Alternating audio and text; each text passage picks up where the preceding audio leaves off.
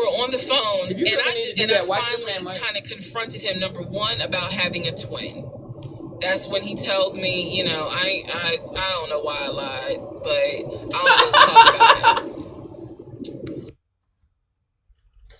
This man said, look, I don't know why. This man, you got a mental illness, sir.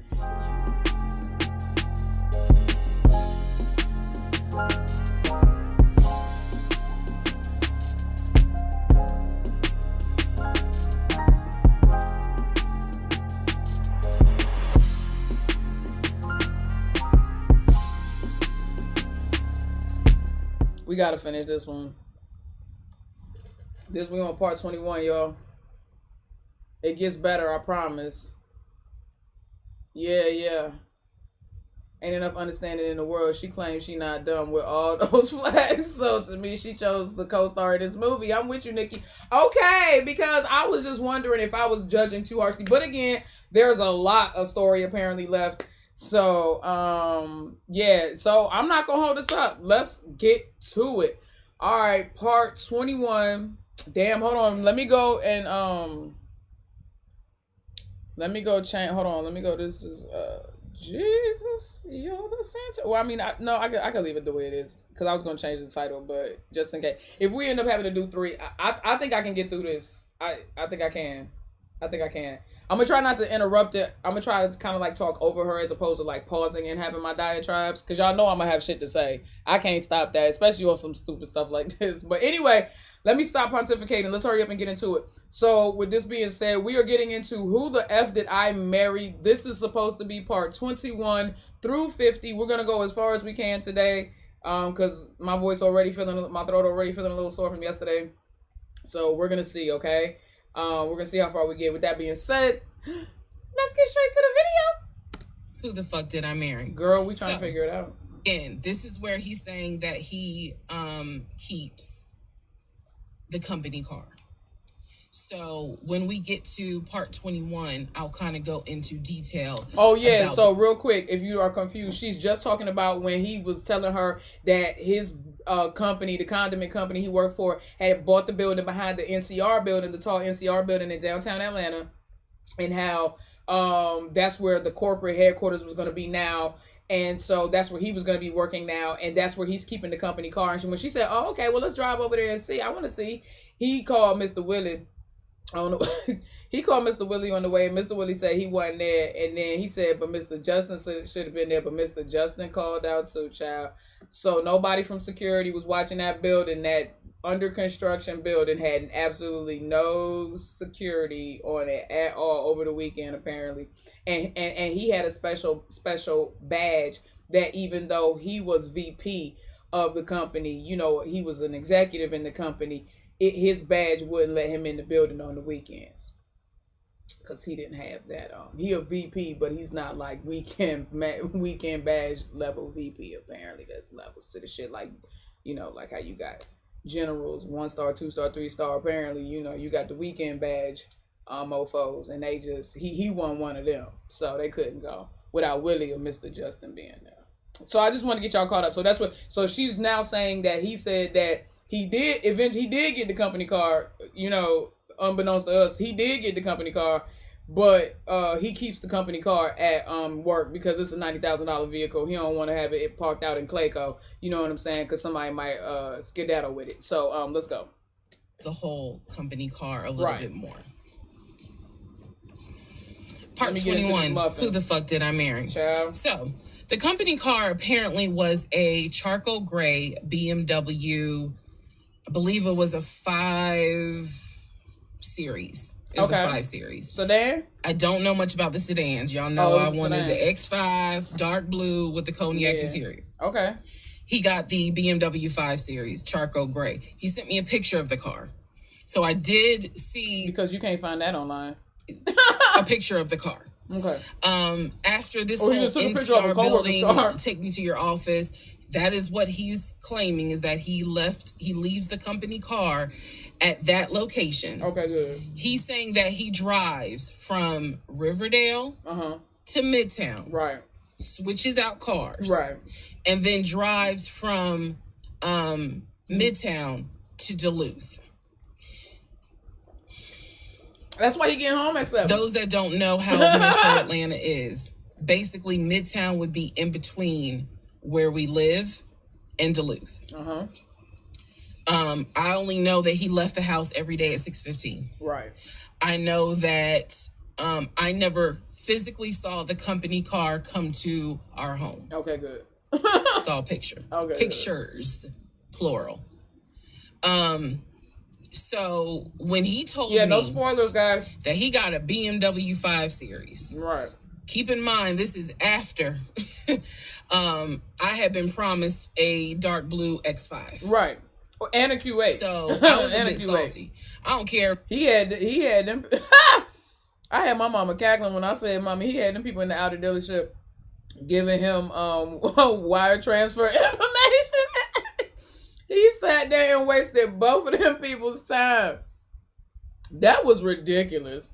He ain't had nobody on that phone. That man is a professional time waster. He is crazy. If it is a company car, I was a bit salty. I will admit that. Because I felt like you get to drive the car that you know I really want, which is a BMW. And so sure. He would call me from the car. He would tell me, I may just drive home in this car and not switch back to his personal car. How many times he was you like, say I that? don't know. He did that a lot. And I realized now in 2024 he did that because he knew how he was sitting in that Ford Taurus the whole time. Ooh, I can't stand him. Excited I was to actually see the car. Because shit, I wanted to test drive it myself, to be honest with you. And he knew that. So reactions.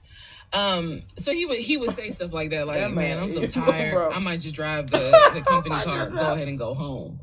And then, just let me park it in a garage type thing. So eventually he stopped doing that because I didn't want to hear nothing about that car. I'm driving a Nissan and you driving a BMW after you promised me a BMW. Right. So I don't really want to hear nothing about it. Driving. So in terms of the company car, I did see that it was according to the pictures, a charcoal gray BMW 5 Series. If you're asking me the exact model, I don't know. But I know it was a 5 Series because I know the 7 Series is slightly been a co-worker's car. I'm trying to tell you. So it's a 5 Series sedan. So after the whole situation with the cemetery to see his grandmother and grandfather's headstone, then there was the NCR. The office is open. Oh, it's not open. Justin ain't working. Willie ain't working. Willie's supposed to be head of security. But he ain't working. Okay. Willie and Justin, child. At this point, I'm already numb. It is important for me to point out how numb I became dealing with him. Numb or dumb? Mind numbing. Because I just got to a point where it was like, there's always something. There's always something. Imagine that. So, of course, we're not going to go to the office because there's going to be something. So this is the end of February. My birthday had already passed. There clearly was tension on my end. So now we're in February 2021, y'all. They got married January 2021. Okay, they met March 2020. Moved in end of March 2020. Fast forward, married girl, be quiet. Fast forward, married January 2021. Okay. She said 2 weeks into the marriage, they got married on like the 5th or something like that, January 5th. She said 2.5 weeks after they got married, this man flipped the switch. I said, flipped the switch? I feel like it was halfway up. I feel like the lights was flickering. She trying to play like this man just blacked out on her after 2.5 weeks of marriage, as if there were no signs leading up to this. That, you know what I'm saying? Oh, thank you, Elena. You gifted a membership. Thank you, sweetie. You know what I'm saying? It was ridiculous, bro. Like, it's just, this whole thing is just really hard to believe that she sat there and just put up with all of this. I'm just... Not so much tension on his end. So I get home a couple of weeks later. We are now in the beginning of March. I'm trying to find sympathy. This is something personal about me. The only way you would know this is if you know me.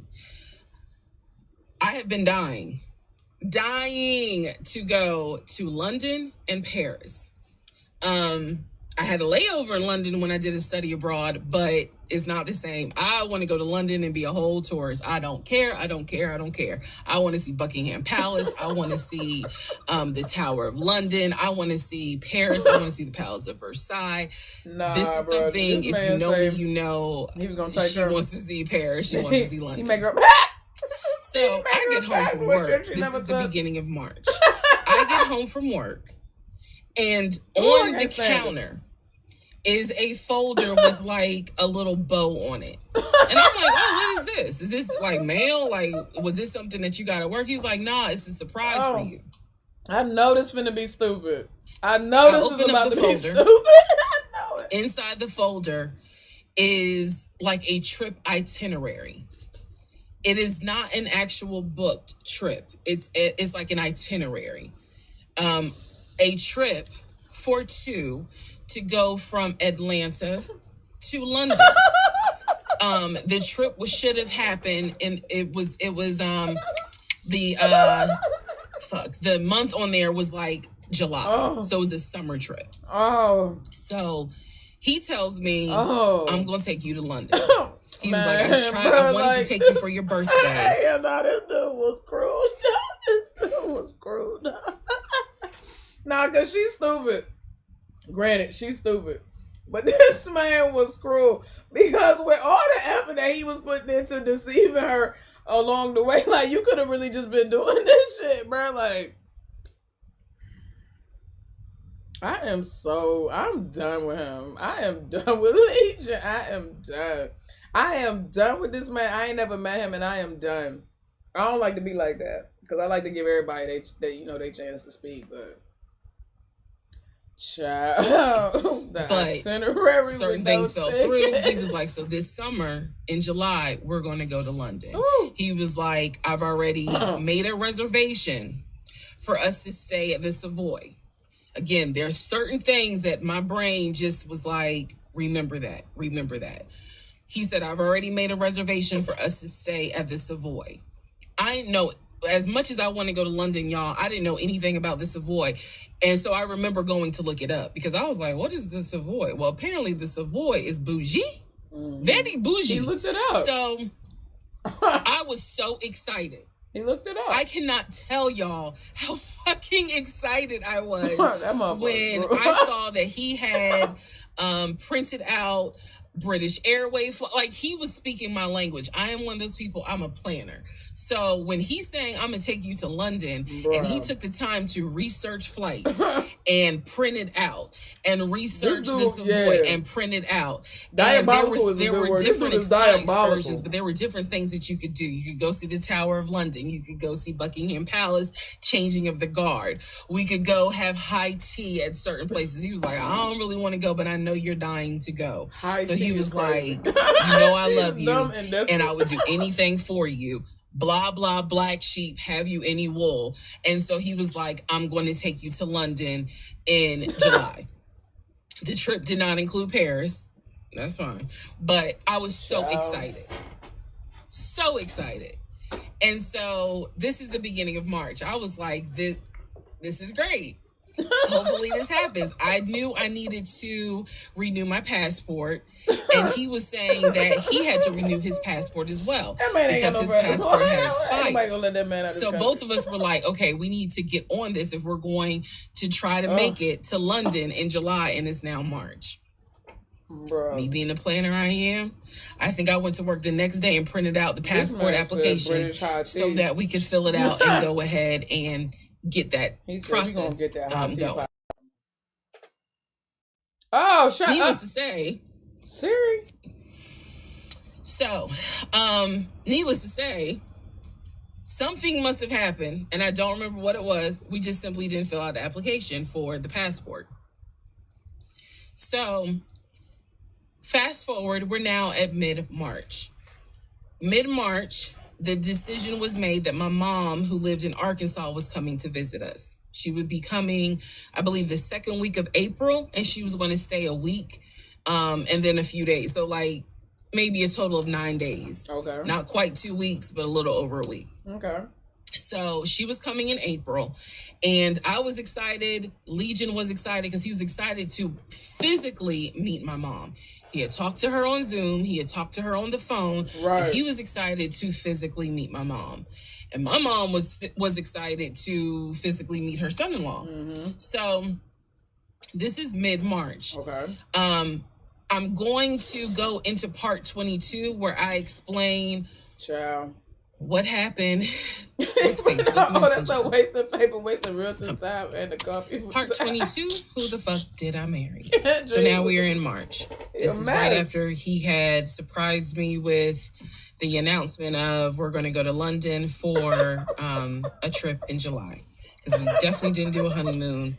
We definitely didn't do any sort of trips together. The crazy part about it is, though, she was so desperate that she would have stayed with him if he didn't make up none of this. Nah, this man said, I'm gonna fuck with your mind.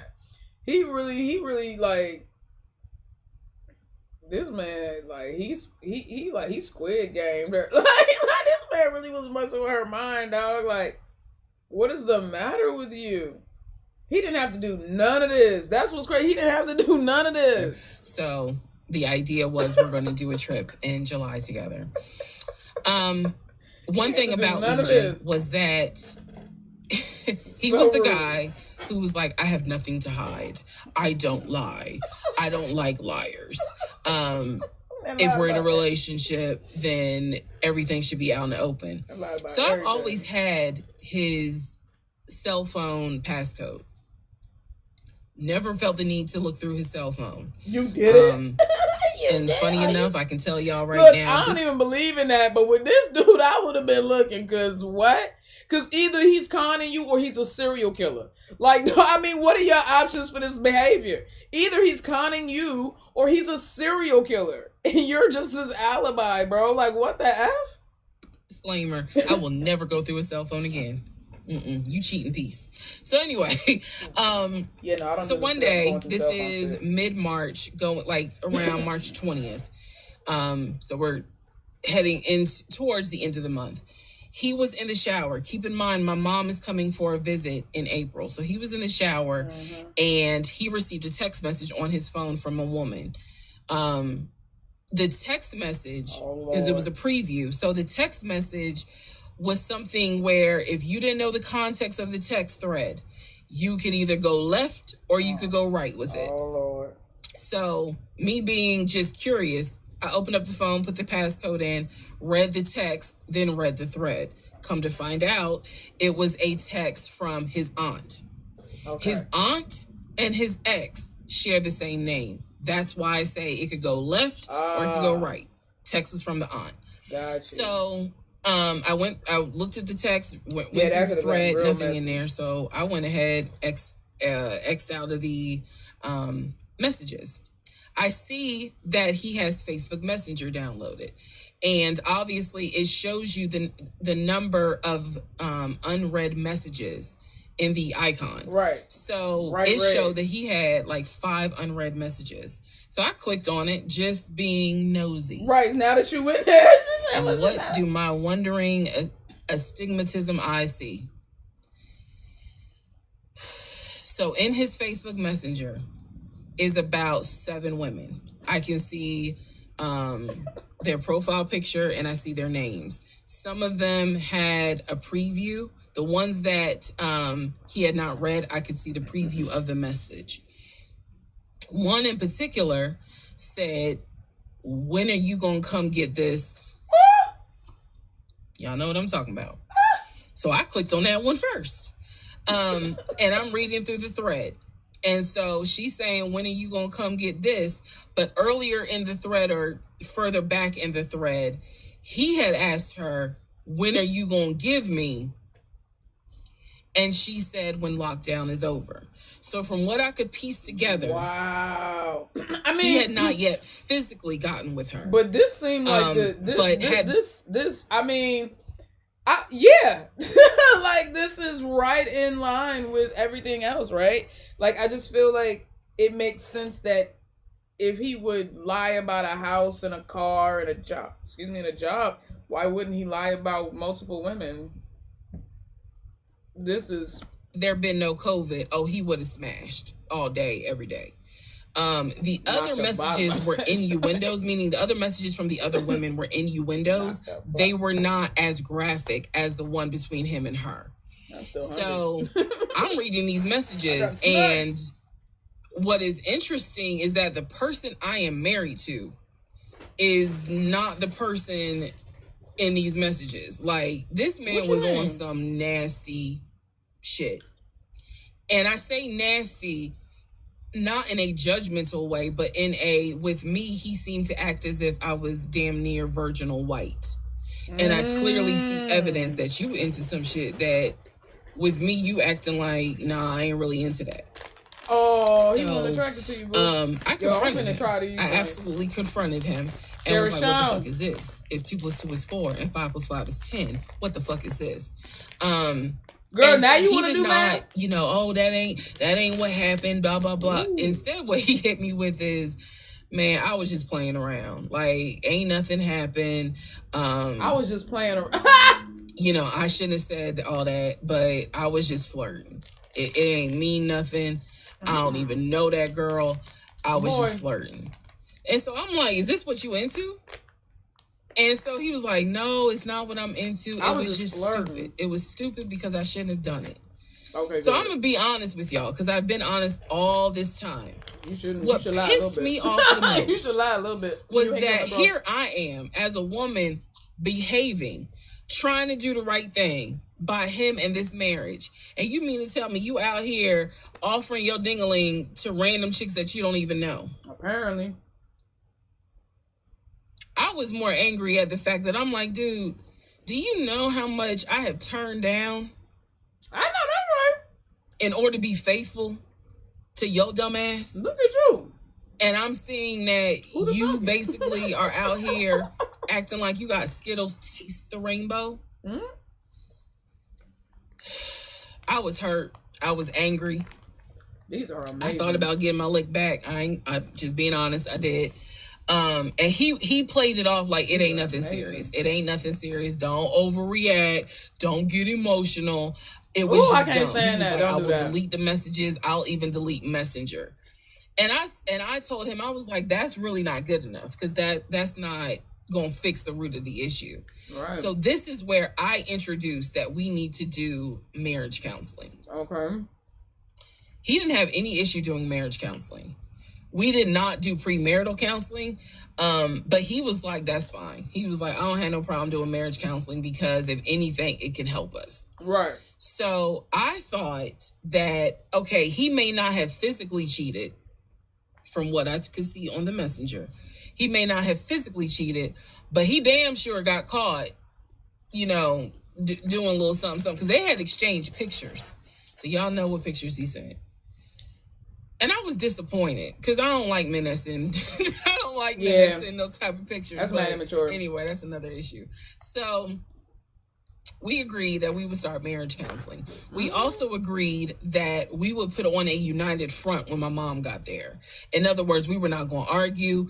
We, you know, let's just act like you don't want the in-laws in your business like that. But at that point, when my mother arrived in April, I could not stand him. I did not want to be, but we couldn't. He moved back into our bedroom because he had moved into the guest bedroom when I saw the messages. Like 3 days before she came, he moved back into the bedroom because obviously she needed to sleep somewhere. Wow. So, I really could not stand him, and it was because I was busy second guessing myself. Like, damn, what's wrong with me? Like, if that's what you into, and I'm supposed to be your wife, like, let's have conversations. Like, shit, I went to FAMU. I understand some stuff, buddy. So it just was one of those things where it made me second guess, like, what's wrong with me? Oh, I went and then she just implied that everybody that goes to FAMU or FAMU is a hoe.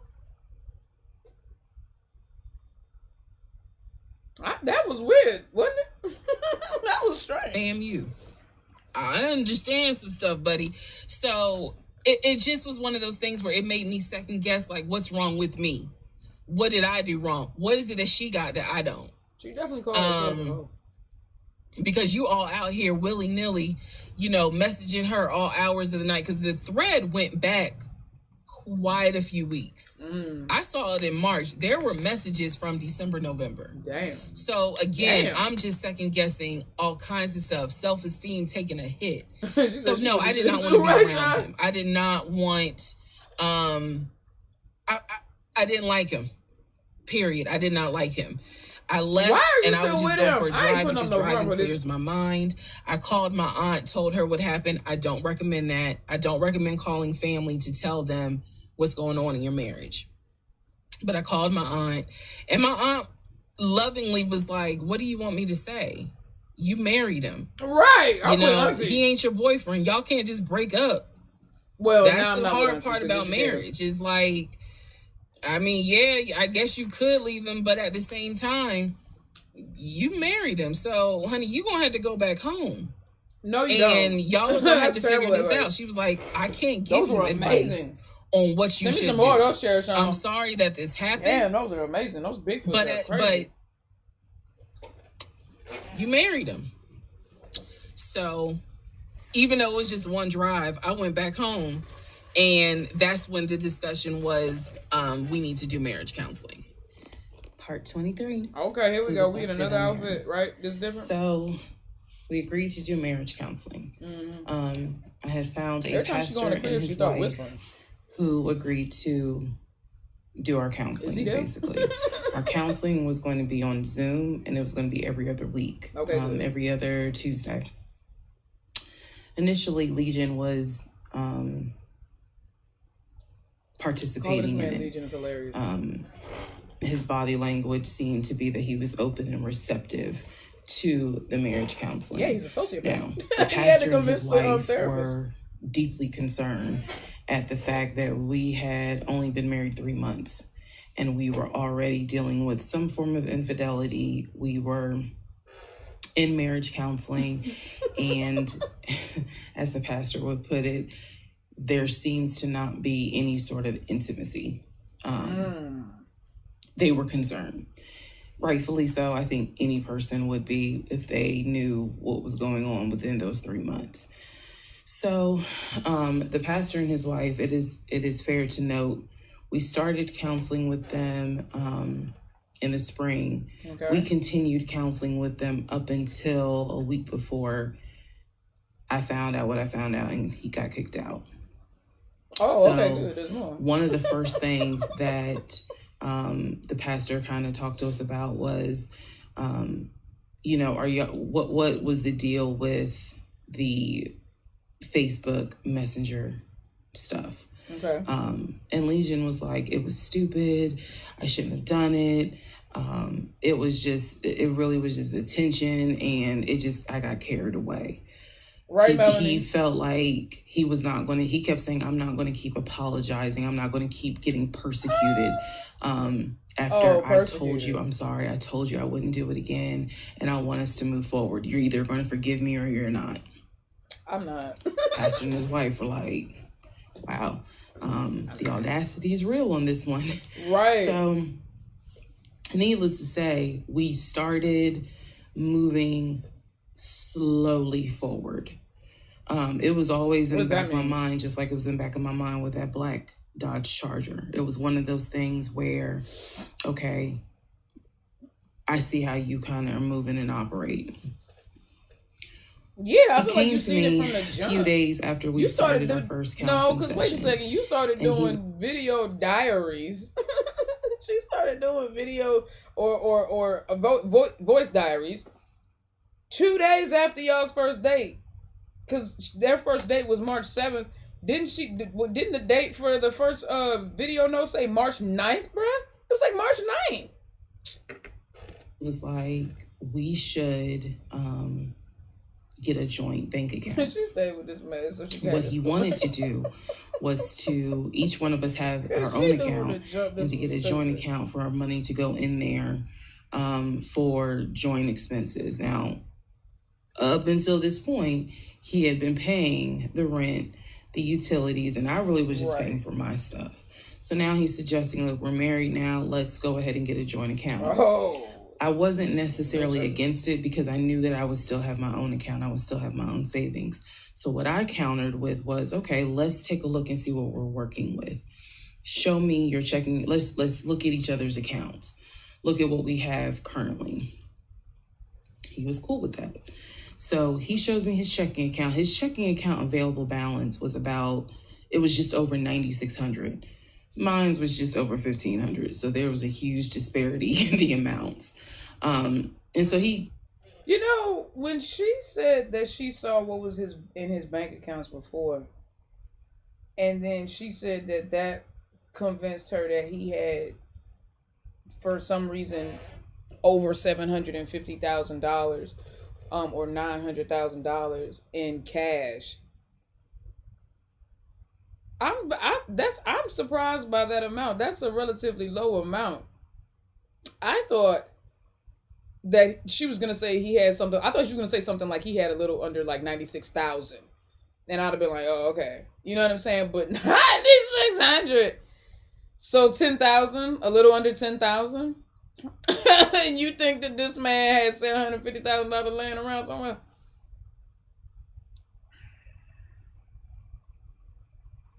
I am very disappointed in all of the information that is coming out.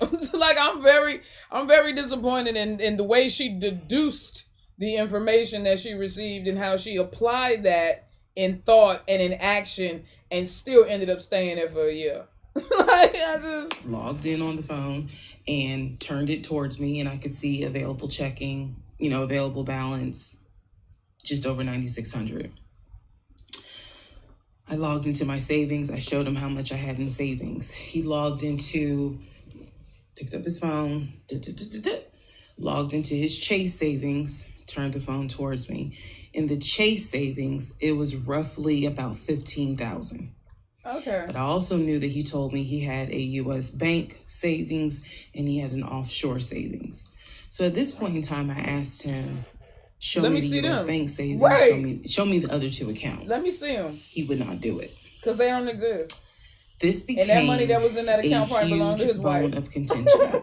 He would not show me the two accounts that he claims has the most money in there, the accounts that he claims has money for a house in there. Yeah, see, I don't because like he still was mentioning, hey, we need to get on this house thing if we're going to move when the lease is up.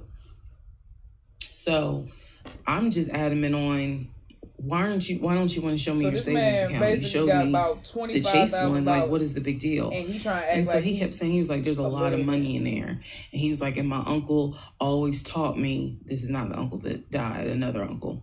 My uncle always told me, just keep your money tight because women can be, I said, women, like, we're married. So right. I'm your go wife, ahead and homie. show it to me. He would not show it to me. So then we went back into marriage counseling, like the next session, and I bring it up. I said, he will not show me these two accounts that he claims has the money in there to buy a house. Yeah, I would have a problem with that, Pastor and his wife, I said, I saw the pre-approval letter, so I don't understand why he's not going to show me to just put me at ease. Right. But you know what's crazy is that the pre-approval letter came from Chase. It didn't come from his offshore bank, and it didn't come from his U.S. bank. It came from Chase. And Chase said, okay, well, he had like roughly $25,000 in his Chase. I don't understand that. See, that sounds made. He must know somebody. Child, the way he be talking and rizzing people up, he might know somebody got that letterhead and finessed that shit himself. Because something's off. They're not going to take a $25,000. Chase is not going to look at a $25,000 account and go, all right, here's $750,000.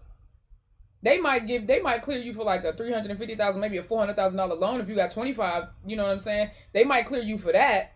Maybe. Still gonna have a dumbass higher APR if you do get cleared for that.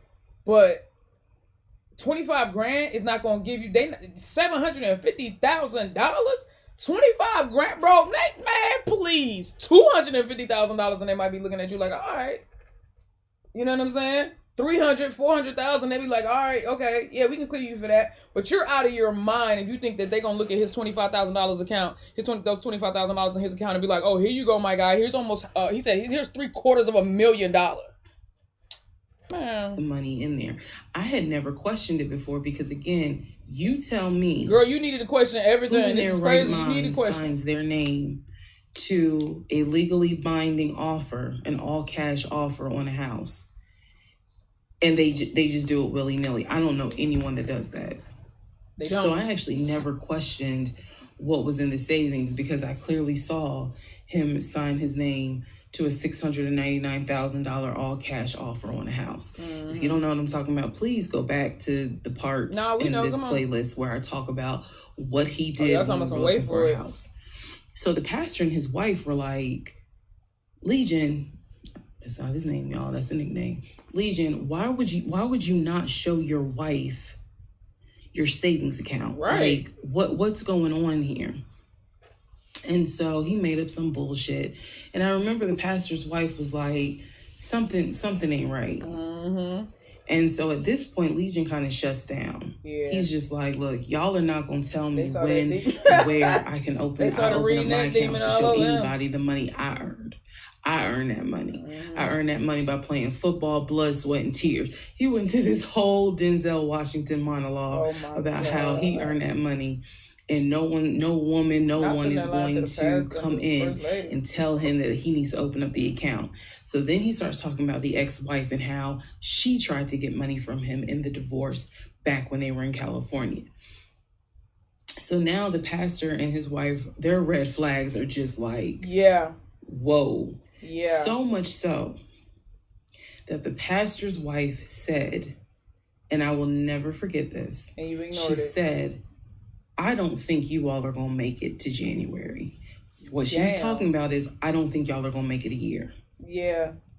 And I really, truly was like, we're going to make it. Like, of course we're going to make it. And she was just like, I don't have a good feeling about it. She said, son, I'm telling you. So Legion's all defensive. He at this point, he's folding his arms. And she was like, listen to me. I'm trying to tell you. Look at me in my eyes. I'm trying to tell you, you're not going to make it.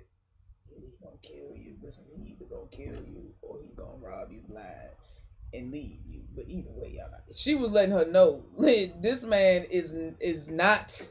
It's a wolf in sheep's clothing, baby. He's folding his arms and he's just like, he completely closed. I'm done with this. Like, I'm not gonna get attacked because I'm not comfortable showing you the amount of money that I have.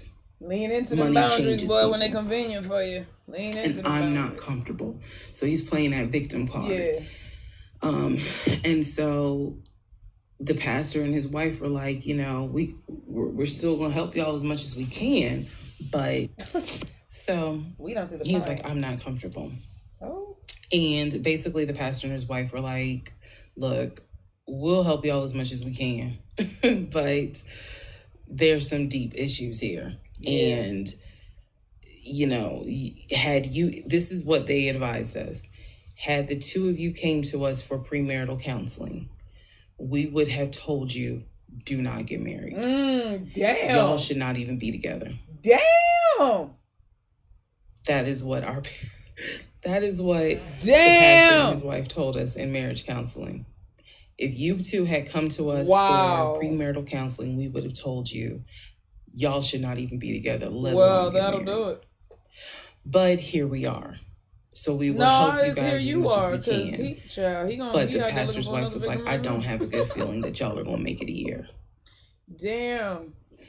Part 24, who the fuck did I marry? Damn. So, remember, we're in April. The only reason why they made it this far was because she allowed it on God. And for real, Elena. He still did not show me his savings account. Saw the checking, saw the Chase savings. So he decides that we should start looking for a house again. Because my lease was up in August. And I made it very clear that when the lease is up, I am moving. I wanted to move to Cobb County. Do not look for a house with this man again. He was like, we need to get the ball rolling. I didn't want any parts of it. Didn't want any parts of it. he found a realtor. This time it was a woman.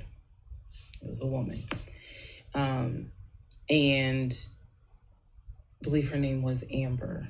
I think her name was Amber. Wow, she really dropped So he found a realtor, and he told her what the budget was. Amber started finding somebody else's time. So please understand, or you don't really have to understand, but I believed he was a sane, rational human being. Sane enough that you would not sign an offer on a home. Oh my God. If you didn't have the money. Oh my God. That's what I believed. So when we started working with Amber, I believe, showed us 3 or 4 houses. It was not nearly as many as the other realtor, Scott. So one of the houses, absolutely loved. Ugh. I love the house. Show us. I really wanted to put in an offer on that house. Show us. I'm going to post it on the screen, the house. Love that house. It was just absolutely beautiful. Where's the house? And once again, he wanted to put in an all-cash offer on the house. But before he could put in he had told Amber, I want to put in an all-cash offer. And what Amber, the woman, was smart enough to say is, okay, let's just go ahead and take it one step at a time. Let's go ahead and get your pre-approval stuff together. She said, I work with a great lender who, if you're not already pre-approved, he can get you pre-approved, no issues. And then if you want to do an all-cash offer, then we'll go ahead and get the proof of funds together, so that way we can submit it all with your offer. Amber smart as hell, bro. Shout out to Amber. It would take a woman realtor to come in and see. They went through how many dudes? Y'all already know what happened, because you remember what happened on the last house with Scott. Basically, Legion was like, well, I can get you whatever you need. That's fine. But I really don't want to submit proof of funds unless they accept the offer. Nobody does that with cash offer, bro. And I don't know where she is. I don't even know if she'll ever see this video. But shout out to you, Amber. Anyway, let me keep going, and I'll explain why that woman has a special place in my heart. Okay. So Amber was like, I totally understand, but this is how we're going to do it. Oh, God, right. I'm going to need that paperwork, okay? And go, Amber. We'll submit it with your offer. She just simply was like, yeah, this is how we're going to do it. And so he did not submit the paperwork when she had asked him to. And I remember I was driving to work, and I stopped at the Quick Trip on Upper Riverdale Road in Riverdale, Georgia. And Amber had called me. It was in the morning. She had called me. And I believe with all my heart that Amber knew something was up, but she also knew I did not know what was up. So she called me, and she was like, I just don't understand. Like, if he has the paperwork, like, you can submit the paperwork. But the issue was the Chase paperwork that I had was from a year prior. Mm-hmm. So my understanding was that it pretty much was no good at this point. He got that one letter and was milking so it. She said, all he has to do is just email it to me or take a picture of. She was like, I just need to know that he's able to back up his offer. And I said, I totally get it. And she was explaining some stuff to me. She was like, he needs to do X, Y, and Z. And so I said to her, I remember got these booty shorts on. I know y'all like, what you doing? I got these booty shorts on, bro. I think I'm gonna have to go switch these joints out because my thighs are cold and my ass is out. I don't know why I put these on. I don't know what's going on. I felt like a bad bitch. I said, I'm going to get down to the bottom of it, but I don't know what's going on. And so let's put a pause How Amber done had like 4 interactions with this man? Let's put a pause on looking at houses. Let's put a pause on getting his pre-approval letter, because I'm not sure what's going on. And she got quiet. And she said, okay. I said, and I know this sounds weird. And she said, no. She said, that is actually very smart. Yeah. She said, do your research. Mm-hmm. And if I can be of assistance, call me. She said, whether you buy a house with him or you buy a house on your own, I will be more than happy to represent you. I know that's right. Okay, Amber. I don't know where Amber is today. Shout out Amber. Let's find Amber. But that one sentence, I felt like just woman to woman, she was basically telling me something ain't right. Yeah. Baby, something ain't right. She was giving you the club eyes. Y'all know how we do. And now you need to open your eyes. This ugly dude come dancing behind the girl. I'll be more than happy to work with you. That's what she was doing. If y'all get your shit together, I'll work with both of you. Club eyes. But whether you buy a house or not, do your research and then let me know what I can do. That was our conversation at the Quick Trip on Upper Riverdale Road. That's crazy. So I got off the phone. That was the last time that we worked with any sort of realtor. That was the last time that we looked at any sort of house. Mm-hmm. Okay. And I don't remember exactly what happened after that meeting that day. I do know that when I went home, I simply told him, I don't want to look at a house right now. I said, I think it's okay if we rent. Child, he wore her down. We'll just find a house in Cobb that's County what he wanted, though. He wore her down, bro. For a year. And let's build, save some more money. Let's just, let's not worry about buying a house right now. Bruh. And basically what I was trying to do was save face, because that was the first time with Amber that I actually was embarrassed. Yeah, I could see that. At the fact that he and I, because I felt like I was complicit in the fact that I'm going to look at houses with him. I felt like we are wasting these people's time. Yeah, I did not mean to waste your time. I clearly see my time as being wasted, but that doesn't mean I need to waste your time. And I felt embarrassed at the fact that we wasted her time coming across as serious buyers. When time came to put up or shut up, nothing was put up, and I knew nothing. I had nothing to add to add to this, because we're talking about a $650,000 house, and I don't make that. I don't make anywhere near that. So it just became one of those situations where I was trying to save face.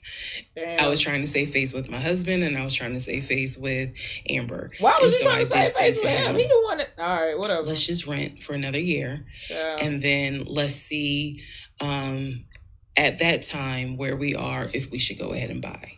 Yeah, let's reconvene at a later date. Shit is about to get real. Oh, my God. Hold on, y'all. I'm going to go to the potty real quick, and then I'm going to go put some real pants on, because these booty shorts got me feeling like a bad bitch, but I'm cold. So, 1 second. 25, who the fuck did I marry? So, we weren't looking at houses anymore. Okay. We were not working with a realtor anymore. The end of April, I had decided that I wanted to look for another job. I did. The reason I wanted to look for another job is petty. I'm still hungry. I wanted to look for another job because I was pissed off at the fact that what's this? I had basically was dependent on him to help with the car note. Yeah, that was stupid. So I wanted to look for another job where I could afford life all by myself, including that car note. Basically where I would make more money. I told him that I'm basically doing a taste test of the Jamaican food right now, y'all. And his exact words were, "You're not going to leave Georgia State Patrol." He was like, "I swear you love them niggas more than you love me." He laughed. I don't like this. So that fueled me even more. So I was hitting the pavement hard trying to find another job. I was applying to all kinds of places. Got a phone call from my current job. So this is how I ended up in my current job. Got a phone call. They had sent me an email with a background packet. The background packet was long and extensive, but in the background packet, it asked for my spouse's full name, my spouse's date of birth, and my spouse's social security number. Oh, Lord. So I showed it to Legion, and I was like, I need your social because, you know, I'm applying for this job. It's a great job. It's way more money. And, you know, we're talking about moving anyway to Cobb County. So I'm going to eat the ping pongs, y'all. This is a God thing. He did not want to give me his social. Oh, Lord. I showed him the paperwork where I was like, look, because we are married, I can't lie on here. So, bruh, help me. She said, help me. So he writes down his social security number on the background packet. And I eventually turned it in. I had scanned it, saved it in my email, and sent it in. And I looked at it one day, just going through it, just making sure I didn't really miss anything. All T's were crossed, all I's were dotted. And I looked at his social, and something about the social seemed different than the social security number that I remember seeing when we did our marriage license. Yeah, that's what I was about to bring up. And so, she took that social. You remember she took that, yeah. Oh, go ahead and tell him. Baby. In the previous part, I said I had ran his social security number from the marriage license. Came up. Nothing came back. So I thought that I had written it down wrong. Basically, what it is that the first three numbers were different on the background packet than what was on the marriage license. Today. I appreciate you. If you don't know this, here's a little trivia. Your social security number, the first three numbers, pretty much are dictated by the state you were born in and the state that issued your birth certificate. Yep. So he was born in Pennsylvania. So the first three numbers of his social security number should be attributed to Pennsylvania. Okay. Pennsylvania, they probably got like 5-6 different numbers, 3-digit numbers that your social security number can start with. These are amazing. So the social that was on the marriage license, for example, was probably 1, 2, 3. What was on the background was 4, 5, 6. Both of those social security 3-digit prefixes are issued through the state of Pennsylvania. Again, this is an example so I can make it clear. So when I saw his social on my background, I immediately knew that was a different social than what I saw on the marriage license. Wow. And when I compared, because I had found a copy of the marriage license that we turned in because I had filled it out on the computer. Mm-hmm. So sure enough, the first three numbers were different. Wow. The rest of the numbers were the same. So one of two things, either when I ran his background, I did in fact put in the wrong number, or the number on the marriage certificate or the background packet so he's not is legally wrong. Married to you. He's not legally married to you. So I decided that I was going to... My man got tired of running. He said, here, take the... He gave her that social security number. He knew that she was going to come back. He got tired of running. To roll the dice and take the social from the background packet. Again, this is the background packet that I had to fill out to get my current job. I was trying to get a new job. Okay, so I took that social and I ran a background check on it. What came back on this particular background was all the addresses that the social security number, I guess, had been attached to. Ooh. So all of the addresses, the states were Georgia, Rhode Island, Pennsylvania. What I did not see was California. So I thought that was weird. I thought, okay, maybe this is not a complete background because clearly he went to San Diego State. It's on his resume. It's on quite a few things. Social media. He didn't have a LinkedIn, but it was on his social media. So clearly he had been to California. So maybe I just need to do a different background check. Also to note, during this time, I think I told you guys he had hit his leg at work. So what was happening was it was getting more and more difficult for him to walk, like put pressure on that leg, on that knee. That don't sound like a VP injury. VPs don't injure their legs. They get paper cuts and shit. Or maybe a staple goes through their thumb. The injury you sound like you got, sir, suffered from doing labor-intensive work. You sound like a laborer, sir, not an executive. That's not an executive injury. He was still able to go to work. He was still leaving at 6:15 in the morning. He was still coming back between 3:30 and 4 o'clock. But I clearly could see where he was in pain. He would elevate the knee, ice the knee. It was getting worse. And I was constantly like, go to the doctor. Let me take you to urgent care so that they can look at this knee, because you shouldn't still be limping and having a hard time putting shouldn't be getting weight on that knee. And every single time he was like, oh, it's fine. I have a doctor's appointment on Wednesday. The doctor just told me to ice it and to elevate it. This is an old football injury. It happens all the time. It used to happen a lot when I was out in California. So I'm mentioning this knee issue for a reason. But back to the background. I'm writing it down. So once again, when I ran the background the second time with the second social, it showed me states of Georgia, Pennsylvania, and Rhode Island. And that's all that I saw in terms of addresses. I didn't see anything for California. So by this point, we're moving into May of 2021. Things are starting to reopen. One of the things that reopened was San Diego State. So I called San Diego State. Ooh! I called the registrar's office. Someone did answer. Okay. And there was instructions on how to request a transcript. Yeah, it's about to get juicy. I was able to try to request it online. You needed the student's name, and I believe you also need their social.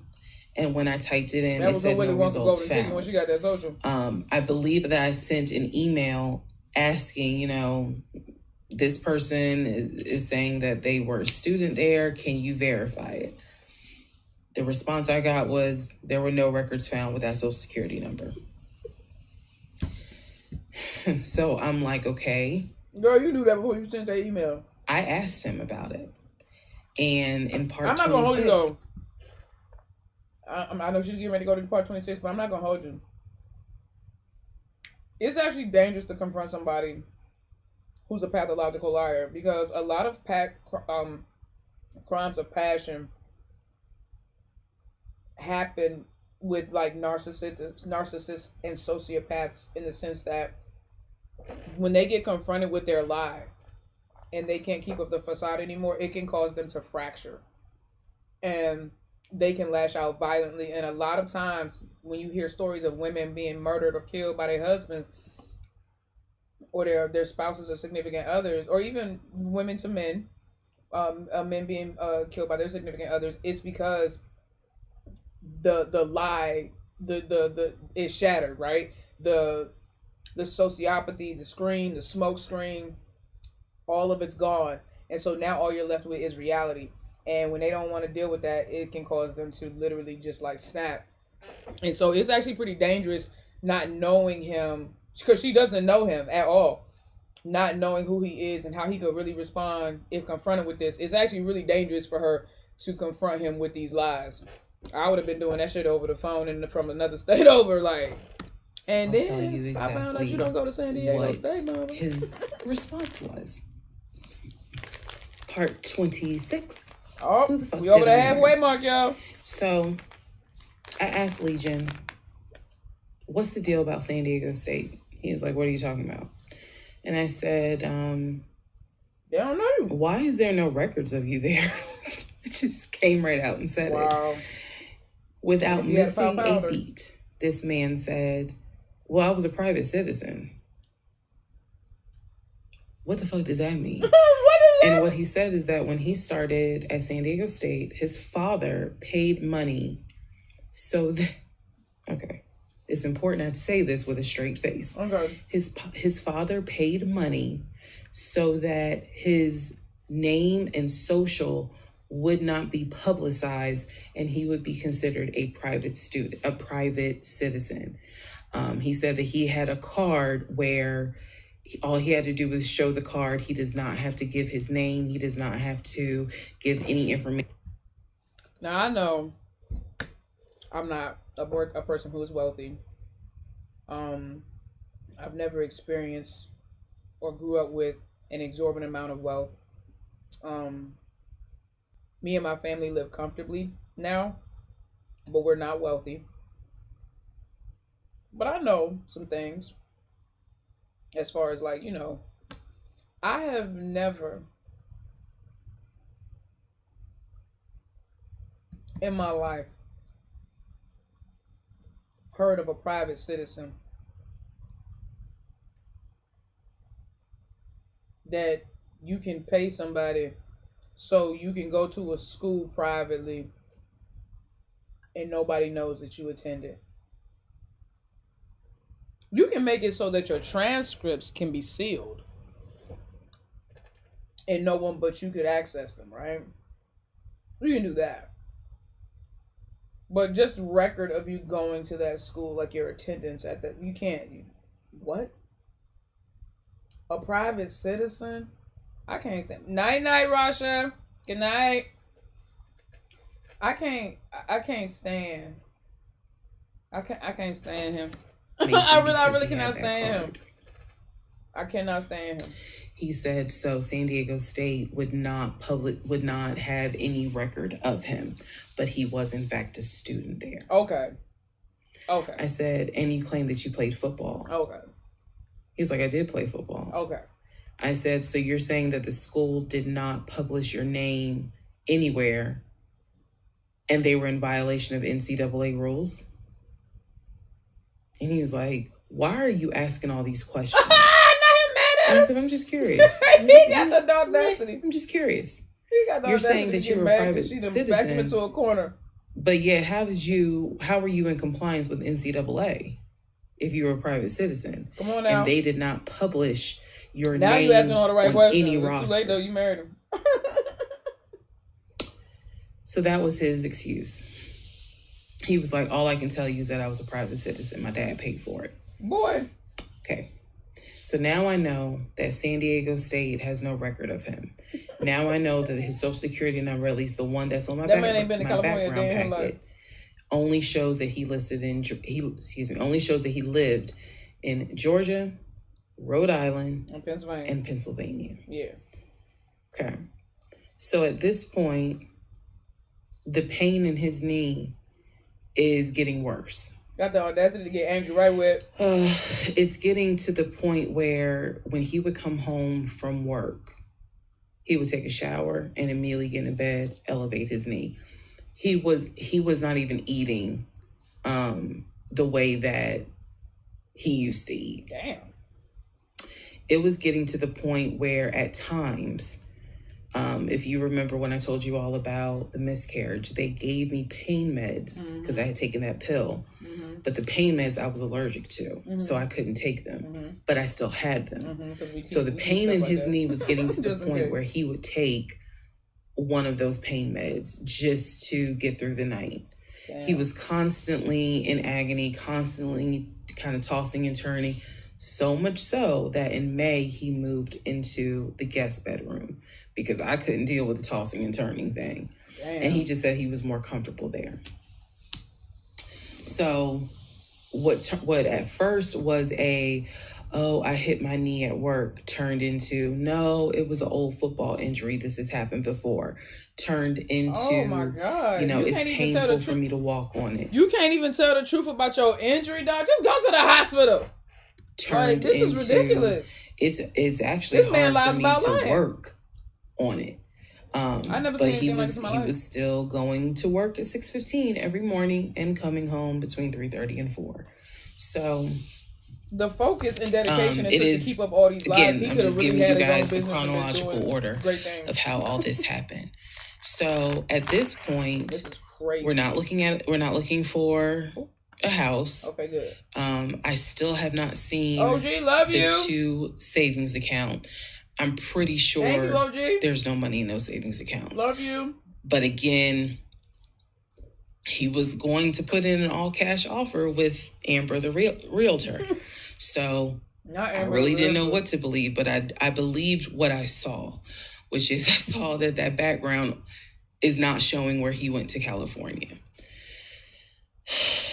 So at one point in May, it was close to mid-May, he calls me from work. He calls me from work, calls me while I'm at work. Okay. And tells me that he got a phone call from his stepson. Oh, okay. The phone call from his stepson, the stepson was crying and was just absolutely distraught. You're 17 and I'm at work in my office like, what's going on? Right. And he says to me that the stepson informed him that his stepdaughter passed away. That she died from COVID. The stepson this is the story. The stepson found her. This man killed his daughter for one of his stories. He claimed play like that.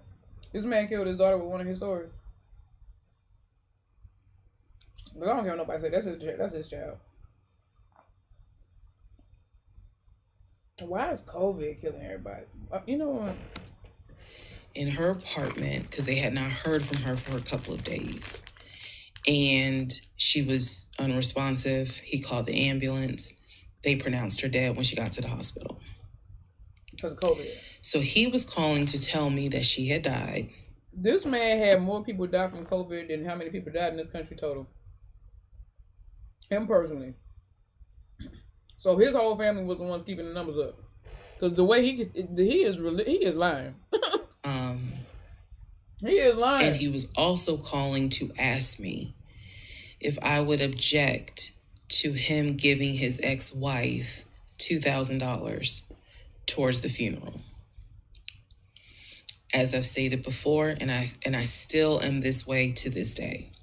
I don't play about death. So when he told me that she died, I immediately went into the, all right, I'm sorry to hear that. Whatever we can do to help, let's help. Because surely nobody would make that up. Wow. So he was like, are you okay with that? He was like, we're married. And the agreement was that anything over $500 would be a discussion. So $2,000 definitely. And I said, yeah. I said, that's totally fine. I'm fine with that. Wow. I cannot believe this man killed that girl. He was upset with his words. Because again, he was close with the kids. And my heart went out to his ex-wife. It did, because I can't even imagine. I cannot even imagine. So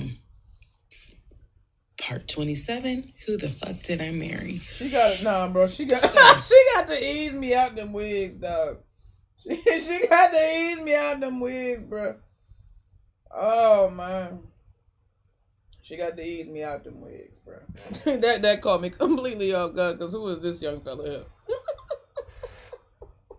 Who is this young fella here? She got to ease me up out them wigs, bro. Here's where we are at, and here's what we can establish. Number one, I ran an initial background check on the social security number that was on our marriage license. Right. Nothing came back. I was there for that, I remember. I subsequently applied for another job. Mm-hmm. In that job, I had to fill out a background packet. The background packet asked for my spouse's name, date of birth, and his social security number. The social security number on the background packet for the new job did not match the social security number that he gave me for our marriage license. Right.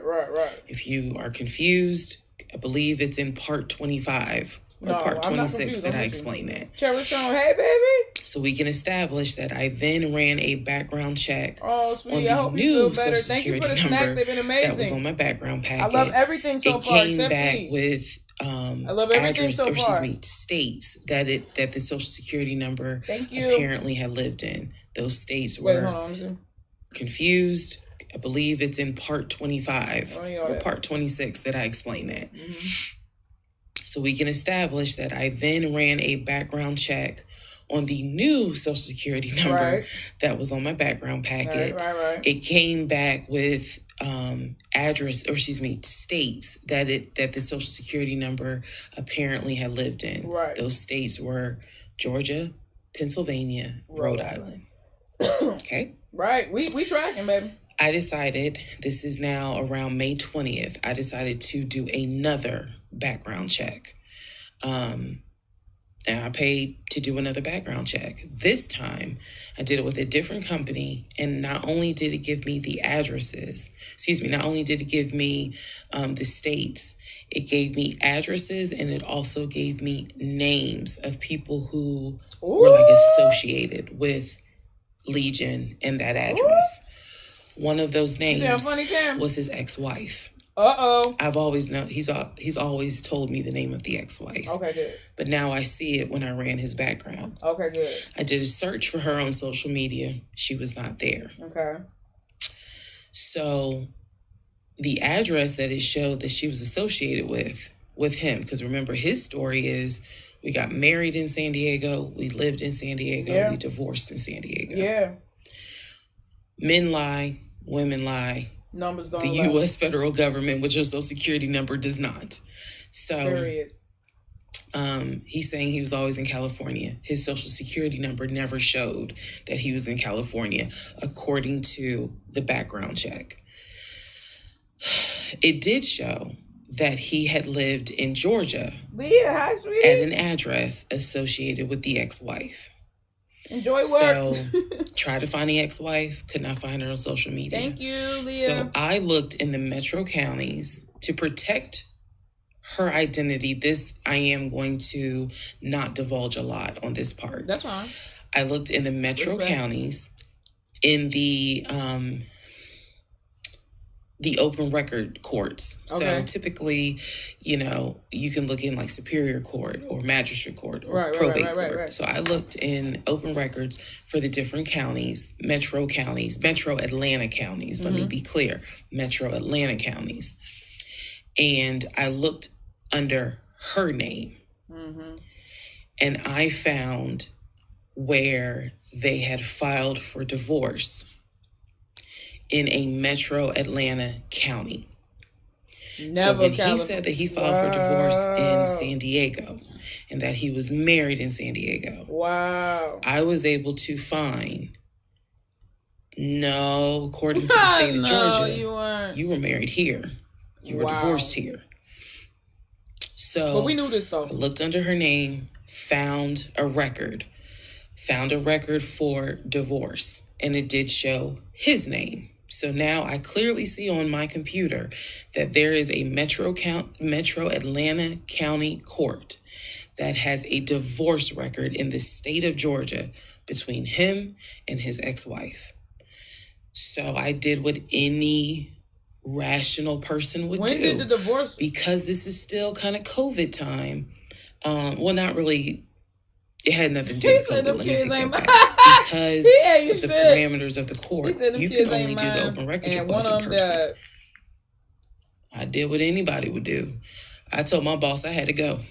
I grabbed my purse, grabbed my keys, and I drove to the court to do the open records request in person. Wow. The open records request was for the divorce documents. Go back in the story, in the series, and remember I did a background on the ex-wife. Yeah. I told you all exactly what was told to me. He met her in California. He married her in California. He divorced her in California because she cheated on him. Mm-hmm. He filed for divorce. Mm-hmm. She tried to get spousal support. Mm-hmm. It was going to be a little ugly. Mm-hmm. He was helping her with the kids. Mm-hmm. That was the story that was told to me. So that's what I remember. Went to the court, filled out the paperwork, got the open records request for the divorce decree, for the divorce records. You don't think how we feel? First thing I see, he didn't file, she did. Got him. Second thing I see, they didn't make it more than 6 months. Damn. The date of marriage. I see the date of dissolution. 6 months. Wow. Third thing I see, he was served in Metro Atlanta, which means that at the time of the divorce, he was living in Metro Atlanta. California was never mentioned. Fourth thing I see, he filed what is called a pauper affidavit. If you don't know what that is, I'm going to do my best to explain it real quick. Basically, he filed an affidavit with the court saying that he is so poor, he could not afford the fees to pay for a divorce. He couldn't afford a filing fee. He couldn't afford a service fee. That is what a pauper affidavit is for. Like P-A-U-P-E-R. All of this is in the divorce documents. She had filed. She said it was irreconcilable differences. She was not requesting any money whatsoever. And both of them had signed a pauper affidavit. He was served in Georgia at his previous employment. According to where did he work? Documents, he was served at like a grocery store. Oh, he worked at Kroger's. That is what was listed as his employment. He worked at the Piggly Wiggly. He was your local grocer at the Piggly. What's up, Tam? Just because you and my friend make my day, you make my day brighter. Oh, thank you, sweetie. I appreciate you. Thank you, love. Thank you. This man worked at Kroger's, y'all. Not the public station. He worked at...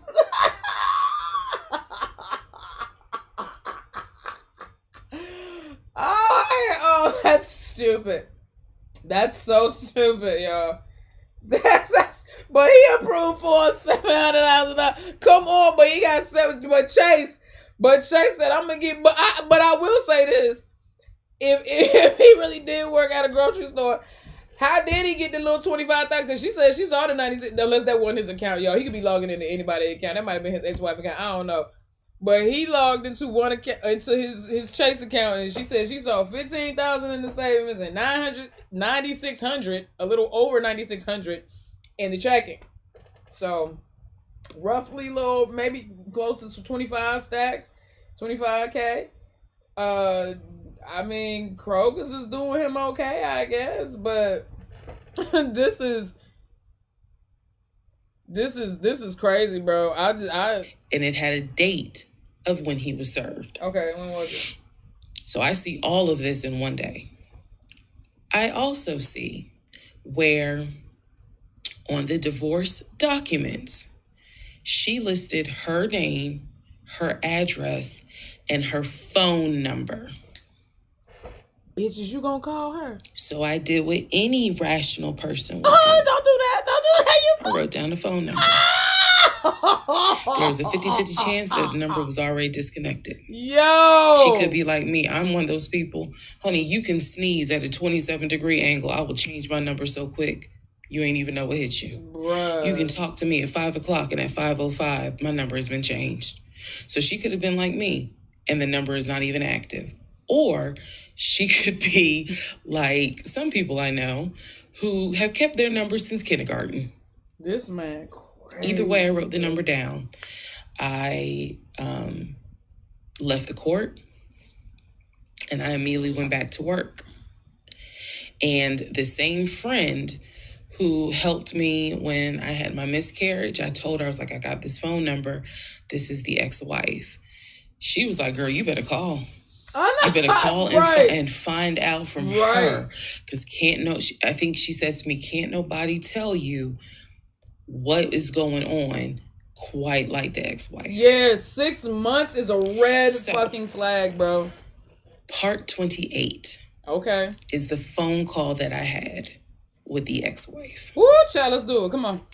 Part 28 let's do it. Who the fuck did I marry? So I had the phone number. Okay. Went back to work. Child, do I need to get the pillow again? Was like, you better call her. You can use my phone. Do I need to get the pillow again, y'all? So I called her. She answered. Let me use aliases. And the conversation went like this. May I please speak with Barbara? This is Barbara. Barbara, this is Shirley. Not the Barbara and Shirley. This is Shirley Jones. I am the wife of Legion. Silence. Then she starts laughing. And she said to me, and I quote, if you were calling me, then I know it's bad. I chuckle. Damn. And I said to her, I'm not trying to bother you. I'm not trying to disrupt your life. I said, I am literally coming to you on some woman-to-woman shit. I said, because you are probably the only person who can help. She listened. She was gracious. And she said, oh my God, bro. She said, what is it that you need to know? Or what is it that you want to know? And I said, I understand that you and my husband talk and communicate. And she immediately said, what? No, we don't. And I said, them ain't even hit them. Okay. So those ain't his kids. He done killed that woman's child. She don't even know about Legion. She said, whatever he tells you, it is a lie. Everything, not whatever. And everything. She said, let's go back to part 1. Oh my freaking God, I told you guys that bro. when he introduced himself or when we met, we actually had matched on 2 different sites. Yeah, Hinge and Facebook. And he was under 2 different names. Right. One was like the actual birth name. The other one was a nickname variation of that name. Gotcha. That's the name I know him by. Gotcha. So, for example, if his name was Matthew, he had a profile under Matthew, and then he had a profile under Matt. Gotcha. I would have known him as Matt. Gotcha. So, okay. She said to me, she was like, I don't even know who Matt is. She was like, that's not even his name. And so I knew what his actual government name is. She was like, no one calls him Matt. She was like, that must be his new personality. She was cracking a joke, but she was like, anything he tells you, you need to know is a lie. So I just asked her, I said, what was your experience? I said, because I can tell you this story he told me. And she stopped me right there. She said, whatever he told you was a lie. Oh God. She said, let me guess. He told you I cheated on him. Let me guess. He told you that I wanted money from him. And I said, yeah. And she said, yeah, that's a complete lie. So we had a conversation where she told me how they met. They didn't meet online or anything. I said, well, were you guys ever in California? She said, no. She's like, she was like, that man ain't never been past the East Coast. Bruh.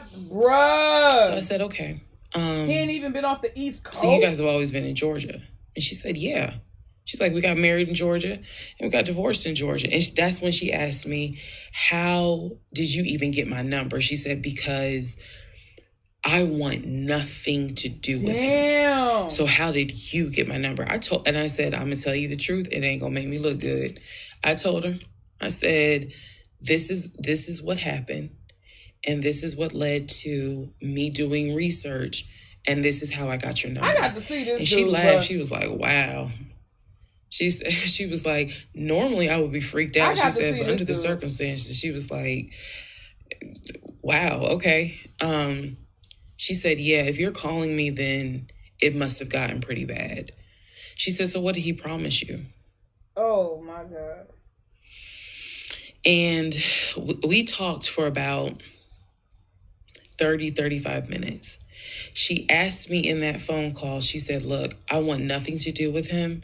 I have not spoken to him since our divorce was finalized.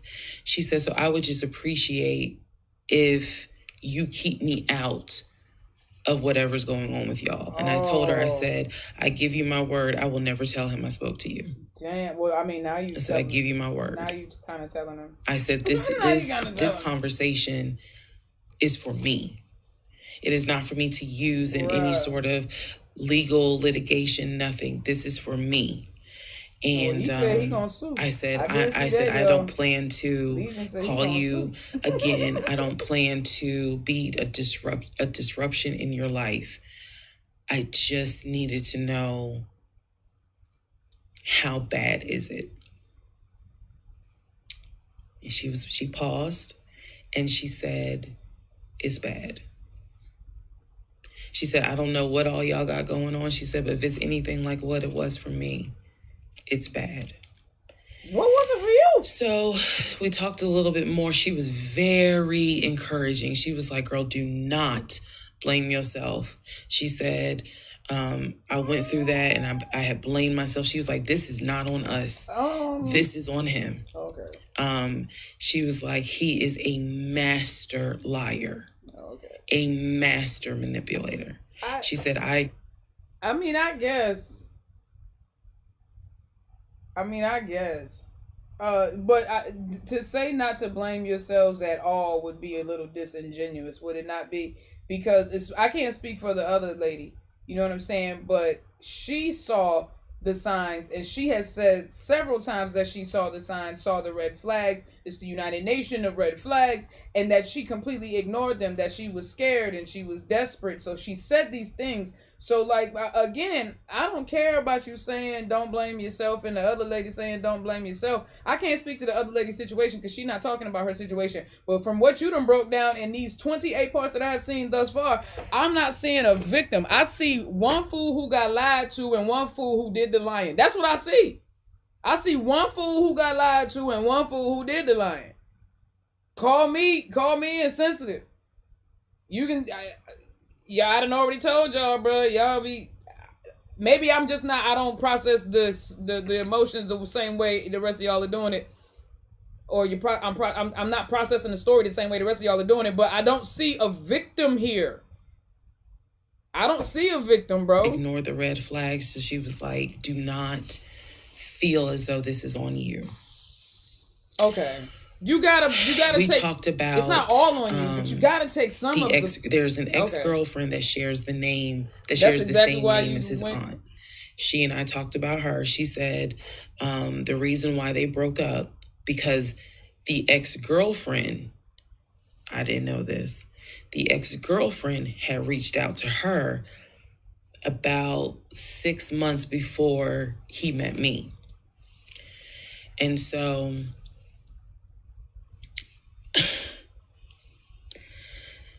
the ex-girlfriend lived in Douglasville.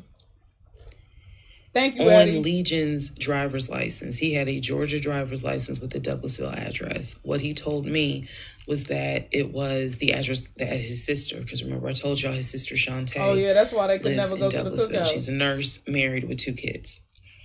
So he told me that the address on his license, it was his driver's license, was to Shantae's house.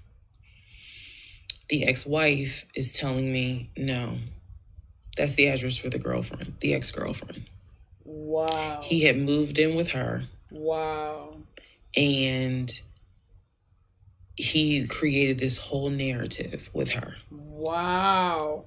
She found out that he was lying, and she kicked him out. And so I guess after she kicked him out, she then reached out to the ex-wife. You know what? Maybe his game is immaculate. Maybe I would have fell for it too, because at this rate, he done tricked 3 women into believing that he is this dude. And I guess it's easy to sit here on the sidelines for myself and say, well, I wouldn't have fell for it. But maybe I would have. Because I'm just flabbergasted that she's an Aquarius. Mind you, she is a February Aquarius, but I'm just flabbergasted that as an Aquarius, she didn't see that shit coming. Because I'm always overly paranoid. Like, I don't trust anybody. Like, I'll attack anybody close to me. And unfortunately, those who are close to me know this, that I'm on go mode. I'm ready for people to betray me. Like, I'm on go mode all the time. I don't put shit past nobody. And I know that's hard to deal with when you want to get close to me. I understand that. But that's just who I am. I'm the type of Aquarius where I don't trust anyone, bro. I don't trust anyone. Okay, OG. Like, I don't trust anybody, bro. And it's like, god dang, bro. Like, I don't understand how she became this gullible, because I'm like the exact opposite of that. I'm like literally the exact opposite of that. Like, I'm not giving nobody no cut cards. I'm not trusting nobody. Yeah, we know what's going on. We can't judge because we're biased. Exactly. That's how I feel. But I also know me, and I just don't think that I would fall for this shit. I could see how people would fall for it if they were already in a state of loneliness and desperation. And I think he picks his marks on purpose. You know, he picks his targets. She said that she was desperate. I don't know the condition of the first wife, but if she had 2 children that she was taking care of when he came across her, she may have been in a state of desperation too, where she just needed help, especially having a young boy and a young woman at home. You know what I'm saying? Young man, young woman at home or whatever. And then the other girlfriend, like, I don't know. It just seems like he knows exactly which women to pick, because I can't see him running this same game on a woman who is self-aware, self-assured, well-established, and, you know, just has a high self-value. Like, I don't know. Way I did for confirmation. And so the ex-wife was just telling me, whatever that man has told you, it is a lie. Damn. She said, I got out before it got too bad. She said, because once I knew he was lying, I was out. She was like, because he's never going to change. And so, again, conversation went on and on. And so finally, we were getting ready to get off the phone. And before we got off the phone, I said to her, I said, if everything is a lie, I said, I have one question for you. And she said, sure. I said, how is your daughter? Woo, come on, tell me. What she said?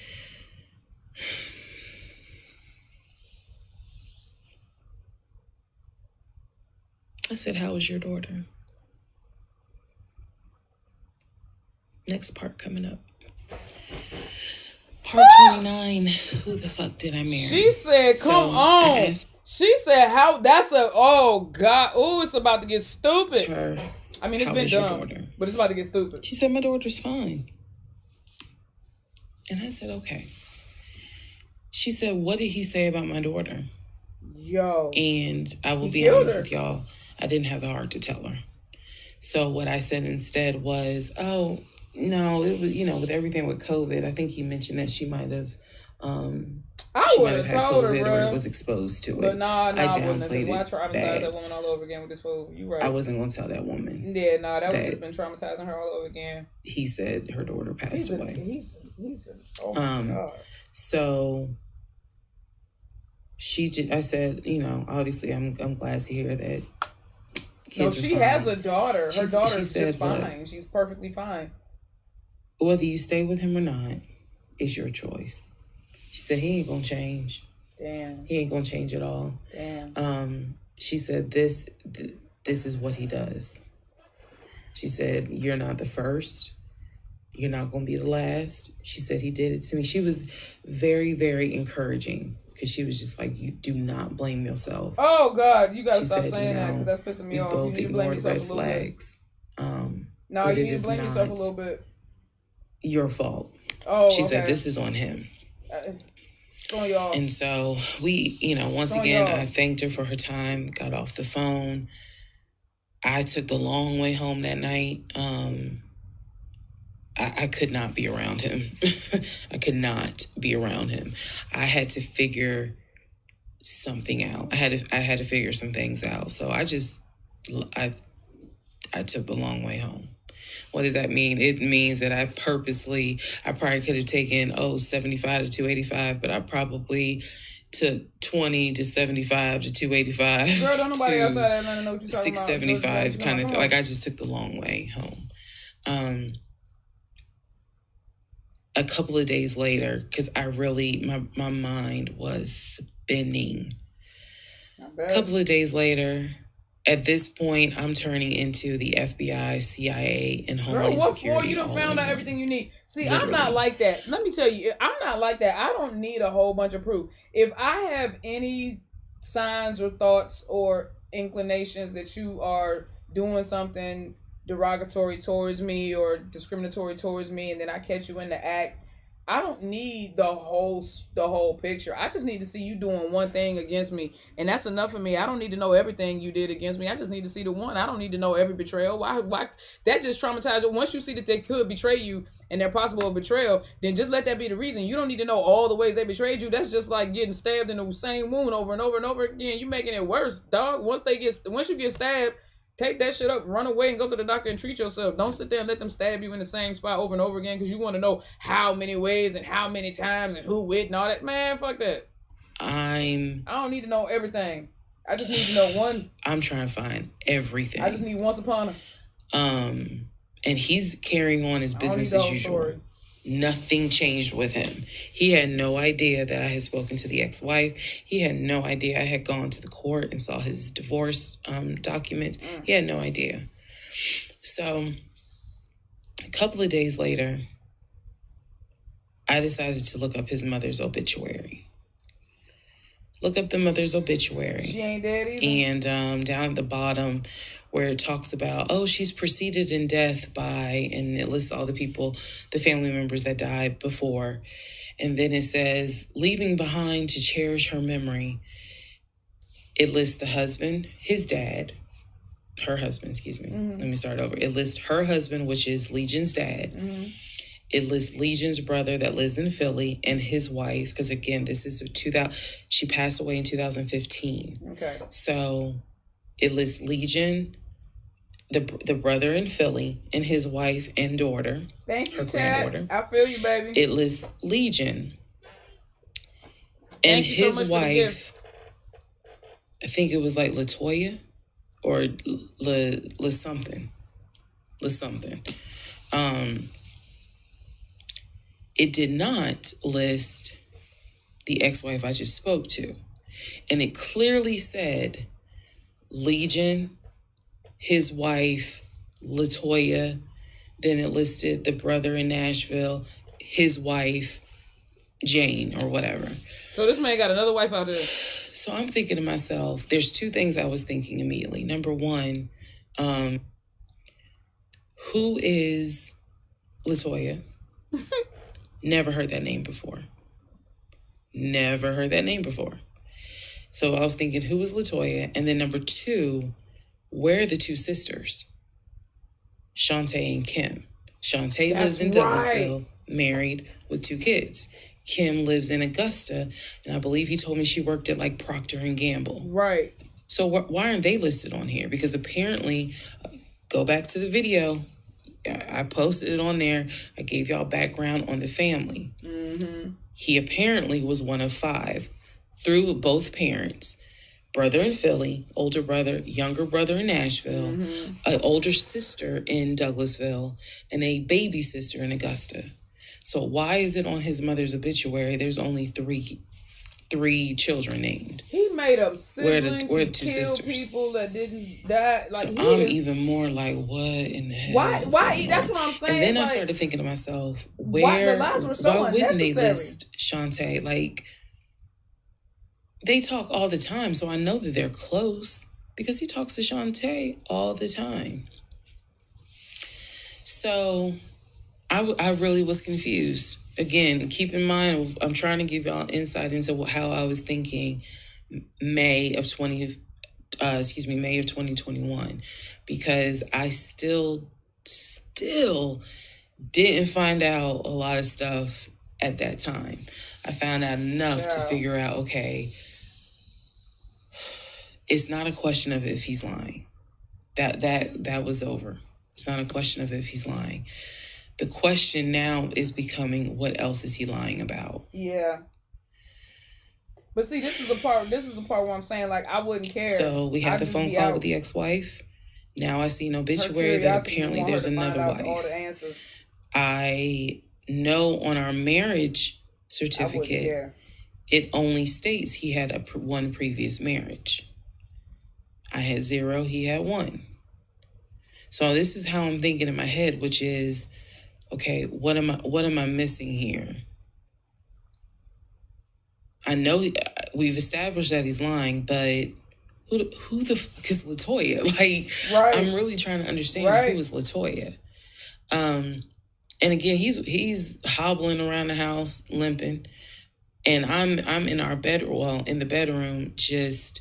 I mean, I could not get on Google fast enough to try to figure some stuff out. Around the house, she in the back on like FBI searches, dark web and shit. See the mom's obituary, study it, and at this point, I'm now trying to figure out, okay, what's the game plan? What is the game plan? And that's where we are about to get into the next part. Y'all said 30 to 49 is juicy. Part 30 of Who the Fuck Did I Marry? Okay. So I'm going to use this as a clarification video. Okay. So we're going to use part 30 as a stop. Okay. Let's clarify some things. Okay. I've done that before on a previous set of videos, so I think it's just important to do that, so that way I can try to address some of the things that I have seen in the comments. He's making up all these people. Supportive and just downright mean. He's a sociopath, bro. But he's a let me clarify some sociopath, pathological liar, narcissist. It is important to remember that I am telling this entire story of how I met, dated, married, and divorced and I think pathologically lying ex-husband. I am going in chronological order of events. So what that means is that, ma'am, sir, whoever you are, if you were coming in at part 30, but you have not seen part 11, some stuff is not going to make sense. I know. It is a long playlist.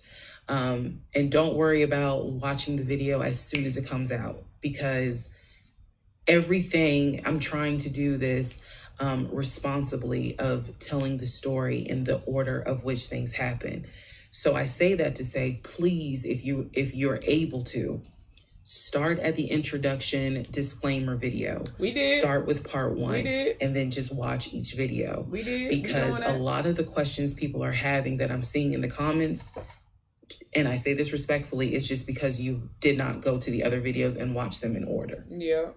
That's just the first thing I want to say. Yes, ma'am. DID. It is important that I get this story out, but that it's done, like I said, responsibly. To me, responsibly is being honest, even if it makes me look bad, but then also trying to be clear and not ramble all over the place. I appreciate it. So now, I'm the story's trying been to super take concise. the time to tell you, this is what happened at this time.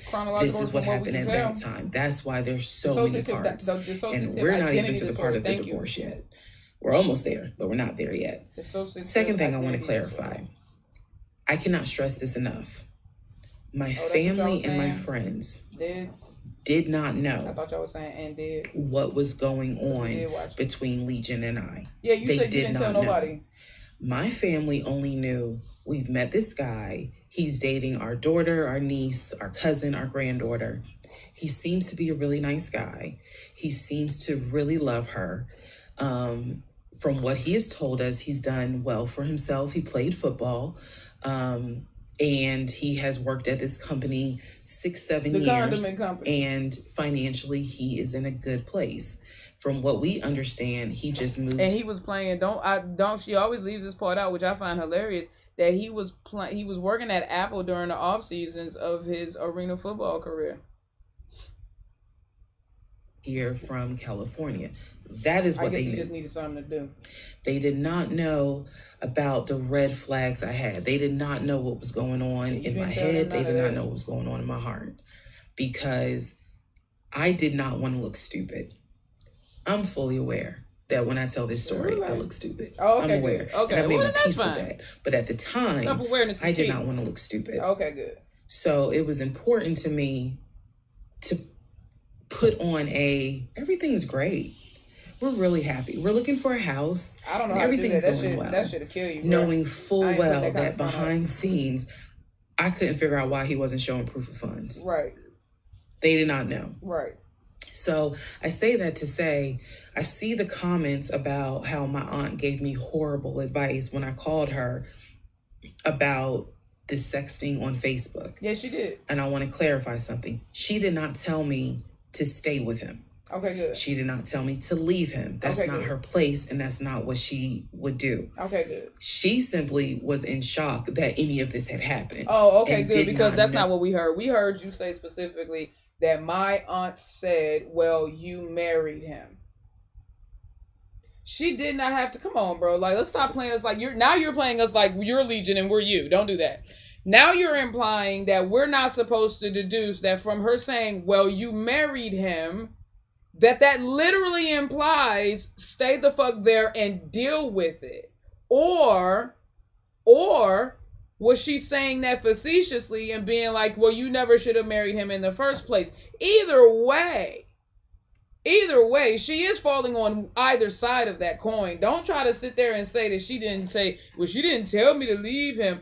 She didn't tell me to stay. Her being like, when somebody that's elder to you says some shit like that, you be like, man, this car, da-da-da-da. Well, you the one who bought it. What are they saying? They be like, well, you got to deal with it. You the one who bought it, so that's your car now. That's your car now. That's your husband now. You got to deal with it. Like, stop playing with us, bro. Now you now you trying to be Legion and you want us to be you, and we not finna fall for that. No. Okay? You were implying, now if that's not what your auntie said, then you better go back and clarify this, because now you lying on your auntie. Because the way you made it seem like your aunt was all up in that joint, was in that joint. Like, no, she didn't expressly say stay or go, but she was basically like, okay, well, you married him, and so, you know, what's a little sex thing between friends on Facebook? You know what I'm saying? Like, stop playing with me, bruh. What to give me advice on. The one thing that she did say was, look, he's not your boyfriend. Meaning, it ain't as simple as, oh, we just gonna break up. Pack your shit and go. Exactly. Because you married him. Exactly. My aunt is the most ride or die chick I've ever met. You fuck with me. All right, go ahead, finish. You fuck with her. Okay. And she is straight Jersey. So I love her for it, but I needed to, it's Auntie not fair for me to leave it out there as Auntie if, called and was like, you got these motherfuckers in my face. Was like, girl, I mean, go home and deal with it. No. Never in a million years. So she didn't say that expressly, but her saying, well, you married him, and you literally just brought it up again, how she was like, well, he ain't your boyfriend. You can't just pack up and leave. It's not that simple. That's literally her implying you need to stay and figure that shit out. You need to stay and work it out. He's not your boyfriend. Well, you married him. What the fuck how are we supposed to interpret that? Like, stop playing with me. I want to clarify that. I also want to clarify about my mom. So my mom lives in Arkansas. And when she came to visit in April, we were already married. Yeah, this is her first time physically meeting Legion. 31. My mom will tell you she had no idea anything was amiss. But there was something that nagged her a little bit. Mamas she didn't know what it was. Bruh. And my mom is the type where she's going to get on her knees in prayer. Mamas always That's who she is. So for her, it was like, I don't know what it is. He seems like a nice guy. He seems to love my daughter. Because again, there was no arguing in the house. The house was peaceful while she was here, even though behind the scenes, we had just came off of the whole sexting incident with other women. So for her, it was like, I don't know what it is. She did tell me later on that it seemed as if I wasn't as happy as she thought I would have been. But again, she took it to the Lord in prayer. And her prayer was, God, protect my child. I don't know what's going on, but protect her. That was my mom's response. So she did not know, she did not pick up or overhear something that was going on while she was here. She had a candid conversation with Legion, and Legion kind of came across as, I miss my mom. He missed his own mother, and so he called my mom, and doted on her, again putting on a charade. And so for her, it was like, bless his heart. That's what she said. Bless his heart. But no, she did not know the specifics. Nobody knew the specifics. They didn't know the specifics until we're talking May, June of 2021. They knew that we were looking for a house. They knew that the house fell through. They did not know about the proof of funds. They did not know that he wouldn't show me and they didn't know that was the like the savings house account, the offshore account. Child, if so you I had told them that because and let's be clear, she didn't tell them that because she was like, I just believe what belongs in my house should stay in my house. I was raised that whatever happens in this house stays in this house. No, the reason why people do, that's what people say, because that's their way of justifying their shame and their embarrassment.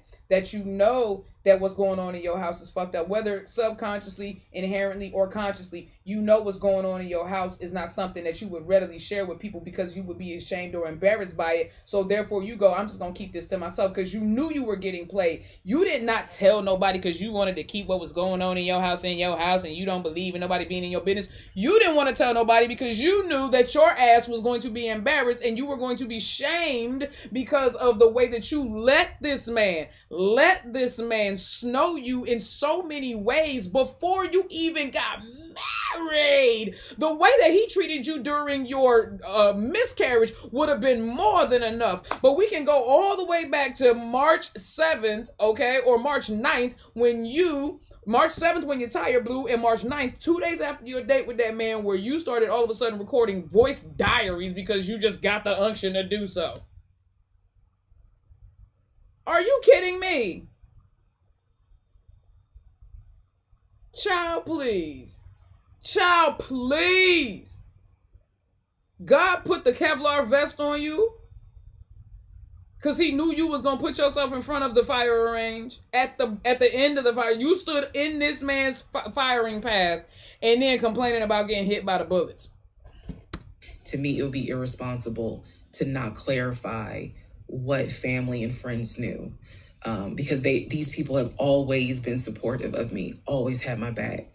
I just simply did not share with them the things that I felt like were red flags. Because again, my mindset at the time was, I want to be married. And what if he isn't lying? And, you were embarrassed and ashamed. Don't say that. You already knew you were taking notes back then already. You was doing voice notes, diaries and shit like that. You already had all of the proof that you needed that this man was not the man for you and that you were ashamed. But you were ashamed to admit that to yourself. And so you were even more ashamed to admit that to the people outside of your situation. That's why you kept that shit to yourself. Don't sit there and be like, nah, I just wanted to be married and I just, what if he is telling the truth? And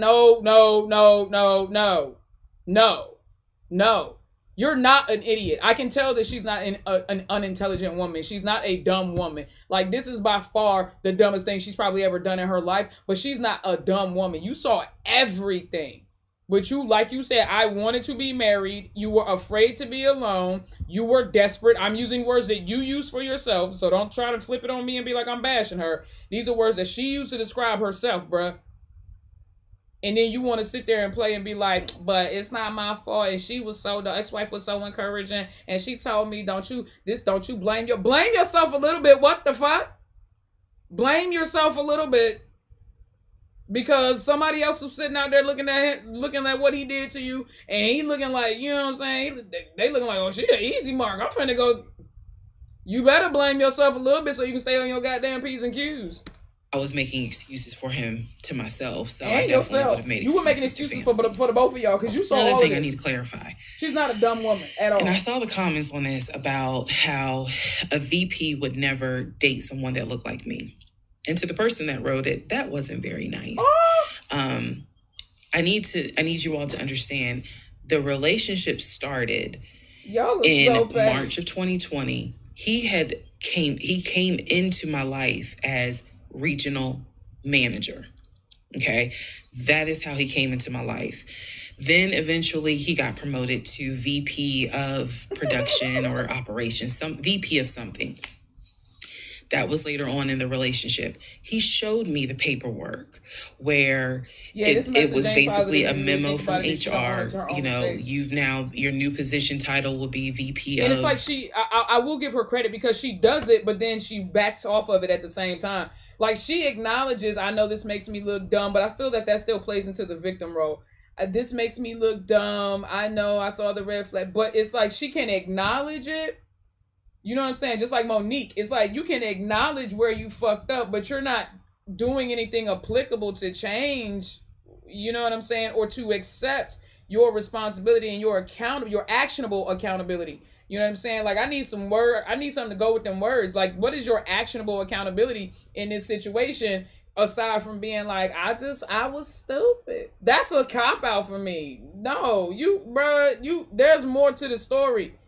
You were taken advantage of because your value of yourself is not where it should be. Let's just call a spade, sweetheart. If you valued yourself more, there would be no way that somebody like this, I value myself to the point where even the people who deserve me, I'll be looking at them like, I don't even think you deserve me. That's how much I value myself. You understand what I'm saying? So I'm not going to be put in a situation where somebody's going to try to take advantage of me because I barely think that the people who deserve me deserve me. That's how much I value myself. And we should all feel that way. You should all feel like when you look in the mirror, you should be like, don't nobody really deserve me. But if they show me that they can earn me, I'll go ahead and let them try. That's how all y'all should value yourselves. And if you don't look at yourself that way, then that's some bullshit. She did not value, I can't speak to where she is now, but she definitely did not value herself enough to see through the bullshit because these are not red flags, bro. These are screen doors. You can see right through all the bullshit. You can see through the bullshit. And if she valued herself more, she would have never found herself in a situation like this. And that man knows who to look for. I am assuming that he has a type. And I am assuming that every woman in his past, you can go and find where she does not value herself. Or at least she didn't while she was dealing with him. But that whole don't blame yourself and it's not your fault. That's some bullshit, bro. Because everything, and when I say everything in our lives, once we reach the age of accountability as adults, it is self-inflicted. Because I'm not talking about if you get victimized, but your perpetual state of victimization and wanting to stay there and traumatize yourself over and over and over again, PTSD over and over, that shit, that's you're doing that to yourself. Trust me, I know. I've been through many situations that should have left me with PTSD. But I'm telling you, bro, we have way more. I don't like this. Y'all know how I feel about shit like this because I believe we are in control of everything. You know what I'm saying? Like, we really do have control over everything in our lives. Yes, I know that there are certain things outside of our control, but you know what I mean. You may not be able to control everything, but you can control you in every situation. You can control you and how you react in every situation, bro. Because this shit right here is production. We'll just say she's production. An Aquarius? Your salary, I don't remember the exact amount because it was a very specific amount, but it was over $200,000. It listed a memo from HR paperwork where it was basically a memo from HR. You know, your new position title will be VP of production. Okay, we'll just say production. Right. Your salary, I don't remember the exact amount because it was a very specific amount, but it was over $200,000. It listed some of the benefits that he would have. He would have an office. He would be getting an executive assistant. That's where we get David from. I remember David. If you don't know who David is, please go back and watch the series in order. He would be getting an executive assistant. He would be getting use of the company helicopter. He would be getting a company car. That is where we're introduced to the fact that he was starting to shop for a company car that could not be more than $90,000. That's what he told me. I didn't see this in the memo, the amount of the car, but that's what he told me. So that's where you get the car shopping for the Range Rover, the Jaguar, the BMW. Helicopter. He even test drove a Mercedes GLE, I believe. So I'm just trying to, again, bring some clarity to this so that way we all can understand what's going on. I'm not hopefully confused this at just all. makes a lot more sense for everyone. Helicopter for a condiment company, bro. Executive. Part 31. Who the fuck did I marry? All right. So I'm gonna try to finish this out, and then I his gotta go to the mother's party. obituary online. It then told me it listed let's finish this out so we move to the next part. It listed his brother in Philly and his wife. It listed Legion, and then it said his wife. I took the name from the obituary and I did a Metro Atlanta court search with that name. I found a divorce record. I found a divorce record with Legion and the same woman's name that was in the obituary. In that divorce record, it looks like he's the one that filed for divorce. This would have been around 2016. This was after the mother's death. He filed for divorce. She was the respondent. I think that's the correct terminology. Right. Both had a temporary protection order against each other. He had one against her. She had one against him. The divorce ended up getting granted, finalized. Then it looks like he went on his way. In the course of the search for her name, I discovered that at one point in time, the two of them had lived in Rhode Island. So that's the connection with Rhode Island, because for the longest time I could not figure out who lived in Rhode Island. That's where that came from. The two of them, he and this woman, lived in Rhode Island several years prior. Every black person in the whole state. I could not find the obituary for his dad. I searched and I searched. I could not find the obituary for his father. For whatever reason, I knew his grandmother's name. I just randomly decided to do a Google search of the grandmother's name. Bruh.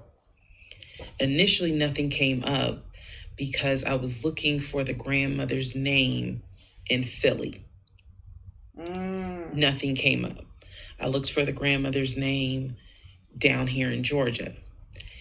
Found a record, but it was not... complete. It wasn't quite clear. What was clear was that she had died several years prior. So not from COVID. Not the uncle either, I would assume, especially because the stepdaughter, who was never really a stepdaughter, definitely didn't die. So what I found was a different website where it was like a legacy.com type thing. So I believe legacy.com holds old obituaries. Did a search for her name, found a match.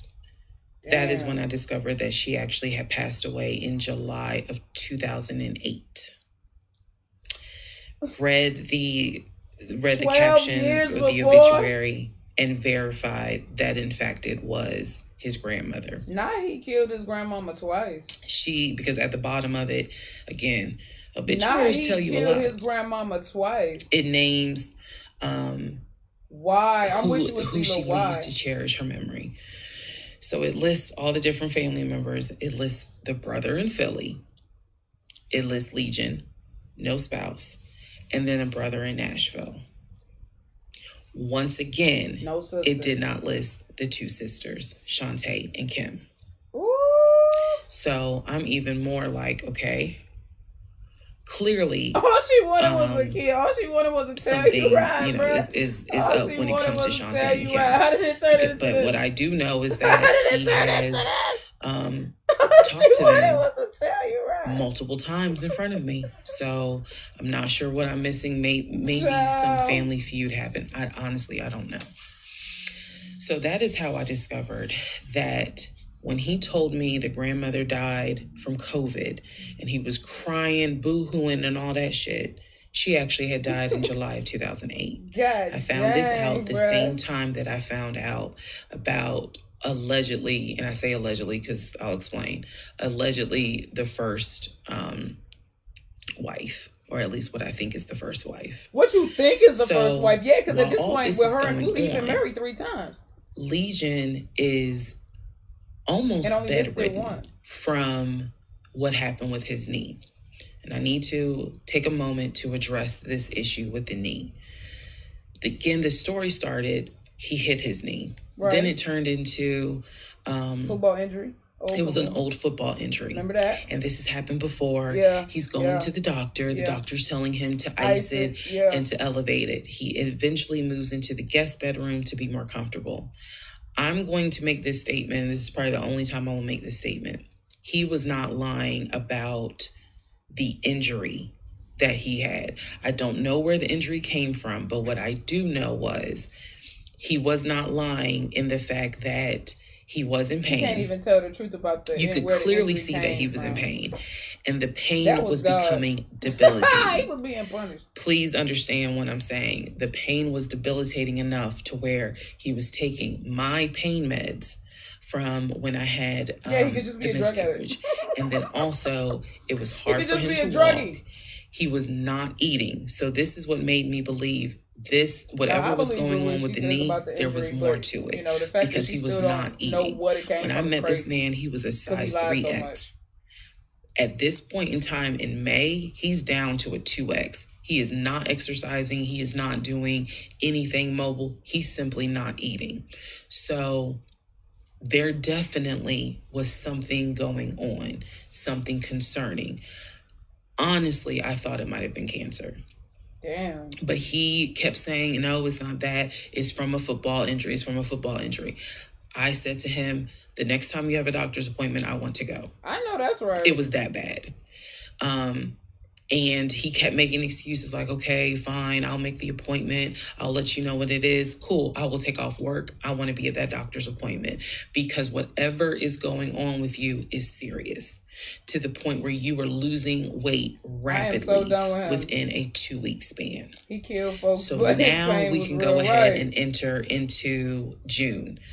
When we enter into June... So now we in June of 2021. I have read the divorce documents for not one wife, but 2 wives. I have called San Diego State, verified they have no record of him. He claims he was a private citizen. I don't believe that. We are all private citizens. We're Americans. I have pulled his background. It is showing that you've lived in Pennsylvania, Rhode Island, and Georgia.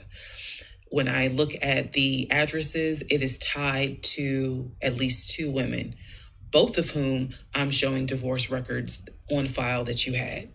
Out of control. I've also verified that your grandmother actually died in 2008 and not in 2020 from COVID. I know all of this as I'm going into June. His birthday is June 17th. So all I've been doing is just trying to figure out what is it I'm going to do. I spoke to the pastor and his wife. I believe it was actually the pastor I spoke to, because I knew the pastor previously, before he did our marriage counseling. And I told him what I found. Mind blown. Bruh. Mind That pastor was sitting there saying, had no idea. He was like, knew something was up. He knew that Legion was not really trying let me get to... my Bible. Turn to 1 Corinthians 2:13. Turn to 1 Corinthians 2:13. We got to pray about this, because I know that pastor was sitting there flabbergasted, child. I know he did that thing. You know what they do when they got the glass and they perch him on the bottom, on the bridge of their nose, and he sit there, lean forward and look at you like this, and he was... I know they was doing that. I know he was doing that. I know he, with the Bible open to 1 Corinthians 2:13. I don't even know if that's a real scripture. I just keep saying it. But I just feel like that's a scripture that he that they probably should have read. Make this marriage work. He had no idea all this was going on. So he asked me, are you wanting to stay, or do you want to end the marriage? I said, oh, absolutely, I'm ending it. What? Oh, hell yeah, I'm ending it. Right, I would have been like, Pastor, all due respect, fuck yeah, I'm trying to get about this shit. I have to end it. Get me as far away from this man I as have possible. no idea who that man is in my guest bedroom. That's what I'm saying. He could be a whole serial killer. Not to mention, on top of all of this, he had lied about the death of the ex-wife's daughter. That's crazy. You speaking death on people is crazy, bro. Part 32. Jesus. Okay, hold on. Okay, I got a little bit more. I can do this. 32. 8 more minutes, y'all, and I'm going to go take a potty break, and we're going to do the last part. All right. So, we're now in June. By this point in June, I have been offered the new job, accepted it, put in my 2-week notice at my previous job, and was going to be starting the new job later on in the month. So when he laughed where I told him I wanted to get a new job, that laughter fueled me. I know that's to right. get a new job. I know that's right. So here's what happened the beginning of June. Okay. June 2021, At this point, he's completely bedridden. Yeah. When I say completely bedridden, what I mean is, I'm trying to clarify this so it makes sense.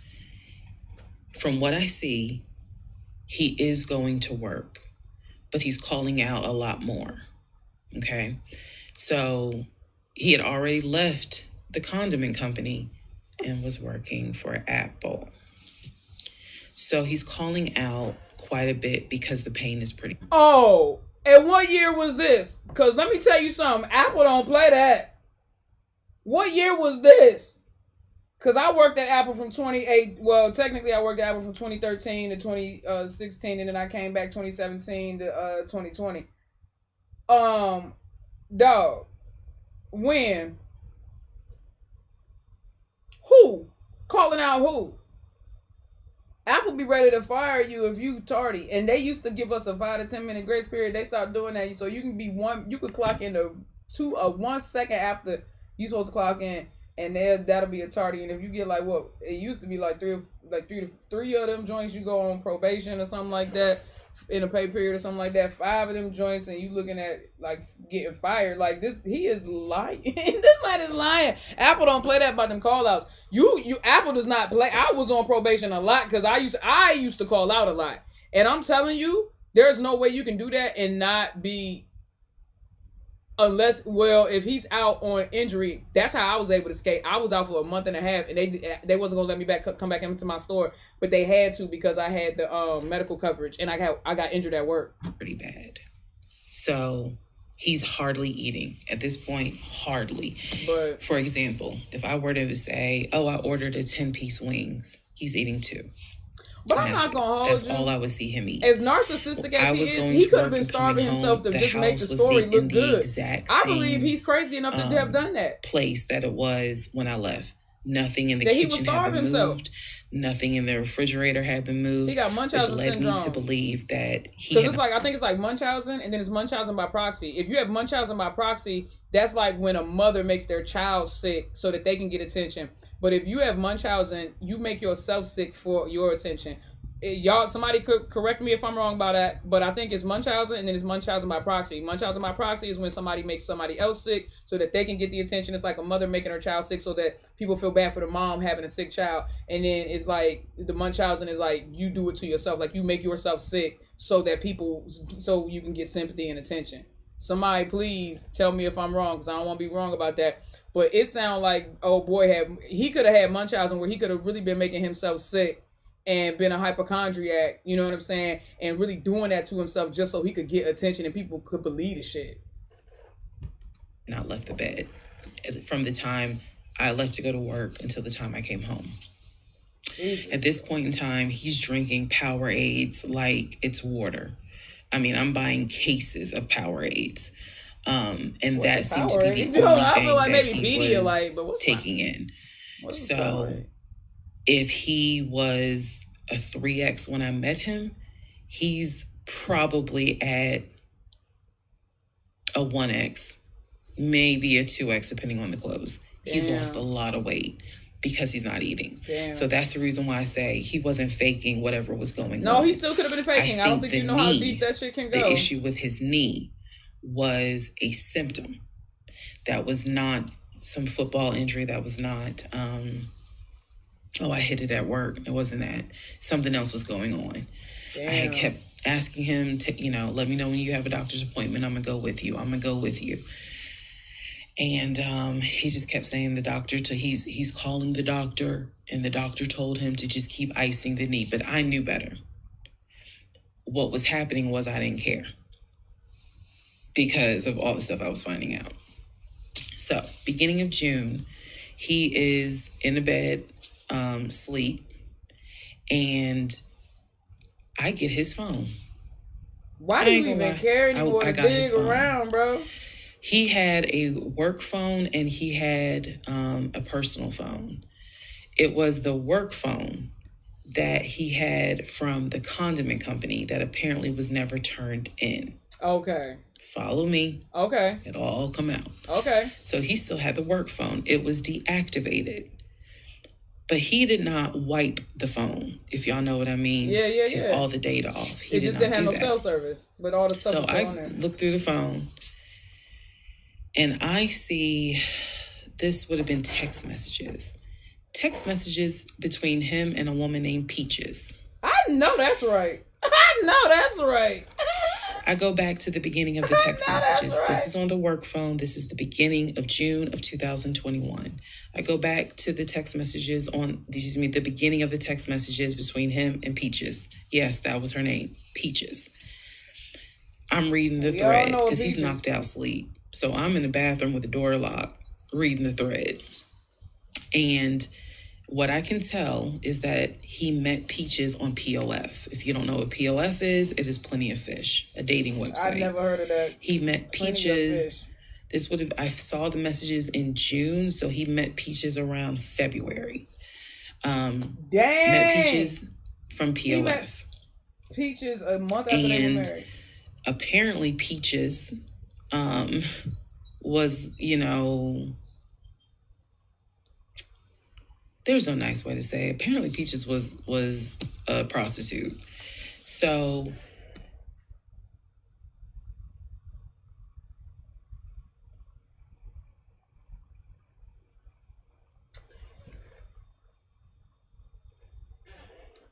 the reason why I say that is because in the text messages, she's listing the prices.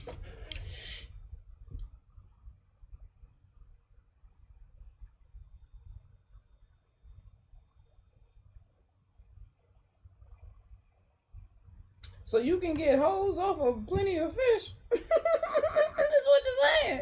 You can get hoes off. You can get hoes off of Plenty of Fish.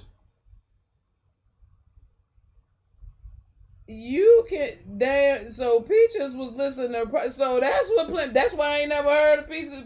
What's it called? Plenty of Fish. Child, I was about to call it Pieces of Peaches. At the end of the day, I've never heard of Plenty of Fish. I'm not really big on the online dating apps. If you meet somebody online, I feel like that's fine. But online dating apps are creepy to me. No disrespect to anybody that's ever used it and found true love. That's what's up. Shout out to you.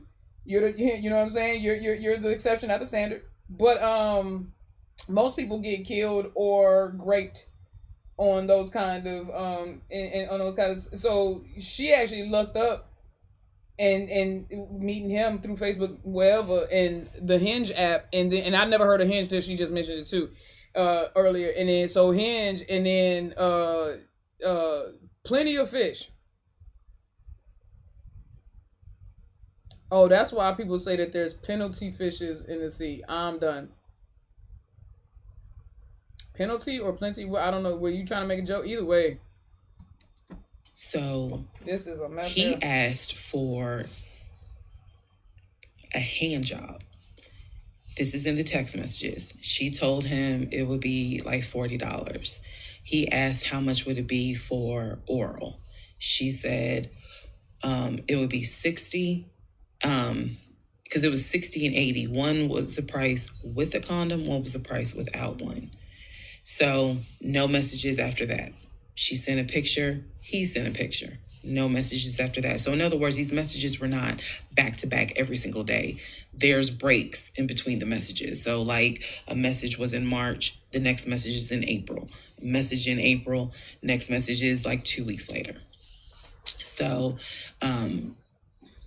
he's asking her the prices. Next message I see would have been from a few weeks prior to the date of this. So this was the beginning of June. The message is from sometime beginning of May, where he is thanking her and says to her, you know, thank you so much. That was really great. I hope I can see you again. Then there's messages where she said, hey, basically she was at a new spot. She must have moved. So he said, okay, I'm going to come through. I'm going to come see you. He's asking her to confirm the address. He was like, is it the house with the brown trash can with a white car in the front? She says, yes. So I'm thinking he was actually in front of the house when he's texting these messages. Right, because that's mad descriptive. Then again, he does whatever he does, and he sends her a message a few hours later saying, thank you. That was great. I'm reading all this. Thank you. That was great. And I will tell you guys something that you may or may not understand. Some women may or may not understand it. The cheating didn't even faze me. It was the fact that it was a didn't even prostitute? faze me. What? I didn't cry. I did not feel like, what did I do wrong? I was relieved. The reason why I was relieved is because up until this point, I kind of struggled a little bit on whether or not, God, you know, I know, Lord, you hate divorce. But I can't stay. Stop giving God, oh God, that is so annoying. Stop giving God human context. Stop giving God human emotions. God doesn't hate divorce. And even if you're going by the Bible, like it says that you can get a divorce for adultery. So, because they said that that's like murder to a marriage. So, that's so stupid when I hear people say that. I know you saying you hate. God doesn't hate anything. Even when God hates sin. God hates that. If God hated sin and he hated the devil, then why did he not kill the devil? He just banished him. God doesn't hate anything. That's the problem. God loves everything, right? At the end of the day, this is...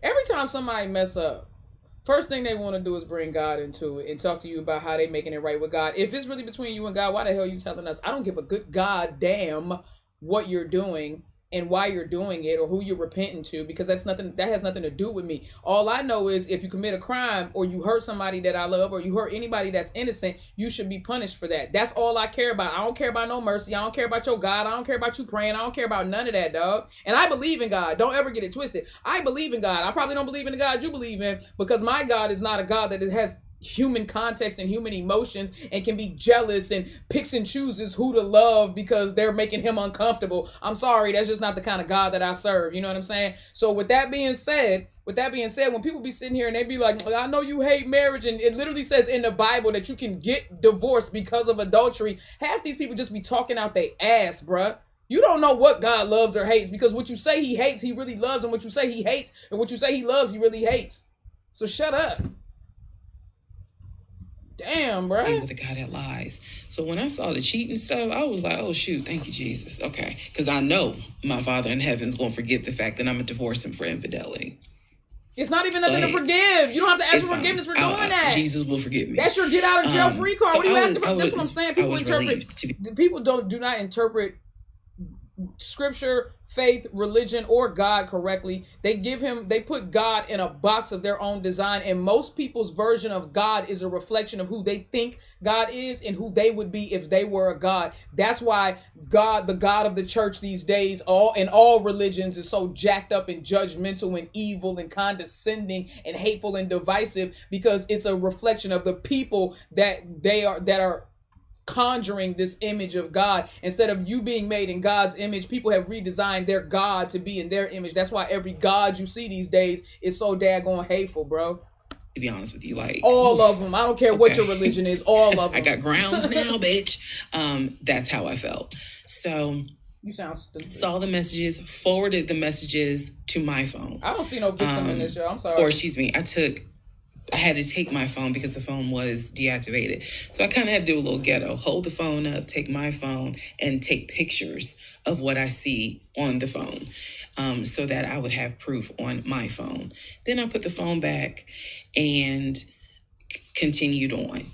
Now, in the next part is the day that he gets kicked out.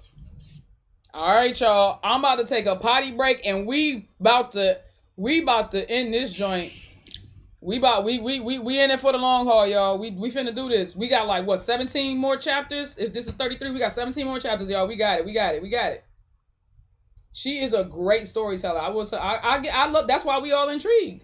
We are very intrigued. My mom was thinking like that too, and it took 3 years for her to divorce. Nah. It's a shame, you know. I'm not gonna get too deep into it because this will turn into a diatribe. But it's a shame because religion and faith and spirituality are supposed to free us, and more people are bound to their religion and their indoctrination than anything else in this world, bro. And that's a fucking shame because it's supposed to be your freedom, not your cage and not your prison. So y'all better make sure y'all follow my girl Hillary's Travel, TikTok and IG at jetlagged_42. All right, at jetlagged_42. I got it pinned so you can see it. At jetlagged_42. Follow new TikTok and IG for Hillary's travel content. And she's going to Thailand, y'all. She said that if y'all follow her and y'all get her to 1,000 followers on TikTok and IG, she said that she's gonna try to kidnap five of y'all. No, you didn't say that. I'm sorry, Hillary. Well, okay, for me, no, okay. Well, either way, she's gonna document her time in Thailand, which I think everybody will enjoy. I know I will enjoy until I'm able to get there myself. I'm going to live vicariously through her. But, all right, y'all, let's get into it. We about to wrap this joint up. I'll say wrap it up like we don't have another 2.5 hours to go. 2 hours and 40 minutes. But that's okay. We going to get through it, y'all. We about to sail through this part right now. We are starting with part 33. We're rounding out 33 to 50. The whole story of who the F did I marry? Who the F did I marry, bro? Let's do it. This is the series finale. Part 33. Who the fuck did I marry? June 17th, 2021. June 17th. So, 2021. We got dates now. You guys have been on this ride. You now know. She said this is how he got kicked out, y'all. This was it. It was the final straw. Nah, we had the final straw that broke the camel's back. Exactly what information I did have. The morning of June 17th, which was his birthday, he was in the bed as usual. Powerade bottles all over the place. Thank you to everybody I wasn't in the mood to clean. And so I went in his room. He was awake. He was watching YouTube on his cell phone. He watched a lot of YouTube, watching these two guys that always were fixing Jeeps on YouTube. Oh, okay. Child, I thought they if I saw them, I would know exactly who they are, but I can't remember their name. It's a popular show on YouTube. Anyway. So I go in there and I just calmly sit on the edge of the bed and I was like, can we talk? And he was like, yeah, what's up? I can't eat that right now. I said to him, Legion. Obviously I called him his name. Legion. I said, I'm going to ask you something. I just want you to be honest with me. So he starts, I can already see in his eyes, he's about to get defensive. And I was like, calm. Because this is the tone I had. Calm. I said, when a woman come at you like that?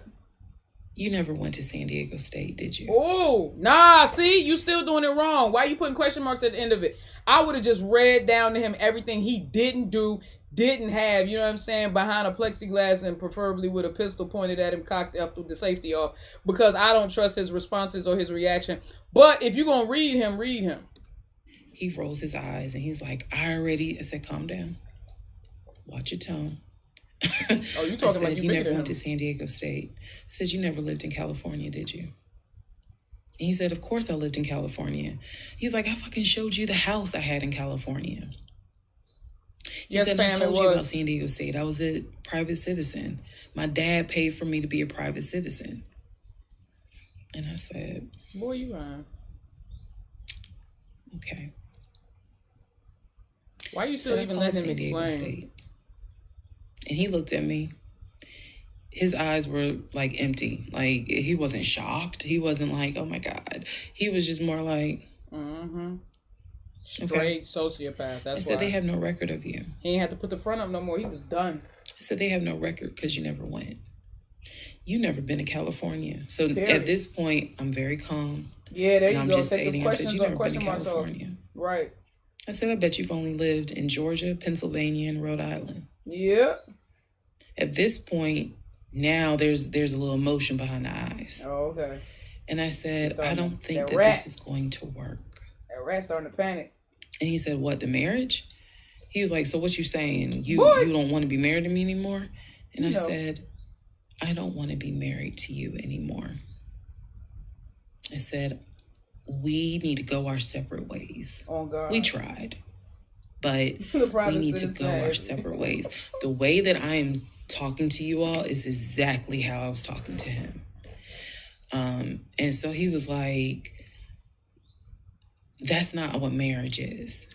Marriage is, you have to fight for what you want. I said, I don't want this. Oh, God, right. I don't want this. I don't want to fight for it. I don't want this. I said, I don't want you, and I don't want this. You got to fight. He has his nerve. And so he was like, I'm not giving up on the two of us. I said, okay, you don't have a choice. I said, I think that you should call your brother or your sister. Not your sister. The one that don't exist. And I think that you need to pack a bag. And I think you need to get the fuck out my house. On go. And he was like, I don't really have time for this. I don't feel well. I said, I don't care. What am I giving a damn about your knee? You need to get out of my house. Right. You ain't your busted ass. I know y'all are going to be like, she's so dramatic. And in real, I am actually a very dramatic person. But the way that I'm talking to you guys on this video is it. I am too. Me and my brother got into the last physical altercation me and my big brother ever got into. I thought he had put his hands on my mama. He didn't. I just misinterpreted the situation.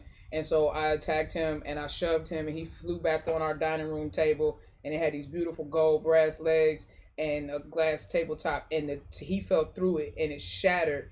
And he jumped up, and I knew that when I knew he was coming. I knew he was coming to kill me because my brother was crazy, bro, big bro. And so I ran. We were already in the kitchen area, and so I ran past the island. I got to the knife drawer, grabbed the knife, and turned around. I think I told y'all this story, and I turned around just in time for that dude to be like right here, like the knife point was in his chest. And I looked at him and I told him, I said, if you ever make me choose between you and my mother, I said, I will spill your blood. And to this day, he brought it up. I don't know if y'all heard him. Well, no, he brought it up in a conversation. He actually brought it up in a conversation we were having in our sibling chat when I was calling him and my baby brother violent. And then they said that I was violent. I said, no, I'm not. And my big brother was like, do I have to remind you of the dining room table? And I was like, he always brings that up. But I said that to him. And he to this day, him and my baby brother always be like, that was the scariest, most poetic shit I ever heard in my life. They was like, why would you? But I get what she's saying. When she's saying she's dramatic in real life, like I am dramatic, and like the writer in you makes you just like overly dramatic in every situation. So the writer in me, she should be a writer. If she not, she should be one. I imagine she probably is. But the way she's telling this story, she's an amazing orator. But like I turned around and I literally said to him, I said, bro.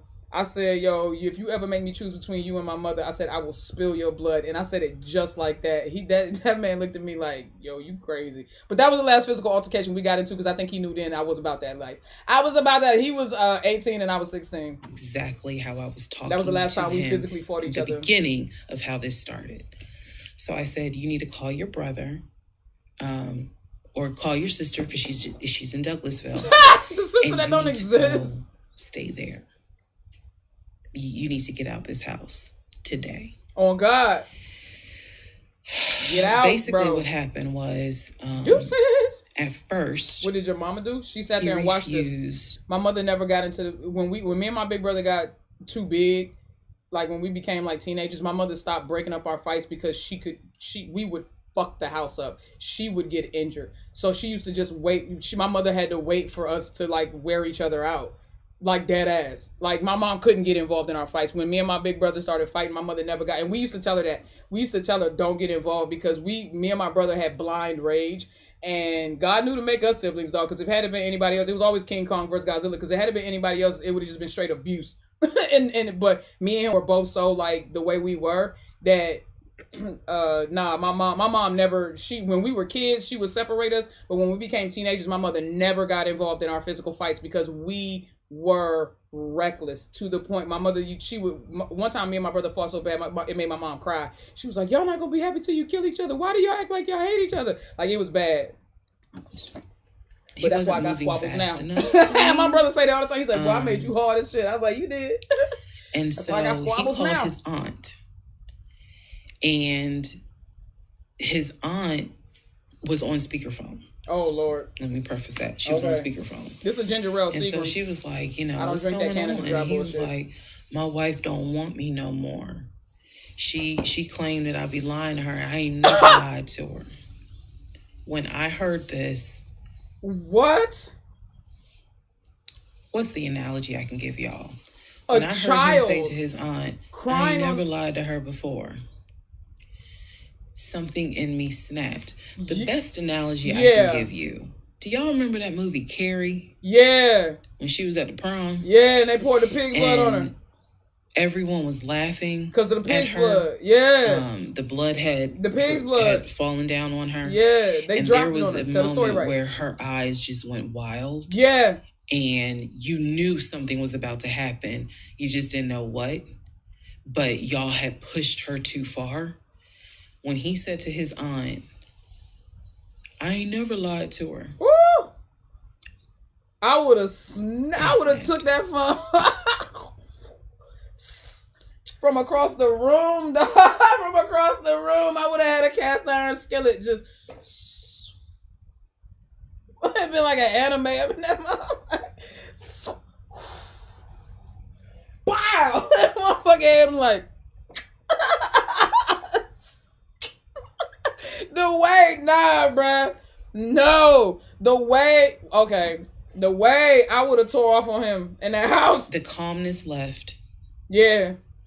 I would have tore the amount of rage that was in me.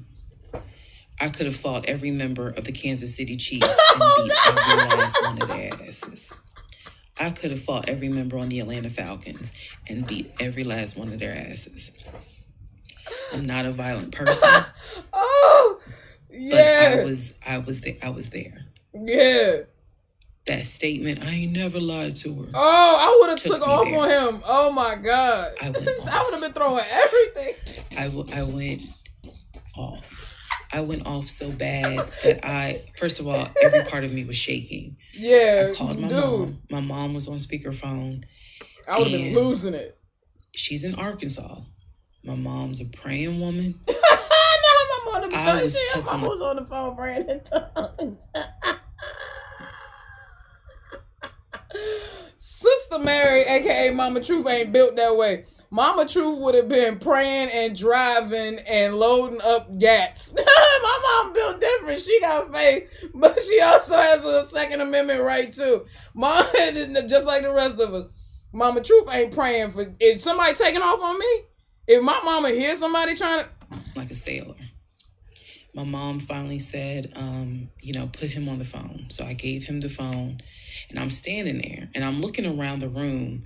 Is the scene that I remember is the Angela Bassett scene in Waiting to Exhale, when her eyes are darting around the room. Yeah, the closet. Before she grabs everything to put it in the car. Start putting it in the wagon.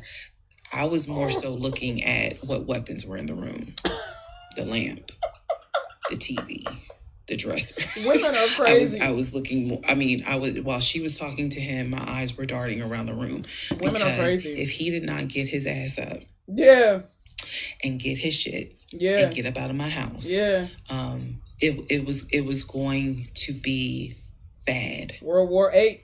If I have never in my life been on TikTok and said, had it not been for the blood of Jesus. Y'all, I know this is going to sound dramatic. I know this is going to sound like, girl, you so funny. You don't understand. Had it not been for one day when I was the Lord on my side, had it not been for the fact that I know I got a praying mother, I know I had a praying aunt, I know I've had a praying grandmother in heaven.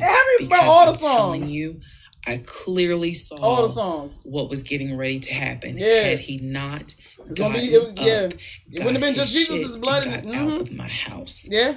So I'm trying to calmly say this because I'm trying to calmly tell this story because the rage had taken over me. Yeah. I feel you. The pure, unadulterated rage that I felt. Right, you should have had that same energy all year, though. Right? You never lied to her after I had discovered only 2% of the lies at that point. Oh, God. Just 2%.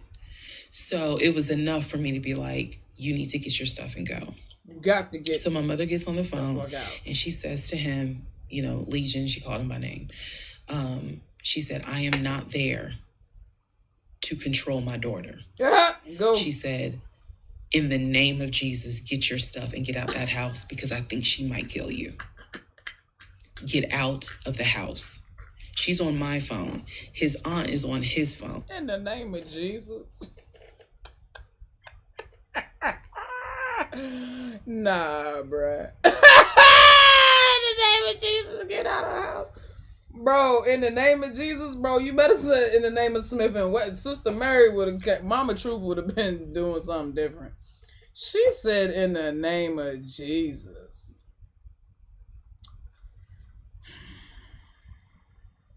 That only works if the both of you believe it. Bro, if you be saying stuff like that, you be like, Paul, I know. Peter, I know. But who are you? Bro, the demons don't even be believing y'all when y'all be trying. The demons don't even believe y'all. The demons don't even believe y'all, bro. Like, why would he leave? Y'all, that is hilarious. In the name of Jesus, get out of my daughter's house. Bitch, call the police. What the fuck? Call the police. Get Smith and Wesson on the line. Jesus, bro. His aunt said, nephew, come home. Home for her was Philly. She said, I'll send you money. Come home. Leave that house right now, she said, because I think that woman is about to kill you. We be so lost, bro. Let's go. Let's just go to part 34. Let's all just take a deep breath. Part 34. Who the fuck did I marry? Yeah, who? So, he probably asking the same question. I'll send you money. Come home. I'm yelling in the background, by the way. I'm not standing there calmly. I'm yelling. I said, oh, he got money. Yeah, you got money. You got money in that offshore account, right? You got money in that Chase account. Mm-hmm. You got money to drive. Mm-hmm. So do what you got to do. All that moolah. I told him, and I'm not going to repeat some of the stuff I said because my mom might see this TikTok. Right. But I did tell him, I was like, if you don't get out of this house, actually what I said was, you have two options. You either gonna leave this house voluntarily, or you're gonna leave this house involuntarily. Ooh. And he tried to get a little nuck if you buck. He tried. And that's when because he was still on the bed, still laying in the bed. And he was just like, you ain't gonna do shit. Like, don't talk to me like you done lost your fucking mind. I'll kick him right in the knee. Calmly, I would have kicked him right in the knee. Got close to him. I got like this close. And I literally said, I will beat you like the bitch you are. I dare you to try me. I said, I will literally beat you. And what you would have done here, he grabbed you by the neck and choked your ass. You wouldn't have been able to get him off of his ears. When I said that, his eyes were like, I said, I'm not even playing. Because at this point, I'm rocking like back and forth. Y'all, again, I'm not some hardened type chick. I'm not. I want the soft lifestyle. But I have been pushed to the point. So I'm rocking, I'm walking back, I'm pacing. You know what I'm saying? So like, finally, his aunt was able to get through to him. I had called my mother, my aunt. I had called the pastor. I had called all these people because I did know he's 6'4", right? that exactly. I was in a very dangerous place. Not because I'm scared of him. At this point, I was scared of me. I don't know if this has ever happened to someone where you know your own. No, I've done that. You know yourself. Yeah, I've been there plenty of times. I scare myself all the time. You got a line. I was over that line. Yep. So I had enough wherewithal to be like, okay. Off the strength of just everything coming to a head, I would have punched him or kicked him in his knee. Even if he was like getting up to leave. Like, even if he was not resisting the breakup at all, I would have on like my mama used to say when she used to wake up and whoop me sometimes in the morning and I hadn't done nothing bad because it was the morning time. She used to call those GPs, general purpose ass whoopings. Sometimes motherfuckers just need a GP. You know what I'm saying? Sometimes you just need a general purpose ass whooping. I would have taken my heaviest Doc Martin, which I think is like my 120 eyelet joints. I got the the joints that come all the way up to like, y'all seen my tall ass Doc Martens. They come all the way up to like halfway up the calf. I would have taken them joints, and they still tall, and I would have just hit him repeatedly in the knee for as many times as I felt like would have justified however long I had been dealing with the bullshit. You know what I'm saying? Like, that's just me.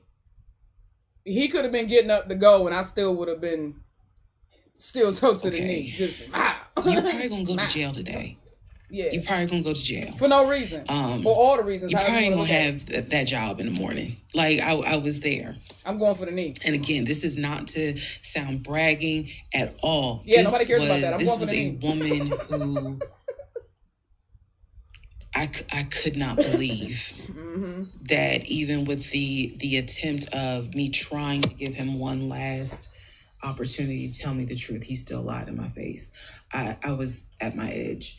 So I yanked the covers back, and I told him, I was like, get up, get the fuck out of my house. Again, I'm saying it calmly on here. It was nothing calm. Yeah, we got that. In the house when this happened. Yeah, we got you. We with you.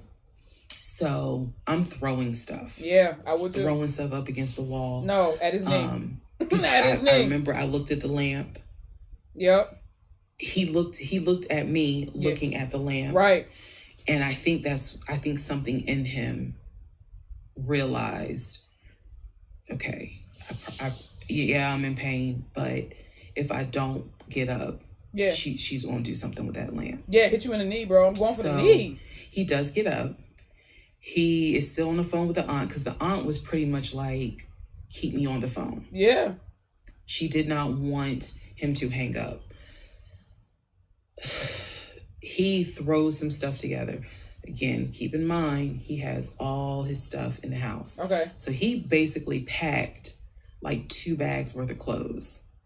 And he's limping around. And I'm standing in the hallway watching him like a probation officer. So he's limping around. Truancy officer. And I'm looking at the condition of the bedroom. This is when I noticed Legion had been semi-bedridden. Remember, I told y'all that, because the knee and other stuff. Mm-hmm. I look at these bottles of Powerade, because he had been drinking Powerade so much at this point. Was he pissing in the bottles? He was not getting up to go to the bathroom. He was drinking the Powerade and then using the empty bottles to pee in. Oh, that man nasty. So there was about 6 bottles. Oh, he's nasty around the bed. And I was like, what is this? Oh, you nasty son of a... Because again, I hadn't really been going in that room. I was busy being CIA, FBI, and Homeland Security for the past 2 weeks. So I was like, what is this?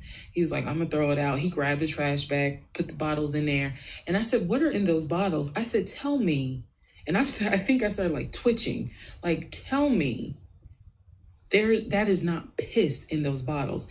He was like, I couldn't make it to the bathroom. I was in too much pain. So at this point, I'm even more like, yeah, get the fuck out. Nah, bro. Yeah, you just laying in a bed pissing it. So like, don't do like you just laying in a bed pissing in my I helped him. Just laying around pissing in my bags. I went downstairs. I took the house key off of his keys. Yup. So he can't make no copies. I went back upstairs. He had his 2 bags. I grabbed the 2 bags. Yes, I did. I grabbed the 2 bags. I had opened up the garage. I had already popped the trunk for his car and threw the bags in the car. I did that because I was like, you getting out this house. You getting out this house today. You can't come back. You can't come back ever. So it took him about 2 hours from the time of I will beat you like the bitch you are for him to actually leave the house. Again, I'm calm telling y'all this story. It was not calm get it. In the house. So he eventually puts on some sweatpants. Now I can really see how much weight he has lost. But he puts on some sweatpants. He puts on a shirt. He's limping down. And he's like, "You really gonna kick me out on my birthday?" Oh, it was his birthday? I just looked at him. It was his birthday? But yeah, a little bit.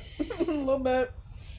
Opened the door. He went through the garage, got into his car, called, his aunt was still on the phone, and she was like, "I'm gonna send you some money." And that's the part I was like, clearly he has the money. Like, you ain't got to send him money. Right. He doesn't even have to go to Philly. He can just go get a hotel for now. I don't care what he does. He just got to leave his house. So he ends up getting in the car, driving off. Child, see, my mom calls and she's just like, is he still there? I said no. I had not told her what all he had lied about. Even in the midst of me being angry and me going off. Because you were embarrassed and ashamed. I never told him that I spoke to the ex-wife. I never told him I knew he was lying about the stepdaughter. Because then he would have asked how, what makes you say that? Yeah. So I did keep my word. I never told him I spoke to her. Yeah, but now he knows. So he eventually left. I text a friend of mine. I text my landlord. I said, "I have an emergency. I need to know if it is okay to get the locks changed." Landlord was like, "That's fine." My landlord was super cool. Shout out to Mr. Patel. I know that's right. I went to Home Depot, bought brand new locks, text a friend of mine, asked him, "When you get off work, can you please come by my house? I need the locks changed today." Yeah. So he was like, "Oh, okay, what's going on?" I said, "I'll explain it later." Damn. So to give you a timeline of June 17th, when I asked him about San Diego State and I told him that I know you've never even been to California, that was about 8:30, 9 o'clock in the morning. Damn. By the time he left the house, it was maybe going on noon, 1 o'clock. I know that's right. So this happened pretty quickly. Yeah, I know that's right. She said, "You gonna get out my house? You ain't gonna ruin my." If you're wondering why did you even ask him, I already knew that I wanted out. I knew that, but for some reason, a part of me was like, "Let's just see if he'll be honest, just one last time." Oh my God. And he wasn't. And it sent me into a rage. Yeah. And then he lied to his aunt saying, "I ain't never lied to her." And that sent me over the edge. Yeah. So by 1 o'clock, by 1:30, he was gone. By 2:30, I had done a pretty good job of cleaning up the bedroom. He had thrown away the Powerade bottles.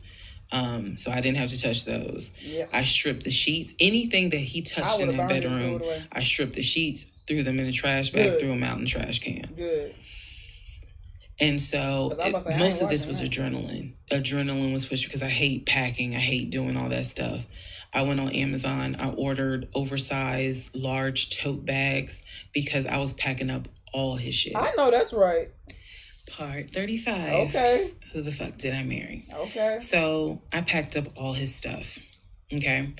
The reason why I packed up all his stuff is because, so I had a 3-bedroom, 2.5 bath townhome. One room was the guest room. Obviously, there was a master bedroom. And then we had a TV room that he had made like his Philadelphia Eagles man cave. Come on, Annette. I was going to put everything that Wait, what did she say? And then we had a TV room that he had made like his Philadelphia Eagles man cave.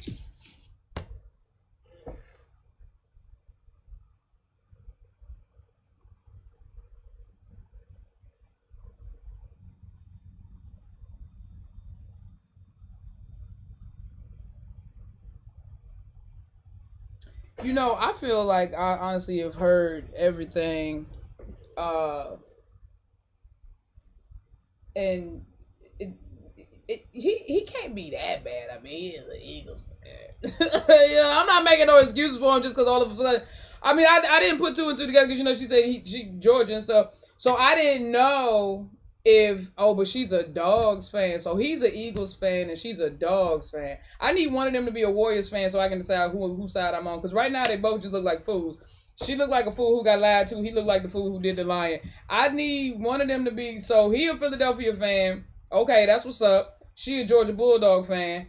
Okay, that's what's up. I need one of them to be a Warriors fan so I can split the difference, dog, and go on and pick somebody to believe and see who team I'm on. Because at this point, dog, I need a tiebreaker. Because neither one of them got sympathy for me on over him. You know what I'm saying? But god dang, bruh. I was going to put everything that belonged to him, pack it up, and put it in the TV room. Let me see because the plan should have been that he's going to come back and get all his stuff. Okay? So that's why I did it. And honestly, it just felt good to pack up his stuff and go through it freely. Because when saying somebody from Philly don't mean nothing. That doesn't mean that you're a fan. I'm not from Philly. I never lived in Philadelphia. I just used to go up there all the time. And I was an Atlanta Falcon fan. For a long time growing up because all my family is from Georgia. But then something happened and it was Donovan McNabb and Andy Reid, and I became an Eagles fan. And then when Michael Vick got done dirty by the Atlanta Falcons and then got picked up by the Eagles, it was like solidified. Not to mention my cousin played for the Eagles at one point. So I got a lot of love for the Eagles, even though I'm not from Philly and I never lived in Philadelphia.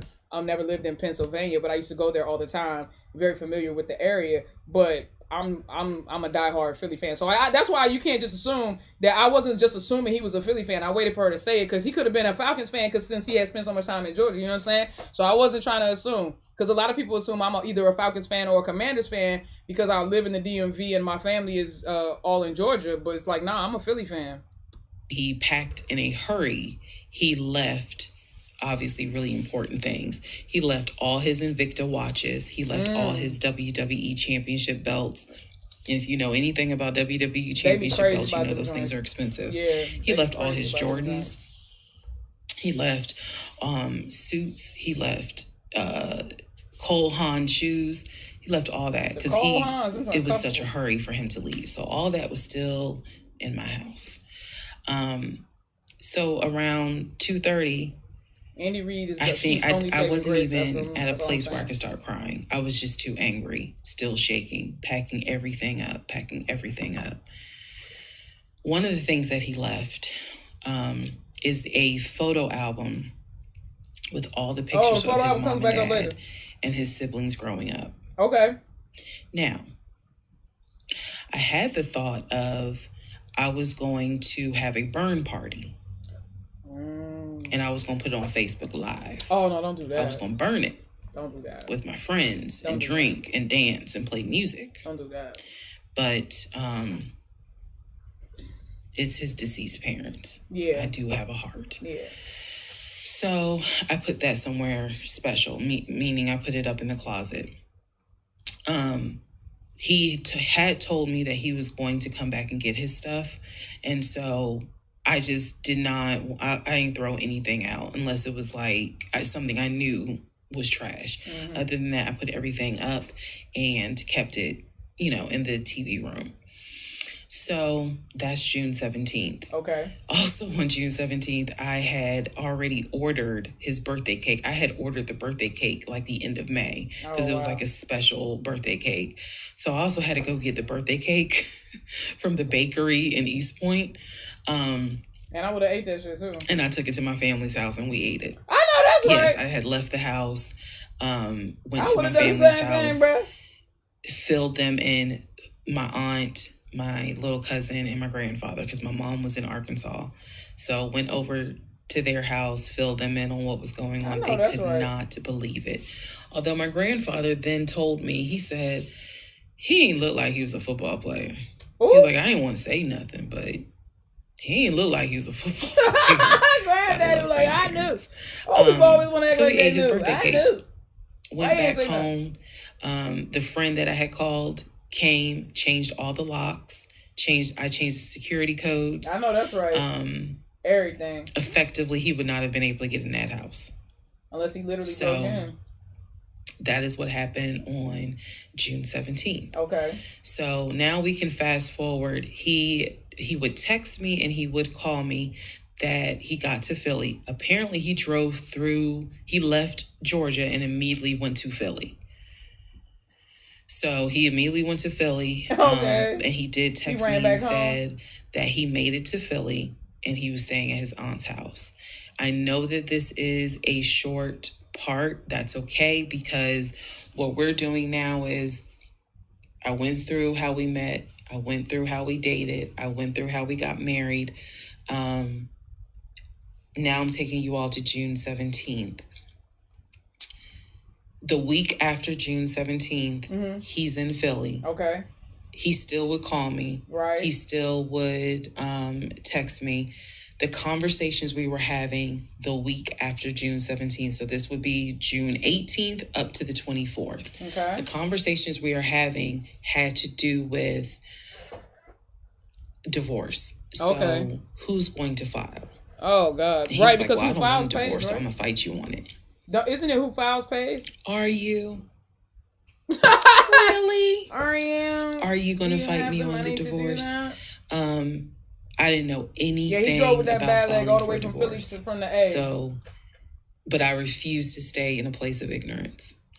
So I went online. There's a website that you can go to where you pay like a $239 fee, and you fill out basic information, and you choose your state. And they will but they will make all your documents. All you got to do is print it out and take it to the court. And it is step-by-step directions. I love it. We didn't have any property with each other. We didn't have any kids with each other. So by the state of Georgia's standards, this should be an uncontested divorce. Mm-hmm. So the conversation that last week, the week of June 18th to the 24th, was about divorce. What stuff do you want to keep? Well, I'm going to come and get all my stuff. I just don't understand why you couldn't talk to me about it. I said, there's no room for talking because you've been lying to me since day one. But even still, keep in mind, as of June 17th, June 18th, June 19th, I did not know what I know now. So the lies were really only like 5% of the whole story. So June 24th or 25th is when I had printed my documents. And I'm laughing because at this point in time, I've read y'all's comments about how that man will print out stuff. I know. But I used the website, typed all my stuff in, got my documents, and then I went. I took a day off from the job because I was getting ready to transition into the new job. So I left work early, went to the courthouse, and filed for divorce. Damn. I filed. I paid. Damn. And then I already had the documents where he would have needed to sign so that it could then be entered into for a divorce settlement agreement. So going into part 36 or 35, I know there's so many parts. Going into the next part is where I can tell you guys what happened with him, because he drove to Philly and he was in Philly for about a week, maybe 3 to 4 days. Okay. Then I get a message on Facebook Messenger from a woman claiming to be his cousin. Lord Jesus. So the cousin tells me, I can tell y'all. So the cousin tells me that he's there. He's telling the family that I kicked him out. He's telling the family that I kicked him out after he walked in. Same story. On me having an affair. Same story. That I stole his money. Same story. And I then kicked him out. And the man I was having an affair with, he said, was a law enforcement officer who used his duty weapon to threaten him to get out the house. This is what he told his family. Damn. And the cousin was reaching out to me. She found me through a search on Facebook and was reaching out to me because she's like, we know he lies. So I'm just trying to figure out Not your family said we know he lies. He been like that since he was a kid, ain't it? He been like that since he was a kid, ain't it? He been like that since he was a kid, ain't it? Child, his auntie was on the phone, child. Child, Shy said, girl, when his aunt on the phone? His auntie was on the phone. The whole, did the auntie lie too? Why is he even able to tell that story if the auntie was on the phone?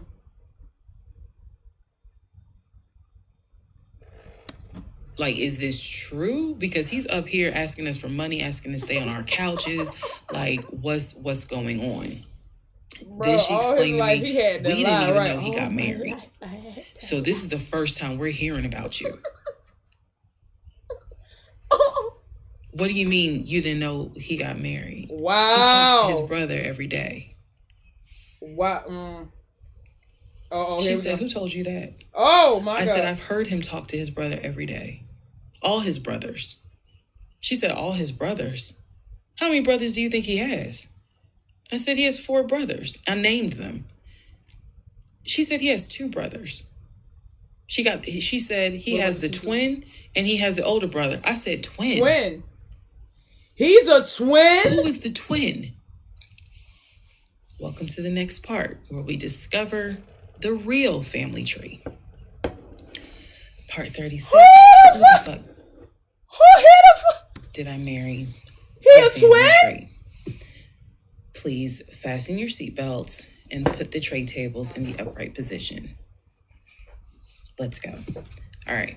The cousin, I'm not going to name her. The cousin had reached out to me on Facebook, asked me to please give her a call. So this conversation was on the phone. Yes, I was actually speaking to her. She informs me again about the whole he's up there. He's telling everyone that he walked in on me cheating on him. It was with a law enforcement officer. Wow. And that the law enforcement officer used his duty weapon to threaten him to get him out of the house. The reason why I'm particularly mentioning the fact that he said it was law enforcement is because he was trying to get a family member, like one of his cousins, to call the agency of the law enforcement officer and file a complaint, which in hopes would then start an internal affairs investigation. Oh, she took a minute. Yeah. So, female cousin's on the phone with me. She's telling me everything that he is telling them. She's like, look, we know he a liar. We don't fuck with him. He's been a liar since a kid. But he's also family. Bitch, she said, we didn't know at all who you are. So I thought that was interesting because I was like, you didn't know who I was, but his brother knew who I was. And so, again, that's when I said to her, nobody that I was like, I've talked, he's talked to his brother every day. So why wouldn't the brother tell y'all that he had gotten married? And so she said, what brother? And so I told her the brother's name. And she said, he told you that? I said, he was having the phone calls. Girl, right? You was what? So at this point, what the cousin said was, she was like, okay, I'm going to confirm that with him. She was like, he lives up the street, so I'm going to just confirm that with him. She was like, because I'm pretty sure that they have been beefing for a while. I was like, not that they just not talk, but they beef. What I saw, that what makes I heard. Sense. If he's a pathological that's liar. All I can say. So then when she asked me about, well, how many brothers do you think he has? And I said, he has 4 brothers. Again, I listed all of them. This woman was like, he has 2 brothers. She said he has the twin. And he has the older brother, the one that he was on the phone with every morning, blah, blah, blah, blah, blah. Is he a twin? I said, twin. Who's the twin? So this is where she explained to me. She said the parents, mom and dad, had the older brother. Okay. The older brother is about 5 or 6 years older than Legion. Okay. Legion and the younger brother who lives in Nashville, they are twins. So when he kept saying the younger brother, my younger brother by 2 years, it's his older brother by 20 minutes. They are twins. He didn't even lie about he even lied about being the older twin.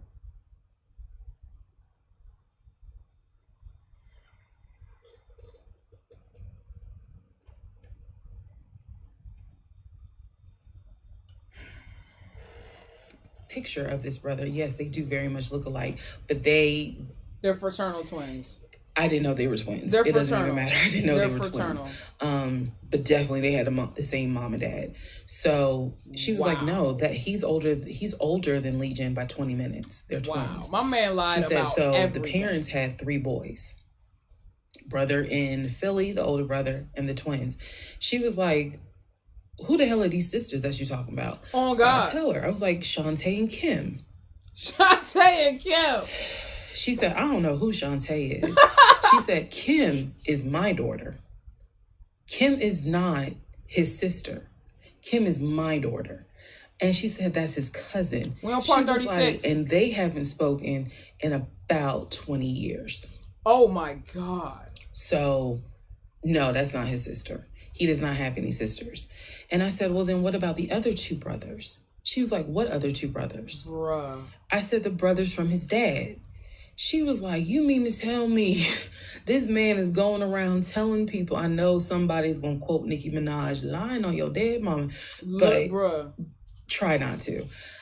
She says, you mean to tell me this man is walking around lying on his dad, saying that his dad had kids outside of his mom? And I kind of stuttered like, yeah.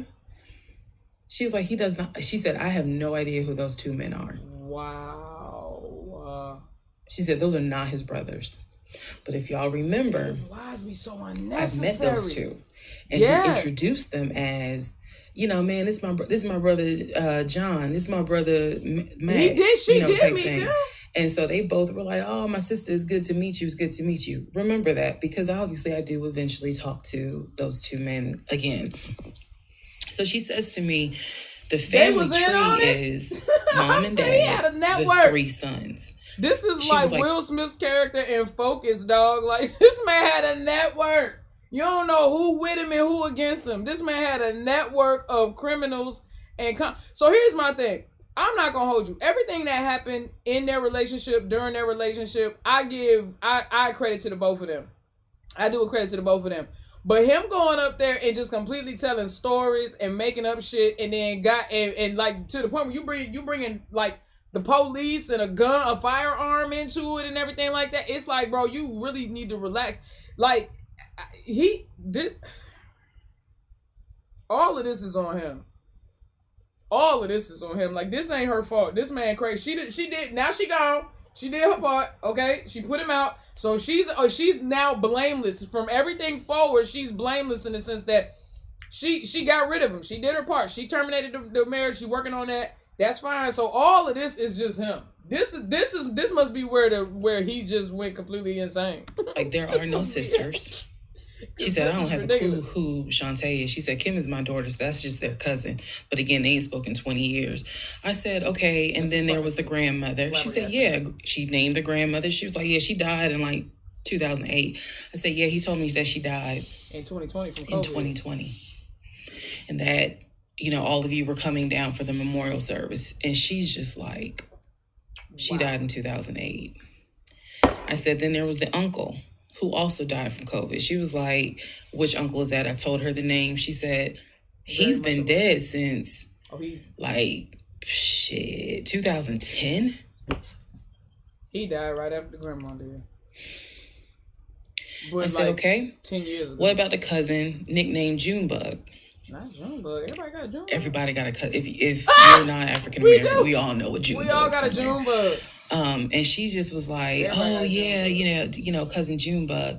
She was like, man, that's crazy what happened to him. And I was like, what do you mean what happened to him? Because I know he has talked to his cousin Junebug on the phone like a few months prior. He was like, and so she said to me, she said, yeah, he had passed away in like 2016. So this is now 3 people that she's naming that I recall him having either a story about or a phone call with. And she's telling me that they are all passed away. So this is when the conversation kind of changes. And she's like, you know what? She said, let me speak to the older brother. Because he probably wants to talk to you. She was like, you probably should talk to him. And a lot of your answers a lot of your questions will get answered. She was like, this dude's been lying ever since he was a kid. She was like, she said literally, we don't fuck with him. Wow. I remember her saying that verbatim. She was so adamant. She was like, and when he showed up here out the blue, talking about how his wife cheated on him with a law enforcement officer, and how the guy took his gun out and threatened him to leave the house. She was like, we knew something was up. She was like, that's why I had to find out who you were and reach out to you and find out the truth. I said, there was no other guy. There was no law enforcement officer. And she was like, yeah, because he was telling us where the dude worked and how we should go ahead and file, help him file a complaint so that this dude could lose his job. About to have some innocent bystander lose their job for no reason. That was me, all by myself. No gun, just my fist. Right. You ain't hit him in the knee. And so she said, he telling us that he had got married, and then she was like, apparently y'all had a baby. So she was like, so you got a kid with him? So I had to explain to her. I said, no. I said I had a miscarriage back in June of 2020, and I had to have surgery in July. So she was just like, girl. So she started really being encouraging and was saying, you dodged a bullet, honey. Oh, God. She was like, I don't wish this. She's like, I know he my family, but I don't wish him on no woman. Wow. So why y'all let him be we've had each other's numbers. She was like, if you need anything, please feel free to call me. She was like, I've had my own issues with him. I've had my own issues in life. But she was like, get your divorce. And she's talking. So, Shima, real quick. His cousin, after she kicked him out of the house, after all the bullshit transpired, he ran his ass from Atlanta back up to Philly, and he's telling his family up there that he walked in on her. She kicked him out of the house after he walked in on her, cheating on him with a law enforcement officer, and the law enforcement officer pulled the gun out and put it to his head. This is his cousin calling her and being like, yo, I need to know if what he's saying is real, because he's telling everybody this, and he's trying to get somebody to, file a complaint and da-da-da-da. So that's where we are. This is his cousin, this is Legion's cousin, reached out to Tisa and was like, Reesateesa, and was like, let me tell you what's going on up here and what he's saying about you. Done with him. Then she said, I'm going to put you in contact with the older brother. My Uncle Junior's Junebug too. Next part is me finally talking to the older brother that he had been talking to every morning. Okay. 37. Well, come on, y'all. We got 13 more parts. So at this point in time, I have filed for divorce. I paid for the filing fee. I'm representing myself pro se, and it should be an uncontested divorce. During this time, Legion had driven to Philly, lied to his family, and said I had cheated on him, that he caught me, and that the guy I cheated on him with was a law enforcement officer who used his gun to threaten him to get out the house. None of that was true. At some point while he was in Philly, he ran out of options in terms of where he could stay. Family members did not want him to stay with them. Because they know he alive. Apparently, a lot of bridges were burned, according to the female cousin I had talked to on the phone. So he left Philly and went to Augusta.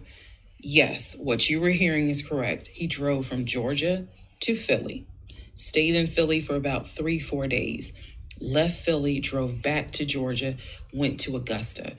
Keep in mind, if you have lost your notes at this point, he was raised in Philly and did high school in Augusta before he went to California. San Diego, so he has family in Augusta.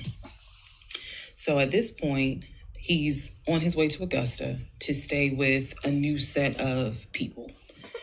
The reason why this is important is because what I have is a divorce settlement agreement. That divorce settlement agreement has to be signed by the two of us, where we are basically telling the court, look, this is what he's keeping, this is what I'm keeping. I need his signature. Let me repeat that. I need his signature because I wanted a very quick and painless divorce, as much as it could be. So by this time, this is now... He gonna make this as hard as possible because he's losing control. Around June 25th. He's losing control. So around June 25th, he's now in Augusta. He had left the house June 17th. So between June 17th and June 24th is the trip to Philly, then leaving Philly, coming to Augusta. Child, it's just a mess that all this was going on while England was getting to know each other. I can't believe it's on the same timeline as England. This shit is the same timeline as England, bro. My aunt and my little cousin get in the car with me, and I drive to Augusta. Oh no, this was the year before. With a rag on my head, some sweatpants, and a tank top because it's July, so it's hot. But we ride to Augusta. I had spoken to him. I had said, I just need you to sign this piece of paper, and he was like, I'll get to it when I get to it. No. We're going to get to it as quickly as possible. So if that means I got to drive to Augusta tomorrow morning at 7 o'clock, I'm going to do that because I need that signature. I ain't tell him this. This was my attitude. Sure enough, went ahead, drove down there. I met him at the UPS store in Augusta. It's in the same Kroger shopping center.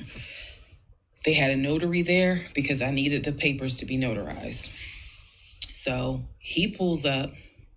So in 2021, we had the fastest romance in the world that crashed and burned, and in 2022, we got the slowest romance in the world to crash and burn. Thanks, guys. It's only been a week since I last saw him. It has been months since my aunt saw him. Okay. She had no idea of the condition that he was in.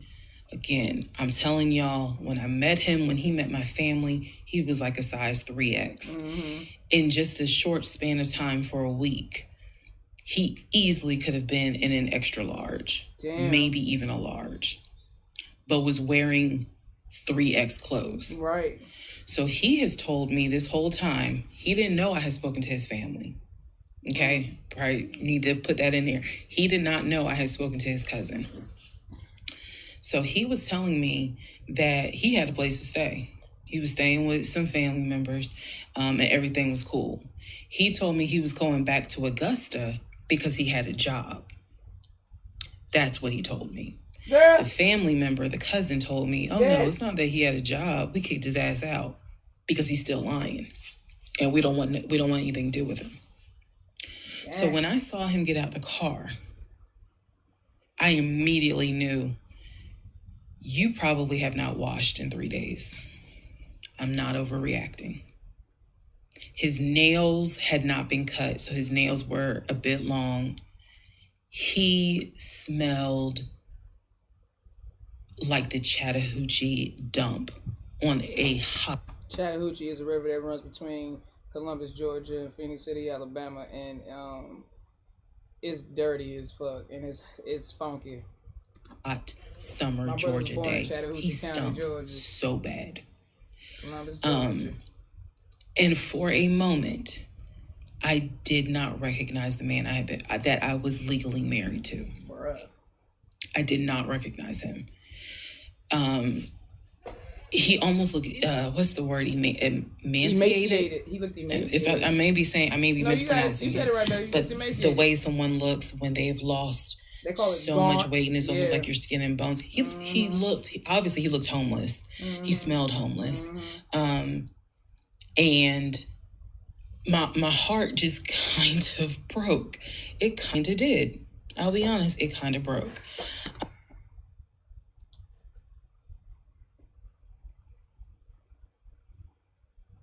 Yeah, something's wrong with me.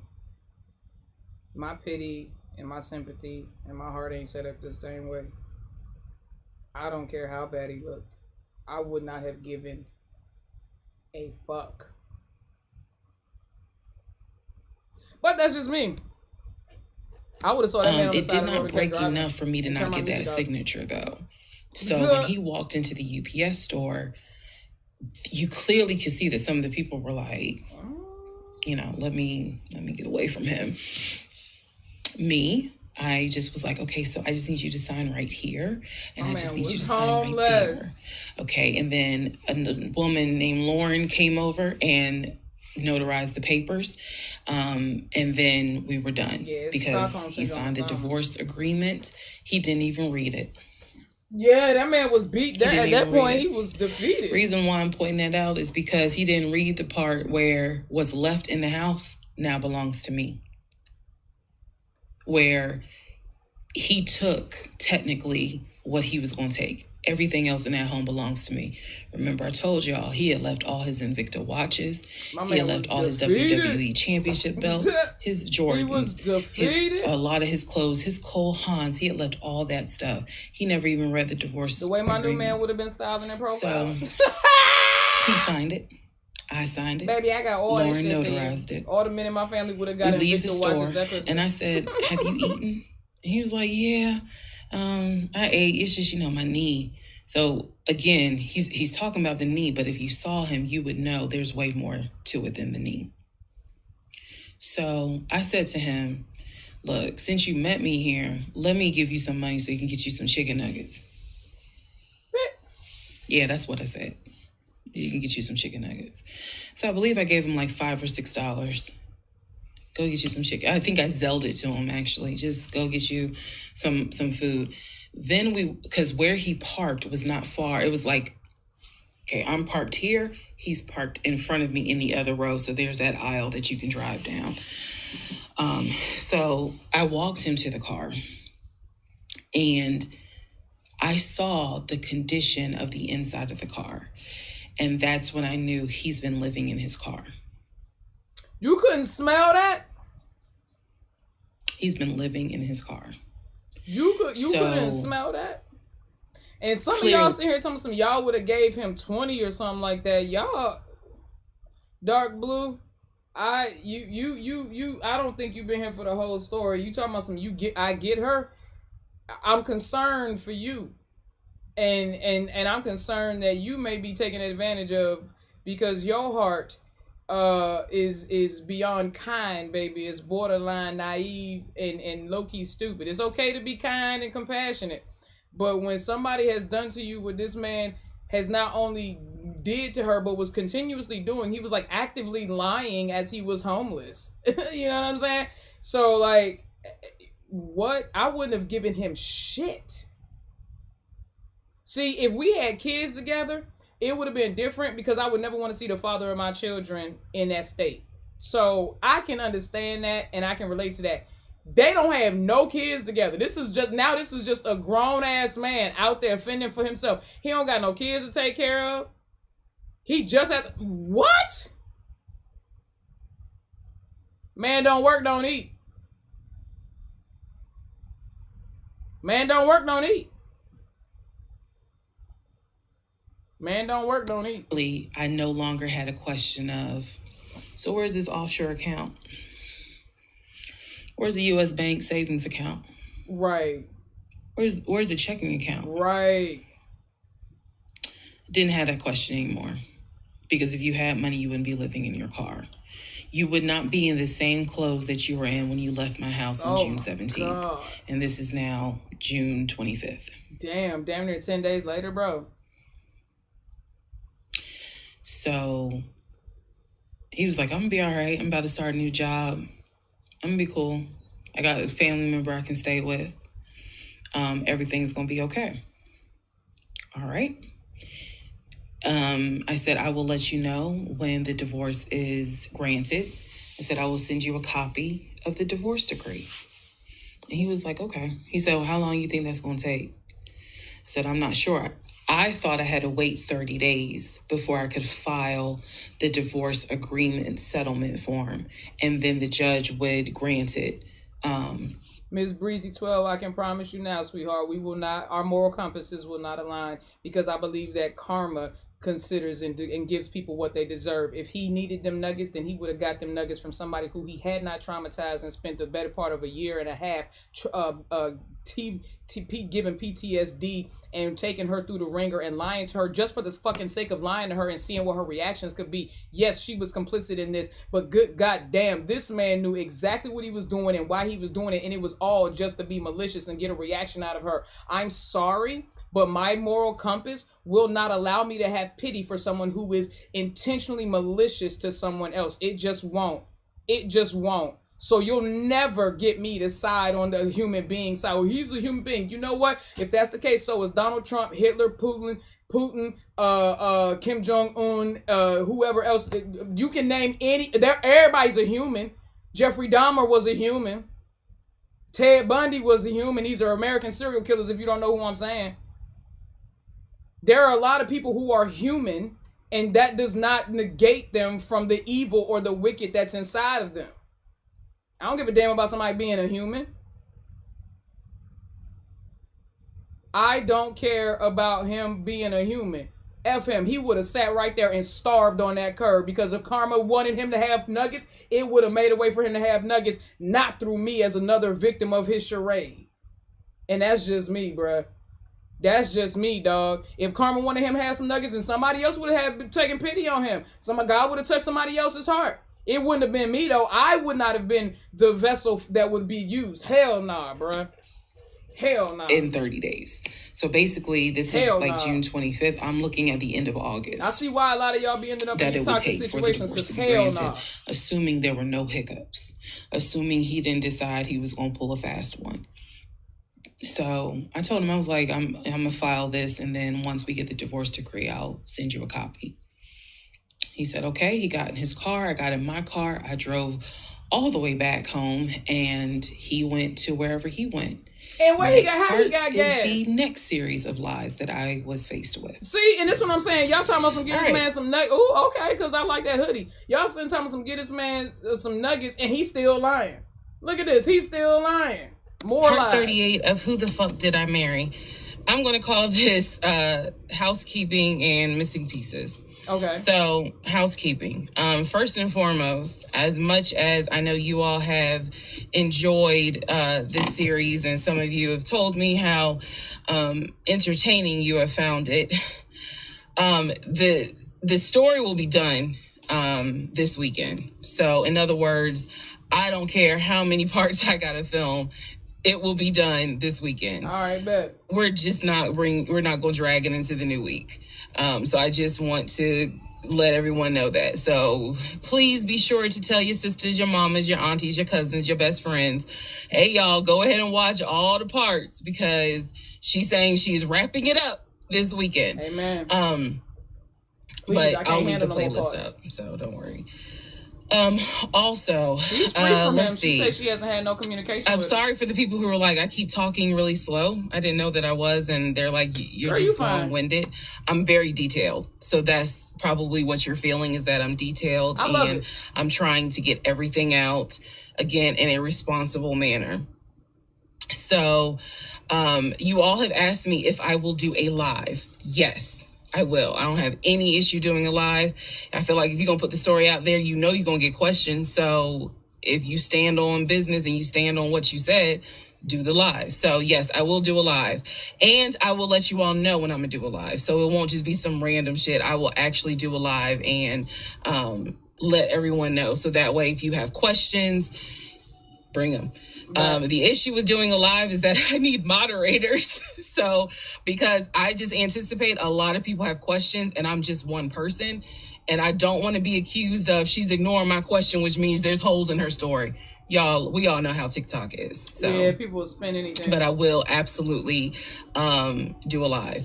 Oh, that's good. She gonna stand on it. Missing pieces. So when I said before that it's important. I agree, Kendra. You said I feel like she told this story immaculately good job. I do too.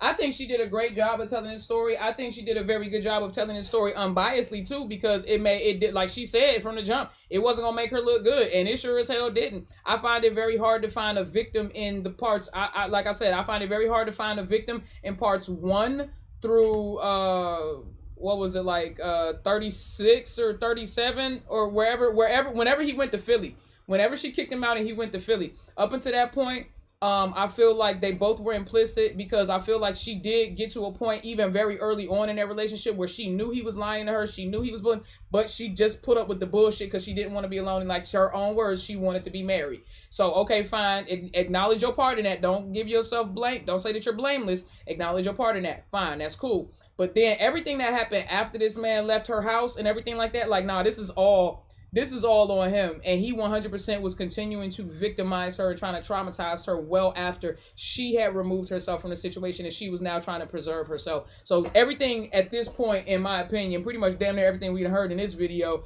so far is 100% him and all him. To me, that I'm responsible in how I tell the story, meaning I'm clear and I go in detail. I realize that I left out some missing parts.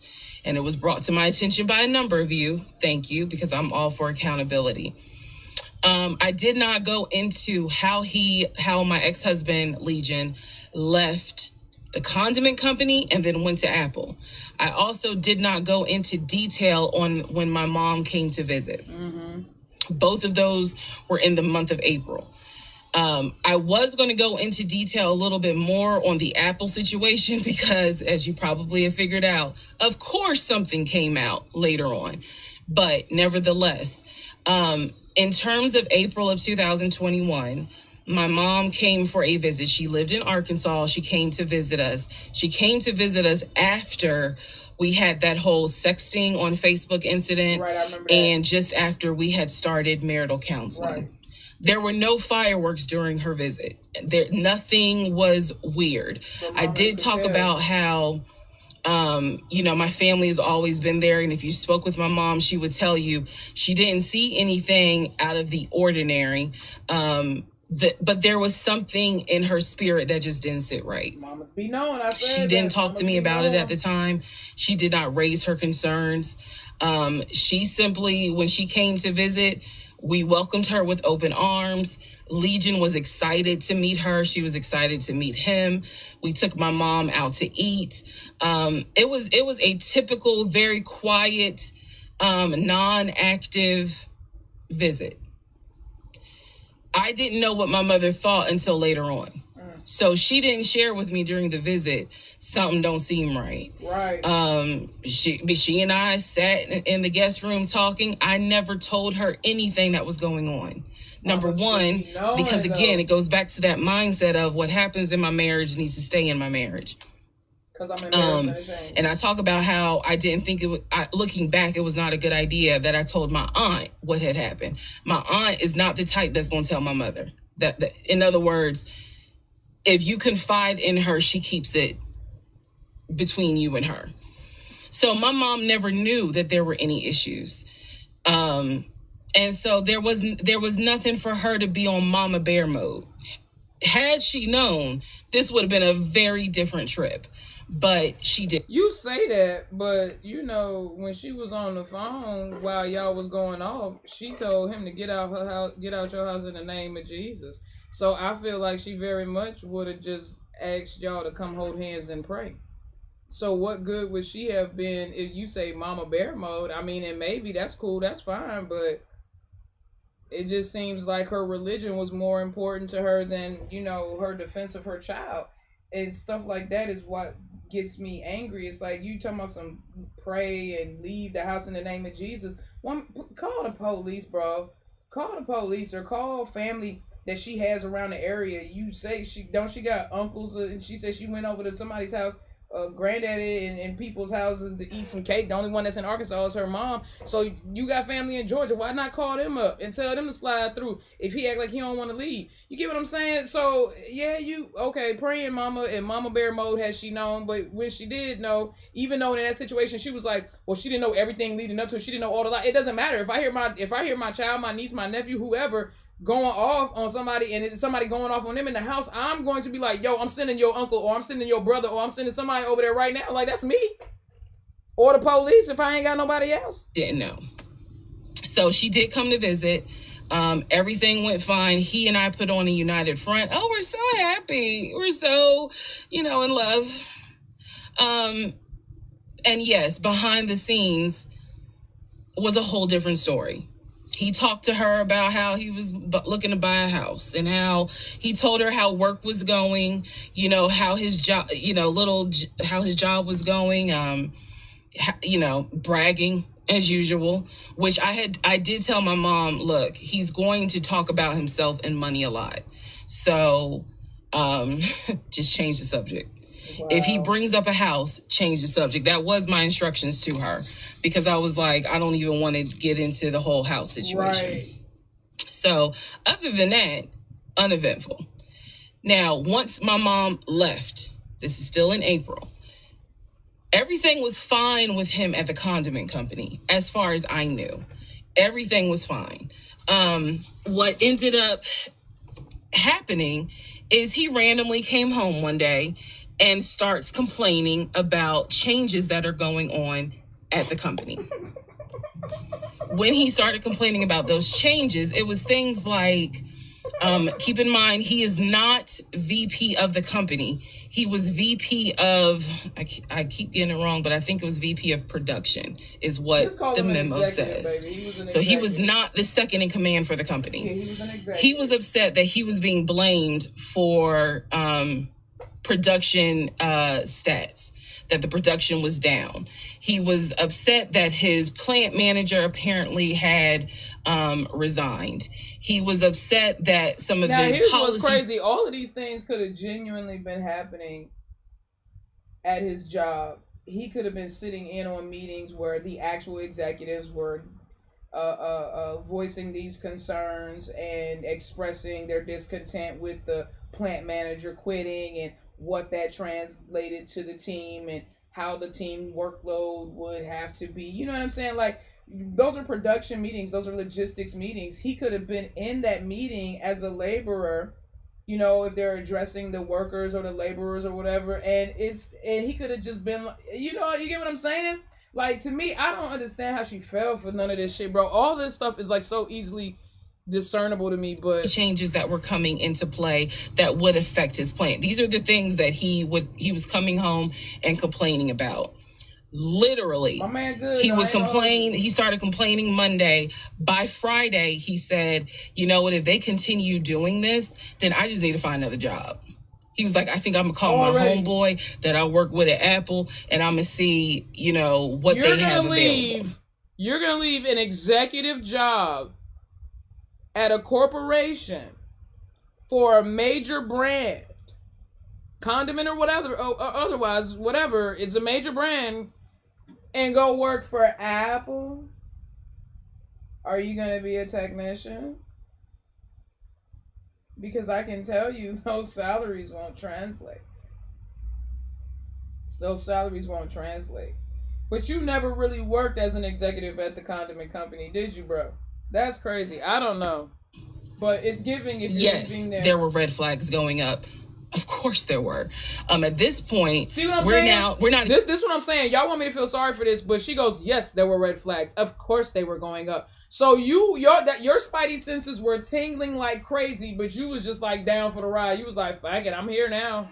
Even dealing with United Nations of red flags. We are dealing with the Olympics. We are dealing with the parade of all nations. Everybody got a red flag. So when he said that, I was kind of like, okay, because I had become numb to...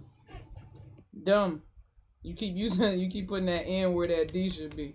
You got to stop doing that. You keep putting that in where that D should be. All the antics that he did, I was numb to it. So he literally said, I think I'm going to call my homeboy and I'm going to see what's at Apple.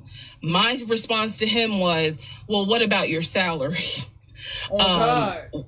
Would you take a pay cut? He was like, no, I'm not going to take a pay cut.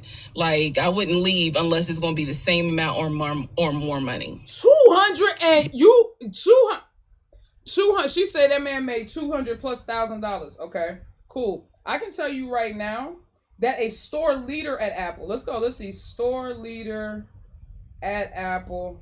Average. It's 6 figures, but it ain't that. Apple salary right here. Boom. A store leader. Here we go. Store leader. With 15+ years of experience in a city like Boston, bro, it's still only $100K to $123K. the amount of money he would have to go to Cupertino to concrete loop, dog. He's going to Cupertino, California to concrete loop and working at the damn, like, you up in the office with Tim and them. You up in the office with $200 and something plus thousand working at Apple? Bitch, not even a store leader with 15 plus years of experience is scratching at that. You're not even scratching at that. Child. Y'all, the next Google week, search. last week of April, I'm at work, minding my own business. He calls me and tells me I've decided to resign. A Google search, you would have saw that he can't make. What? He can't even make that kind of money. And in Atlanta, no disrespect, but they definitely not making that. He's not. He can't eat, bruh. A Google search, and she would have realized this man can't. He can't come close to that. Not even at the highest position with the longest amount of experience. You ain't working at no damn Apple store. I've decided to resign. Don't worry. Don't get all crazy. I had talked to my homeboy. There is a position at Apple, and I'm on my way there now to go and meet him so that I can get some information on the position. We're married, y'all. We're married. So what I said to him was, will you get all this in writing? His words to me were, of course I'm going to get it in writing. I'm not stupid. You know what? I don't even want to talk to you no more. Oh. Click. That's the end of April. Oh, he got mad at you? So that is how I was introduced to this Apple job. Again, if you stick with this series, you will find out exactly what happened. But that's how I was introduced to the Apple job. It literally was in a span of within 2 weeks. And he resigned from the condiment company and immediately said, I'm going to move over to Apple. Just wanted to clarify that. So we will continue on. Making $200,000+ a year. Okay. Part 39, who the fuck did I marry? All right. Everything you're going to hear probably in this part and the next part, all of this happens in the month of July 2021. Divorce has been filed. It was filed the end of June. I got his signature on the divorce settlement agreement. I thought that I had to wait 30 days before I could actually file that with the court. And so this is kind of in the limbo period because I'm still within those 30 days. So he left a book bag at the house, book bag that had all kind of paperwork in there. Inside the book bag, this is the paperwork that I found. Number one, I found a packet from the condiment company where it showed his 401k contributions. It also stated in there that he had been terminated. Oh, he got fired. He was terminated from the condiment company according to the paperwork in the packet that I saw in the book bag that he left at my house. Also in the book bag were paycheck stubs from a previous job where he worked at a cemetery. The same cemetery that he took me to show me where his grandmother and grandfather were. I knew it. I knew that's what she was going to say. This man, that's why he knew where that plot was. Wow. Because remember, she said the only thing it had on there was the name. But no dates or anything like that. So he could just... buried. So let's go ahead. I'll do this video and say, this is what he told me. This is what I confirmed. Damn. He told me his grandmother and grandfather were buried there. He showed me a headstone with a family name on it. If you go back in previous parts, I talk about it. The truth is they are not buried there. He is of no relation to the people who are buried at that particular gravesite. Only reason why he knew about it is because he had worked there. Also in the book bag, it was a copy of a driver's license that he had The address on the driver's license, now this I still don't have an answer to, but the address on the driver's license was the same address as the cemetery. Because I looked it up on Google. How was he even able to do Also that? in the book bag was paperwork from another construction company job, meaning it was paycheck stubs from another construction company here in Atlanta that he had worked for. It did not have dates on it, so I don't know when he worked for the construction company. Did have dates also in the book bag paperwork was unemployment paperwork. So it looked like he had been receiving unemployment just before I met him. I met him in March. It looked like he had been receiving unemployment January and February. Girl, so once again, let's confirm. He did not work for the condiment company for 6 to 7 years. Also in there were scraps of paper from a temp agency where it was information on the job that he had been placed at. Where was that job? The condiment company. He would be a forklift / loader is what it said. So I interpret that to mean he can drive a forklift, but he would have been loading up the 18-wheelers for them to go out to their deliveries. We said it. We called it. Also in this book bag, that injury was giving worker B, not executive. Was paperwork from Clayton County courts, I believe. For a weekend, what is it called? A weekender jail. It was like a weekender jail receipt. So I had to do some research. So apparently what that means is that there is an option where if you have a job, let's say you were sentenced to 60 days in jail, but you have a full-time job. Apparently, the court can say, okay, you'll go to jail on the weekends. So in other words, you have to report to the jail on Friday at 5:00 and you'll be there Friday, Saturday, Sunday. You will get out Sunday at 6:00. Apparently, that's actually a real thing. So what was in the book bag were multiple yellow receipts for different weekends that he had to report and get out of jail. So imagine she found his book bag in episode 10. Last but not least, there were some additional pictures, and then there were some, and when I say pictures, I'm talking about family photos. And then there was another additional copy of his driver's license with the Douglasville address. The one that I looked up that address. The name associated with that address was the same name as the ex-girlfriend. Told you. That he had in between the ex-wife and me. Yep.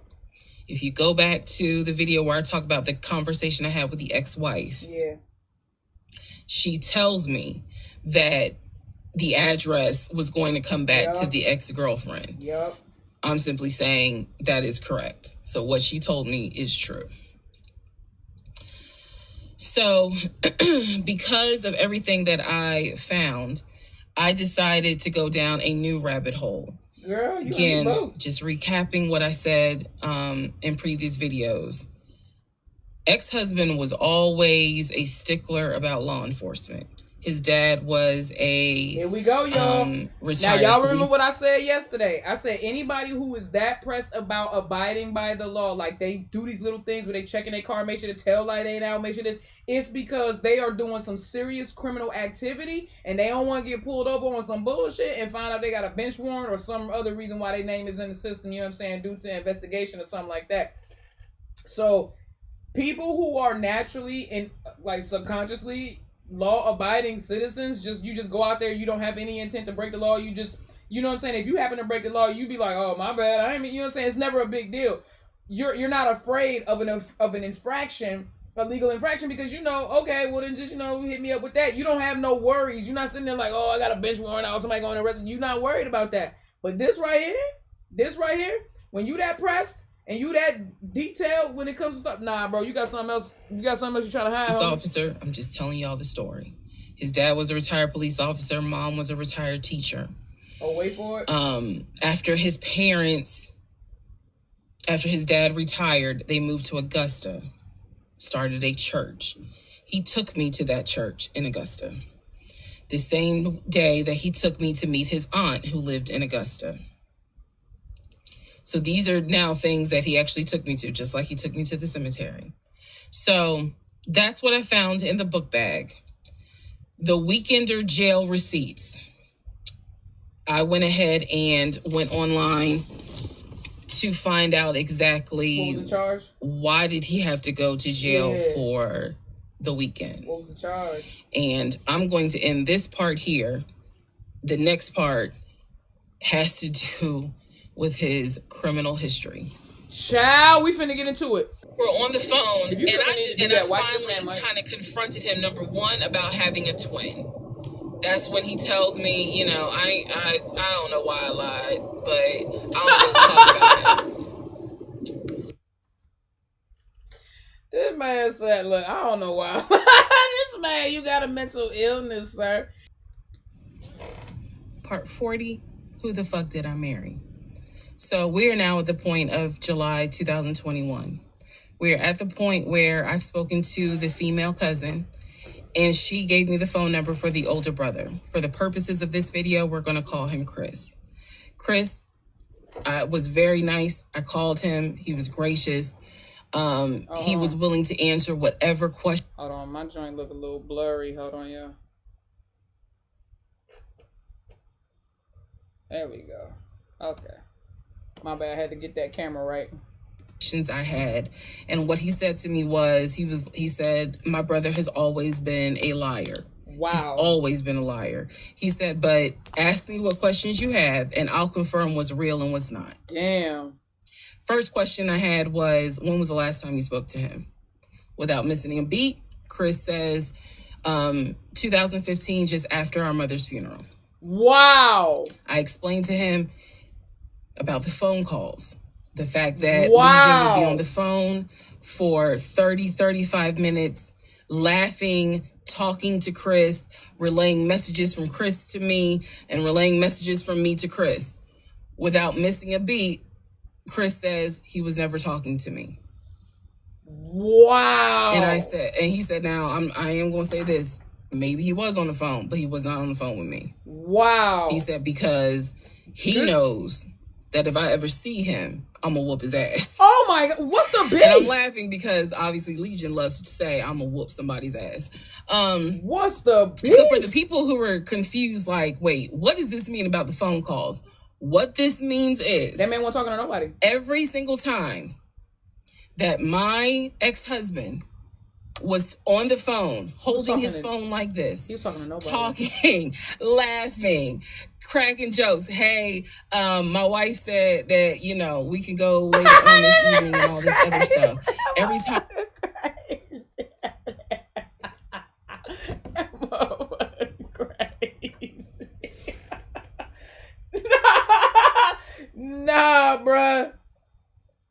Nah, bruh.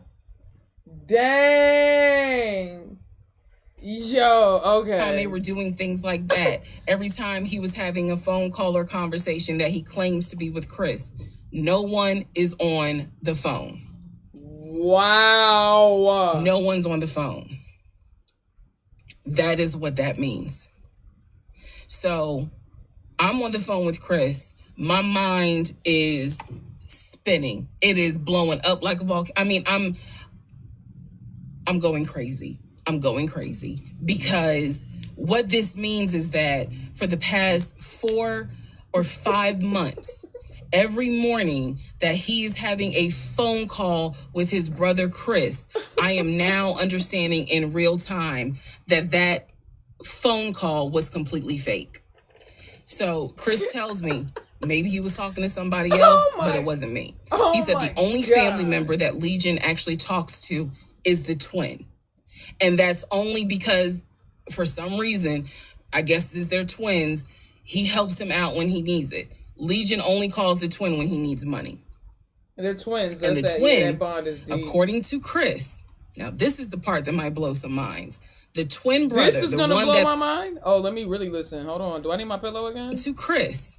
Now, this is the part that might blow some minds. The twin brother, the one that is older by 20 minutes, is VP of his company, is married, drives a luxury car, and lives in like a 4 or 5 bedroom house in Nashville. Damn. he got the twin that shouldn't have been complex. Have you ever heard of that? Probably not, because I just made it up. But he got the, it's to me, it's a real thing, but it's like, I never heard nobody call it that. I'm pretty sure it has a real name. But he got the twin that should have never been complex.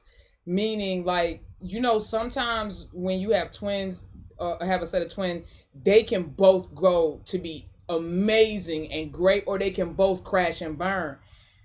But because a lot of times they tend to match each other's vibration and frequency and, you know, like accomplishments in life.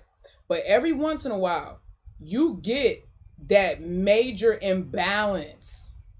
You get that major imbalance where like one twin just excels and the other twin just can't do anything but fail. Legion is the failing twin. And this man twisted himself into knots, like he literally, instead of just going out there and being all the things that he wanted to be, with the mental capacity he put into lying about it, he could have just went out there and did everything his brother did and accomplished a lot of the same things, and just in his own path, in his own way. He twisted himself into knots to become his brother. Oh my God. And them being twins, his brother could still be, you know, his brother may feel some kind of inherent responsibility for him and codependency. And so it's like he can't stand to see his twin fail type shit. And that's why, even though he knows Legion is lying, and, you know, he's every single time he's right there to help him out. Damn. But I call it the twin that should have never been. And it's not that I don't mean it like they shouldn't have been born, because that's not what I'm saying. But I'm saying like the reason why I say the twin that should have never been is because they end up being overshadowed by just how great the other twin is. And they start to literally regress into, or retreat into like a shadow form or a shell of themselves, and a shell or a shadow form of their twin. So I feel like he got a little bit of that going on. That's crazy, bro.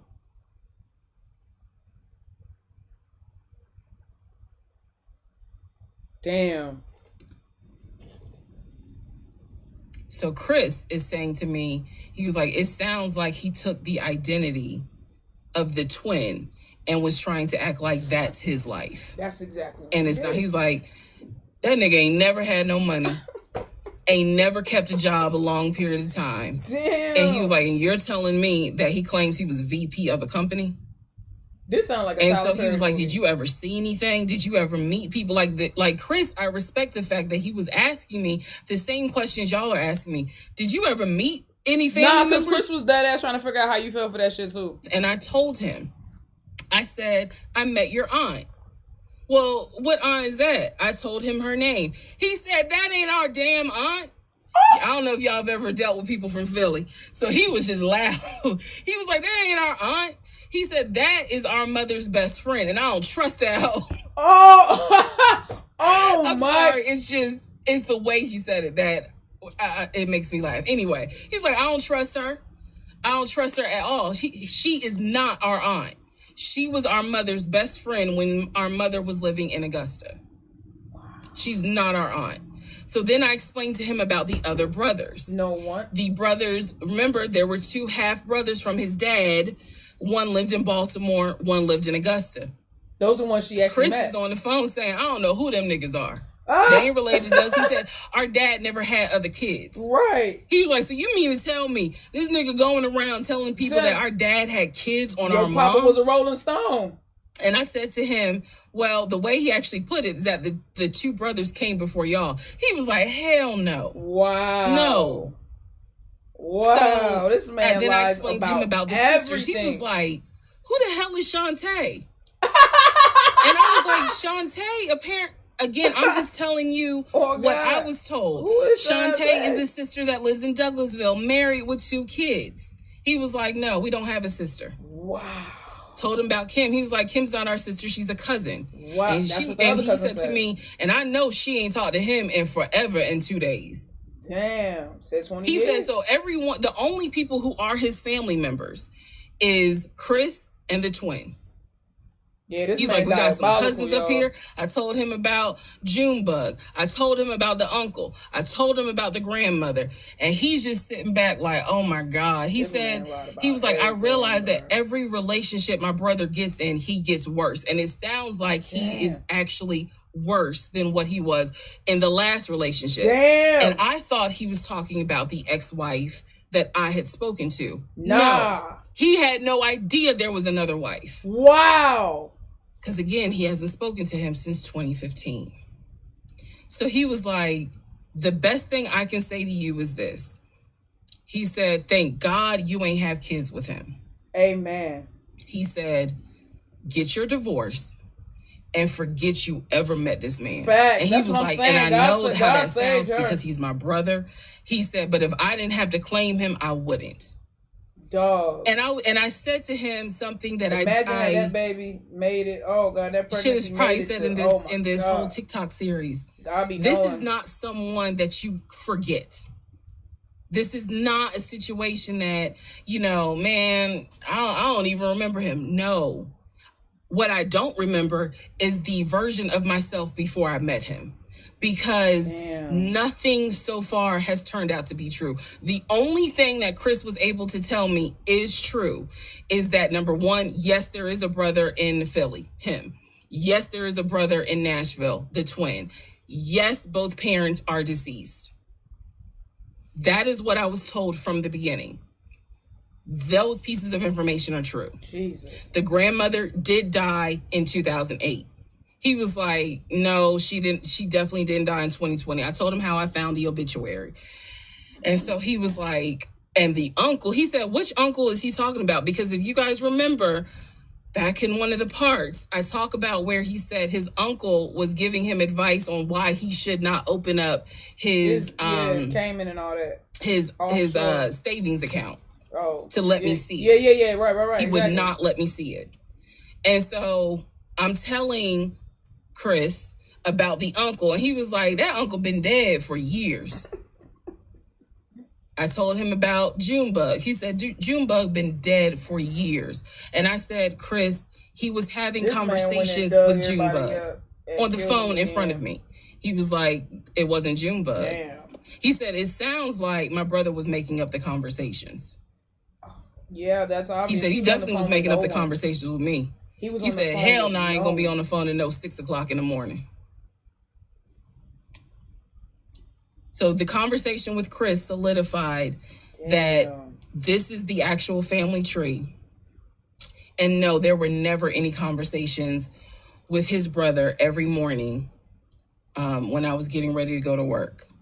They had never talked. This man... That, you know what's, believe it or not, that's the craziest part of this whole story to me, is the fact that he would sit there in front of her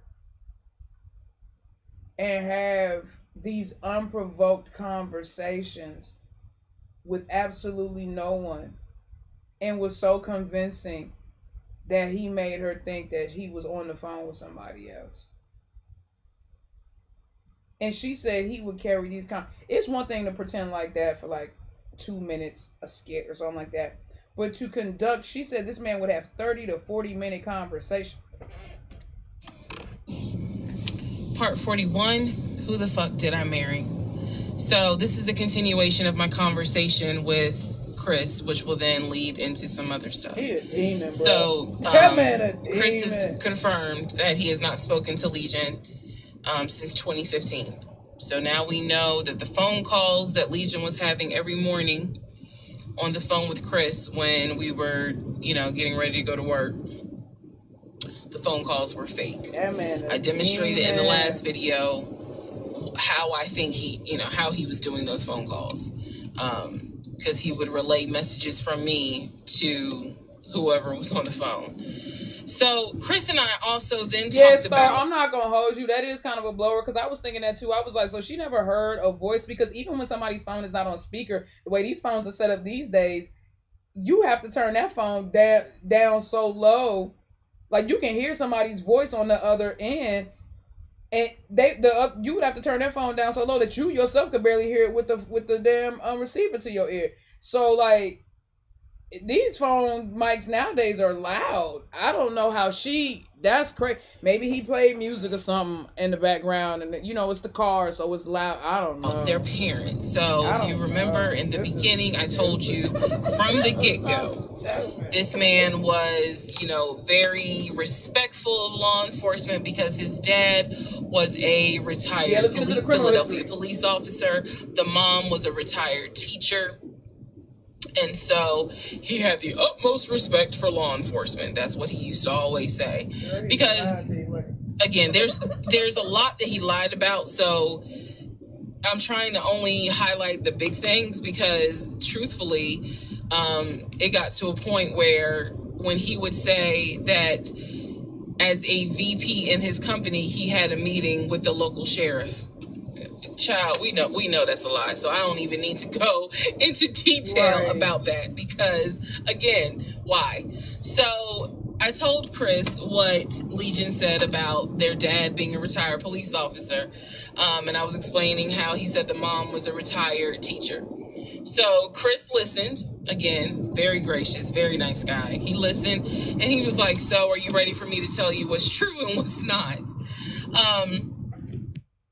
Addie said, but on the other hand, if she really didn't suspect it, then why would she be noticing a voice or not? I notice a voice, but that's what I'm saying. You notice voices. What I'm trying to say is, in the car with my mom, if she gets a phone call, I can hear. I'm not even trying to intentionally hear the person.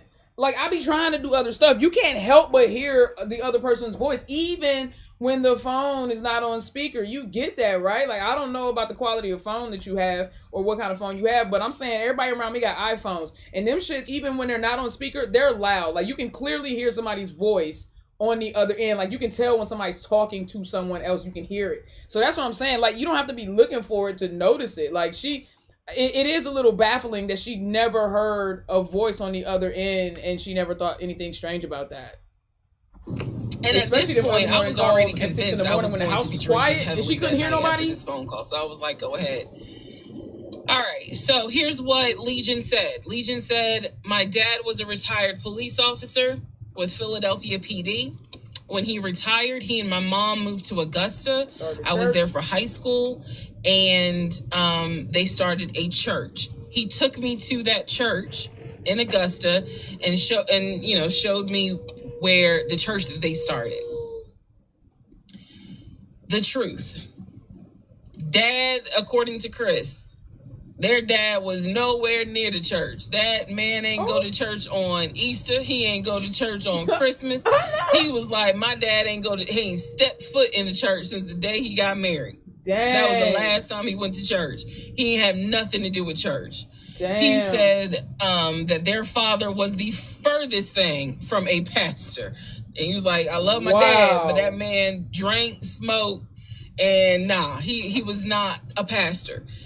The mom was not a retired teacher. She did substitute teach at one point, but she was not a retired teacher. The dad was a truck driver. That's a reputable job. And not only was the dad a truck driver, at one point, he was a correctional officer. But never a police officer. And so I said to Chris, I was like, I said I had no idea, of course. Wow. I had no idea. So now we know the truth. The dad was never in law enforcement. Wow. And I'm not knocking correctional officers. I want to make very clear, because I know that sometimes people that work in law enforcement feel like, look, when I'm out there patrolling, that is not the same as being a correction officer. Yeah. And correction officers may feel the same. So I just want to give the distinction between the two. So the dad at one point was a correction officer. Gotcha. However, his primary career was a truck driver. And so the dad would do long hauls. Bro. So Chris is explaining, no, he was like, now that's funny. He said, if you knew our dad, you would understand how funny that is to even insinuate that he was a pastor. And so I told him about the church that we went to. He was like, oh, okay. So he took you to a church in Augusta and told you that was our parents' church. He was like, now our mom used to go to church, every now and then. But he said, our dad ain't been to church since the day he married mom. So wow. The church that Legion took you sitting there talking about this woman was in love. You know what? I've heard damn near 50 parts. We're on part 41. We are on part 41 of this story. And she has never once emphasized or mentioned how much she loved this man. She never said that. She said she wanted to stay married. She said she saw red flags. She said she got butterflies on their first date when they walked in and he held her hand in the restaurant. She said she found it attractive when he changed her tire. But pay attention. You know how my brain works when it comes to shit like this. She has not one time spoken about how deeply in love she was. That's what I'm trying to get you. That's what she was never in love with him and he was never in love with her. That's not what this was, y'all. That is not what any of this was. She has not said one time. That's why I can't excuse it. I could actually excuse it. If she was like, I was just madly in love, because I know how people can't control, or at least they think they can't control their emotions, right? We've been taught and conditioned that we can't control our emotions and we're just a victim of our emotions. So has she said that? I'd have been like, oh, okay, I get it, because I know how we've been conditioned as human beings to be like, you were just so in love, you could. She has not said that. That girl done mentioned desperation. She wanted to stay married. She mentioned about being afraid of being alone. She mentioned the butterflies, and she thought the tire change was sexy, but she did not one time say she was in love with that man. So don't come and hit me and tell me she was in love. Where? Who? How? No, not this one. She wasn't in love, neither was he. And said that his parents started that church. Neither one of them was in love. That was not true. So he just took me on a field trip for nothing, basically. Remember how he proposed to her? So I told him about the weekend, because I did tell Chris where I worked. And that is when Chris said to me, because at the time I worked in a law enforcement agency. And he said to me, now how does that work? He said, because Legion, he done been in trouble a few times. And I was like, what do you mean? Because I had not yet gone online into the court system to see what type of trouble he's been in. And so he explained to me, he was like, just run his criminal history and you'll see it for yourself. He said, because I don't know all the charges, but run his criminal history. I said, okay. He gave me some homework. I'll run his criminal history. So again, he cleared up a lot of stuff in regards to the family dynamics. He did explain to me that, yes, he does have a daughter. He and his ex-wife are divorced. And I said, well, Legion would talk about the niece. I'm sorry, real quick. Let me correct this real quick. I see y'all having this conversation. He proposed to her while she was pregnant. Okay. He proposed to her while she was pregnant. They had a miscarriage. And then months later in January, they got married. The miscarriage came in July, I believe, June or July, and then of 2020. And then the marriage came in January. But he proposed to her while she was pregnant, which I think is what Krishan was alluding to. That he proposed because she was pregnant, not because he actually loved her, and she didn't accept because she was in love. She accepted because she was pregnant. You remember the way he even said that he proposed, or the way she said he proposed, he just literally was like, bam. Just bam, just set the ring on the table. And she was like, what's that? He was like, well, you my wife now, right? Type shit. So yeah, he proposed while she was pregnant because she was pregnant, and she accepted while she was pregnant because she was pregnant. And they got married later. They got married in January. And would send her stuff for her birthday. And he was like, he said, I'm almost positive my brother never sent anything for my daughter's birthday. And I explained to him, I said, isn't your daughter's name Egypt? He said, no. Who the hell is Egypt? And I said, I was told that was your daughter's name. Right. That's the reason why I'm saying the name Egypt on here, because obviously we're about to confirm that's not the daughter. So I said, I was told that's your daughter's name. I said, I went with him to Rack Room Shoes and bought not Rack Room Shoes. That was my first job. Well, technically my second. What I was told was your daughter. And she lived in St. Louis with your ex-wife. He said, no. He said, my daughter and my ex-wife do not live in St. Louis. He said, I don't know who Egypt is. He was like, are you sure it wasn't for a woman? And I said, well, it was kids' shoes. That don't mean. And he was like, no. He said, kids, and I told him, I said, I went to the UPS store, I mailed it, and it, you know, they printed the label with the girl's name on it, and I'm thinking this whole time it's Legion's niece. Chris is like, I don't know who that is. That's not even the name of one of our cousins. So I have no idea, ladies and gentlemen, who my ex-husband was buying girl shoes for and had me sending them, telling me it's for his niece. Wow. I have no idea. Still don't got the answer to that. So Chris is like, yeah, he finally said to me the same thing the ex-wife said, which is pretty much whatever he told you is a lie. Damn. And I'm being Everybody, honest make with sure you you guys. hit the like button. I appreciate it is very hard to comprehend that everything is a lie. Like, there has to be something that's true. No. I'm like, how was he paying? If he wasn't working at the condiment company, or he got fired from the condiment company, how was he still paying the bills? Keep in mind, we never joined our accounts. He wanted to, but we never did. I'm glad you didn't do that. He wouldn't show me the offshore, the savings account, which of course never existed. So I'm just trying to figure out, like, I know that I saw his checking account. I know that I saw his savings account, and he had money in there. Something had to be true. Something had to be true. Yeah, I need to know about the Chris checking was like, account. no. He said, it sounds like everything my brother said. Everything that he told you was made up. He said those phone calls were definitely made up. He said, I don't know who Egypt is. That's not any family member of ours. I don't know who Shantae is. We don't have a sister. He said, we don't have half brothers. He was like, I'm telling you who the family members are. He said, I am so sorry that my brother put you through this. So now let's go into the next part. Damn. Part 42. Part 42. Who the fuck did I marry? So I finished going through the book bag. Still July of 2021. I finished going through the book bag. There were some other folders with papers in there. He had left the work phone. What I actually found out was that it was not a work phone. It was simply a secondary personal phone. Okay. He told me it was a work phone. Right. I thought that the company was paying for the work phone. The one that had peaches That's in what it. I thought. Right. No.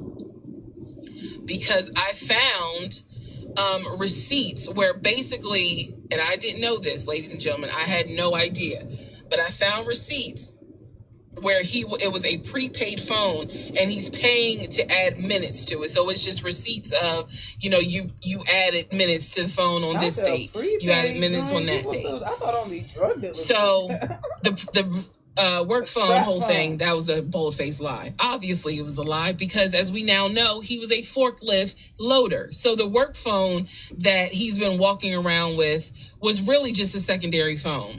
Wow. He had left the phone. He took his personal phone, meaning the main phone, I should say. But the work phone, he left. So I'm going through the work phone, just trying to find some sort of answer. Now what is really burning in my mind is how is it that he had all this money in the accounts? Right. That's the last time I saw him, he's living in his car. That's what I'm saying, bro. He should have had at least 25K. The math is not mathing. I go into not just the photos of the work phone. I go into the deleted folder. So, ladies and gentlemen, if you're going to go through somebody's phone, which I will never do again, but if you're going to go through the phone, don't just go through the text messages and the pictures. Go into the deleted folder. And the hidden folder. Sometimes you find a gold mine. In this case, I went into the deleted folder of the pictures in the work phone. I keep saying work phones because, again, this is just a secondary phone. Yeah, I feel you. It is deactivated. There's no minutes on it. So I go into the deleted pictures. And what I see is what looks like a screenshot of his checking account, the one that I saw with the available balance. Then there's another photo of the screenshot of the savings that he showed me. Wow. Now, one of two things it could be. Either one is not real and it was pulled offline, or two, he took a screenshot of his own account and saved the photos. So this is when I got introduced to reverse Google image search.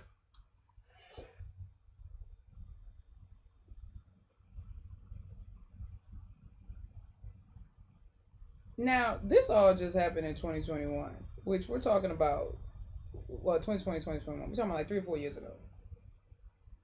Was she not aware that you could find shit like that online and just like, she didn't think to Google Chase Bank screenshots or something? Like, I would have like...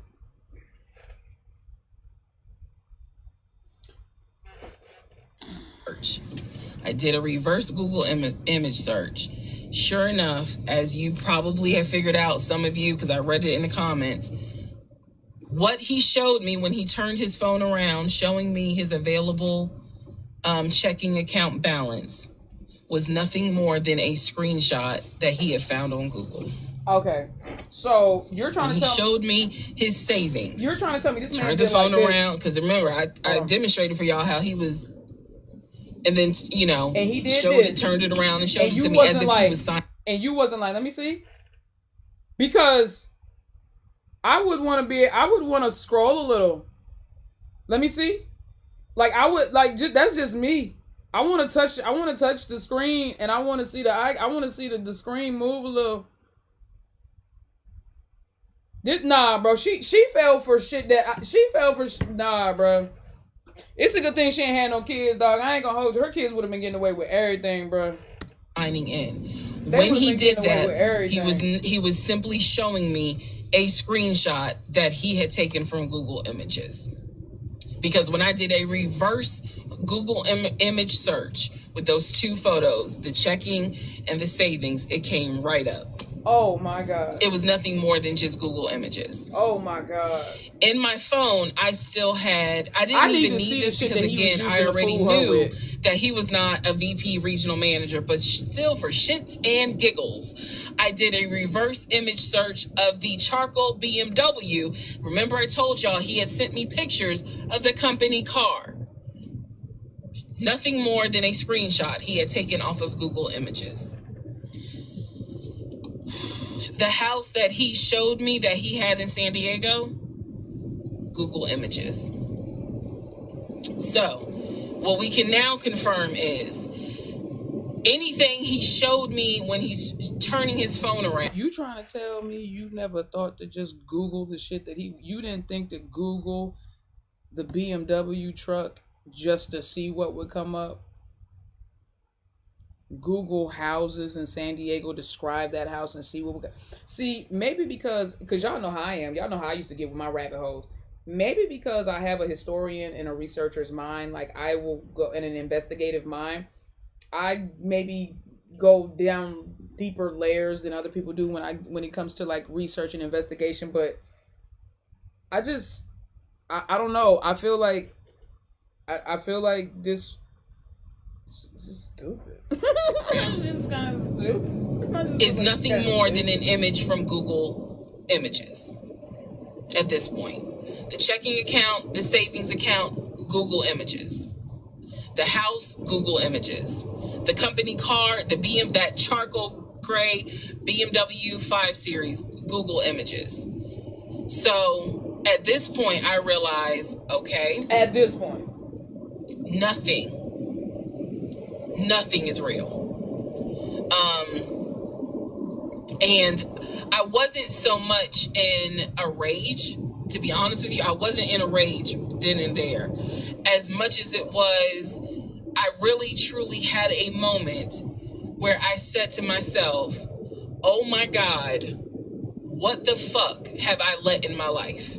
Like, this is not even human at this point. That's really how I felt. Like, again, as someone who I studied psychology, but you have got to stop telling people that. I wouldn't have told. I would have told people I barely graduated with a GED. I would have told people that because you have got to stop telling people that you studied or you minored or whatever you're trying to say with psychology, because this is not. But what fucking school did you go to? San Diego State with him?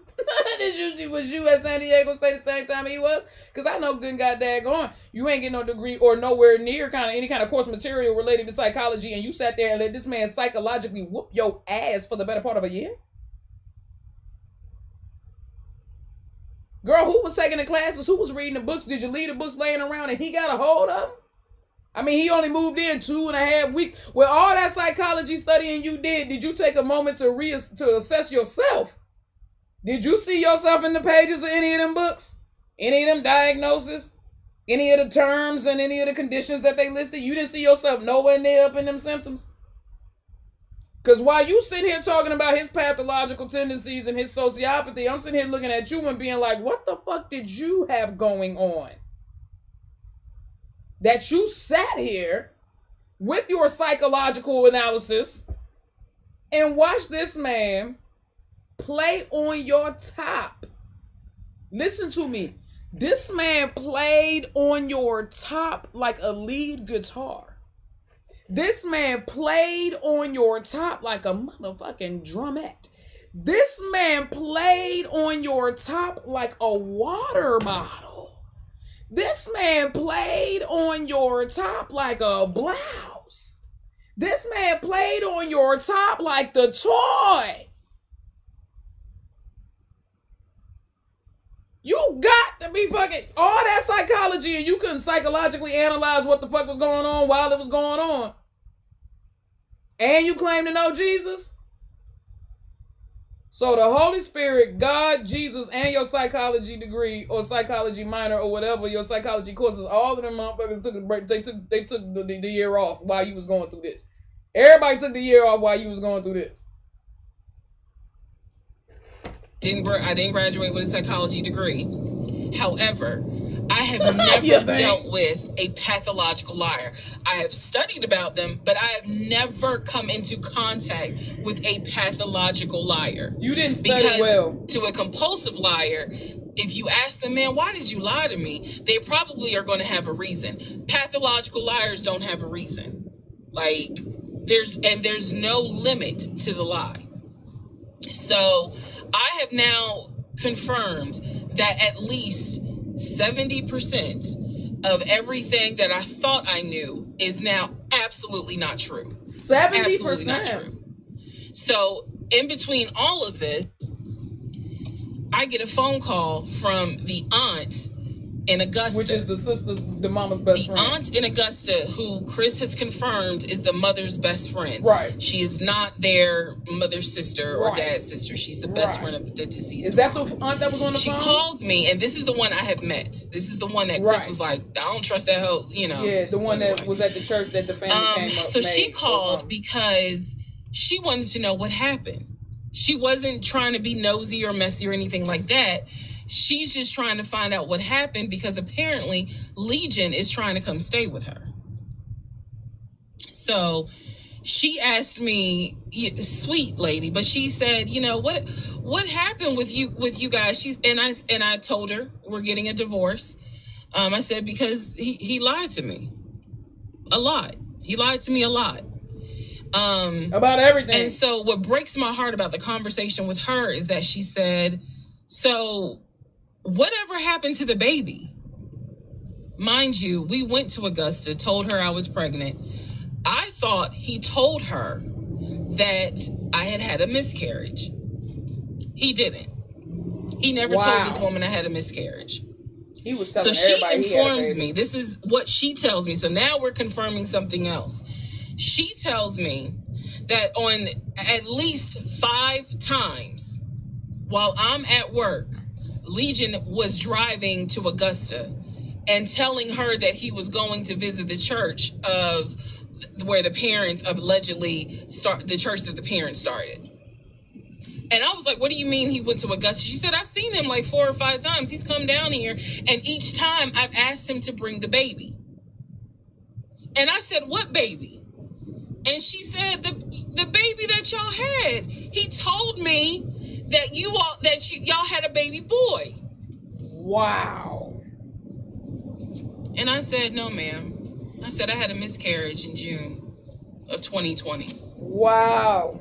And she said, oh my God. Oh, you know, she was doing that whole thing. She said this whole time he told me that y'all had a son in January. And I have been asking him for pictures. I have been asking him to bring.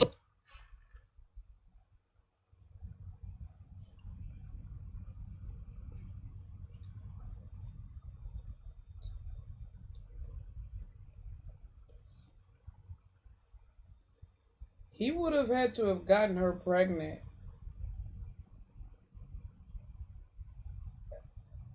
The baby would have been due. I mean, he would have had to have gotten her pregnant in March or April, but they could have. Wow, this motherfucker. I was trying to count the months to see. I was like, was that even possible? And it was possible. It was possible. Based on the time frame, because she did get pregnant like hella fast. So the baby could have been, if the baby was conceived in March or April, then 100% it would have been born in December or January. Or even if it was conceived in, no, it wouldn't have been May, because May was, yeah. So the baby was conceived, I feel like the baby was conceived in April. I think that's when she said the baby was conceived in April. Damn. Both of you down here so I could meet him. Damn. And he always had an excuse as to why he wouldn't bring the baby. And the last time he was in Augusta, he said that he was leaving you and he was taking the baby with him. Wow. And that you were at work. Wow. I am not making this up.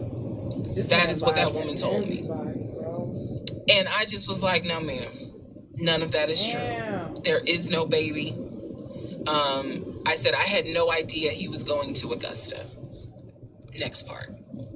Jesus. Part 43. Who the fuck did I marry? So after the conversation with the aunt, again, she's telling me that Legion has been keeping up this lie that we had a son. I have let her know, no, ma'am, there was no baby. We did not have a baby. And I said, I thought that he told you. And she said, he's told a few people that you all had a baby. She found out she was pregnant in May. And she said, because I know some people were trying to send a gift to celebrate the birth. I didn't know anything about that. Didn't know anything about that.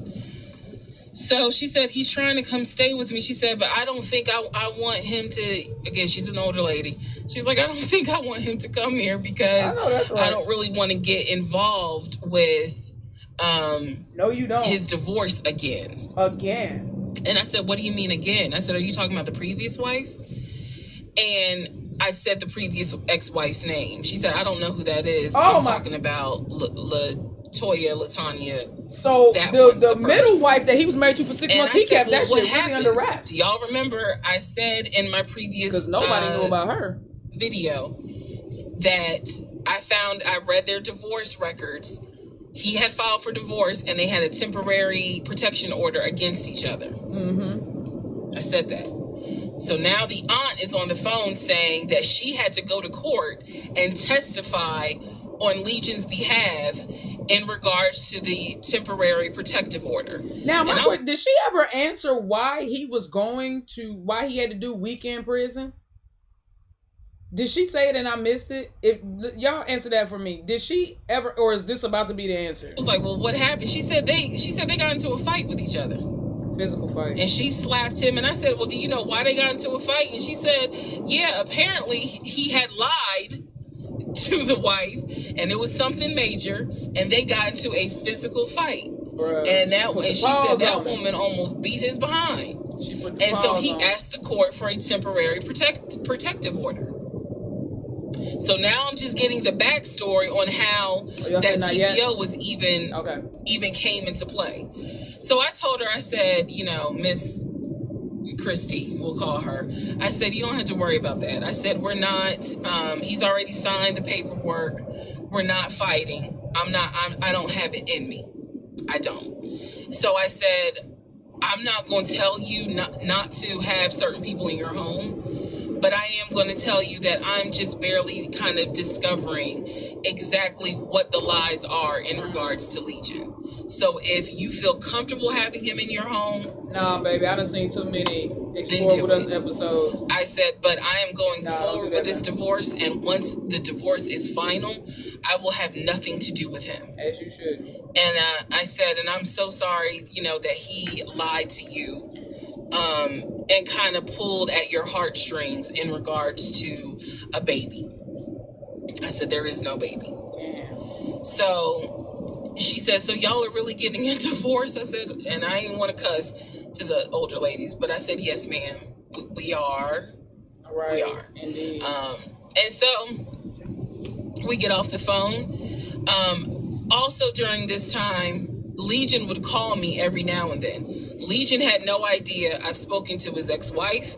I've spoken to his brother. I've spoken to his female cousin. He had no idea. I have now, if we want to go through real quick and talk about what we can confirm. We can confirm that there is no sister. We already knew there was no baby. There was no VP job. Again, he was a temp, and apparently he was making decent money. So what I believe, and this is just what I think off of putting pieces together, I think that he made enough money to pay the household bills, because it wasn't as if the household bills were so expensive. Right. He made enough money to live on his own. Yeah. But instead of him living on his own, he's living with me. Right. So we can also confirm that when he told me that he was paying his car off and he called the dealership and paid his car off, we can confirm that that's a lie. That story will come up later on. Oh my God. So pretty much at this point, the only thing I know to be true, his name, his date of birth, the secondary social security number that was on my background check, and that he has 2 brothers and the parents are deceased. That's all she could confirm. At this point in time of July 2021, that is all I can, that's all that I was able to confirm that to be true. So later on, Legion calls me. He calls me because he wants some money. He just needs a little bit of money to hold him over till payday. And so we're on the phone. The call, again, I was recording all my calls at the time. We're on the phone, and I finally kind of confronted him, number one, about having a twin. That's when he tells me, I don't know why I lied, but I don't want to talk about it. This man said, look, I don't know why. This man, you got a mental illness, sir. You have a mental illness. I don't know why I lied, but I don't really talk about him. Number 2, I asked him why did he get fired from the company. You didn't just lie. You held company. His story is that he got fired because he had helped a truck driver and he was not supposed to. Helped him do what? I know it's a lie. Y'all don't even have to tell me. Right. But you steal or rob for a criminal. Number 3, I asked him, why did you tell your aunt that we had a baby? He claims he never told her that, and that she's old and she didn't know what she was talking about.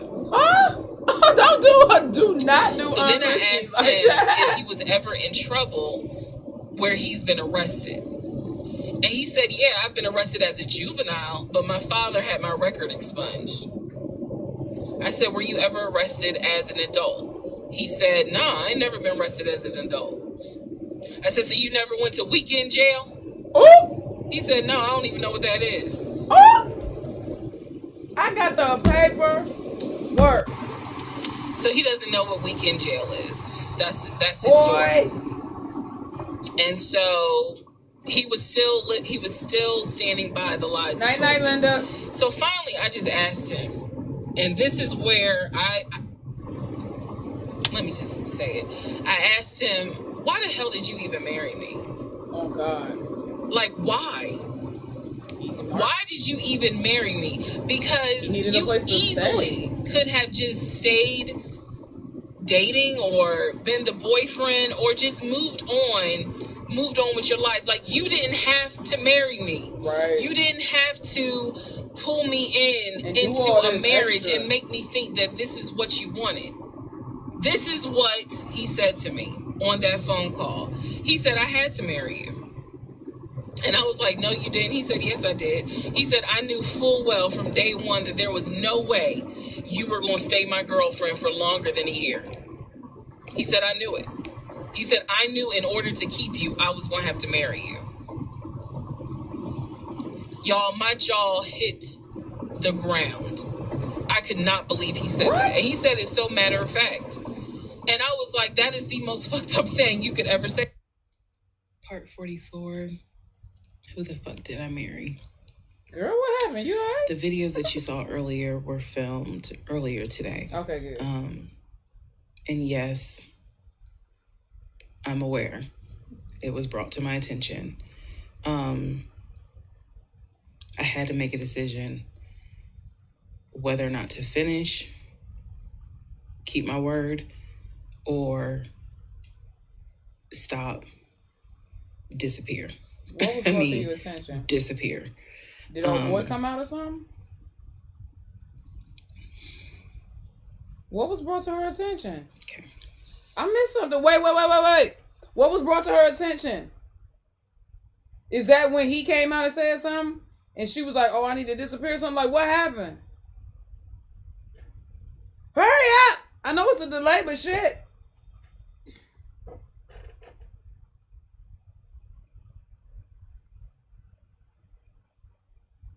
That's what I'm trying to figure out, Addie. Is she referring to the video that Legion released? And is that what she's saying? Now, she talking about something specifically. She's not just talking about the comments getting to her. She said, I saw it. She's specifically saying, I saw it. And I had to make a decision on whether to continue or whether to disappear.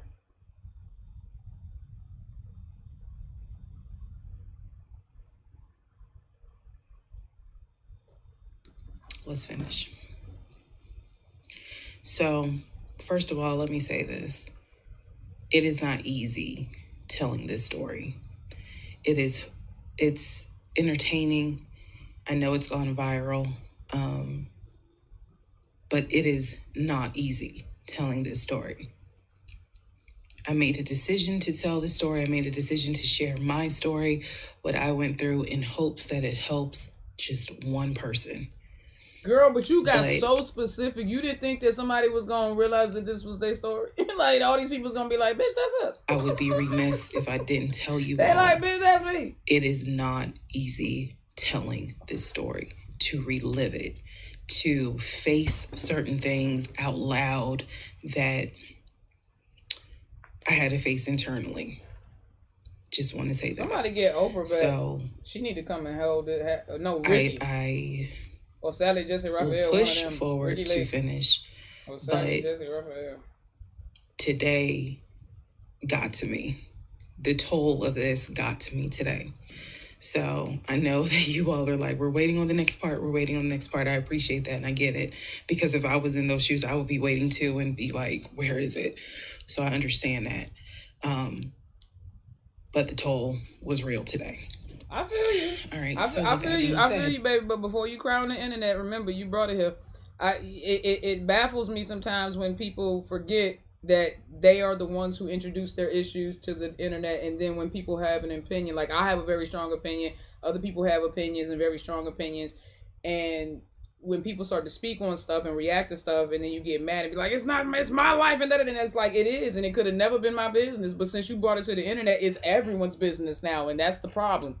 You see what I'm saying? So before you cry and start to play the victim, because maybe all these people are coming out, you had to assume and expect that at some point, if you were telling this story, and those people involved in the story caught wind of the story being told, they may have a say so too. They may want to say something too.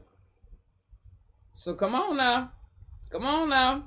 You got to be careful with this. You bring this stuff to the internet and then you want to cry and you want people to feel bad for you. And I'm just not them people. So I'm not that person. I don't have my sympathies broken. In July of 2021.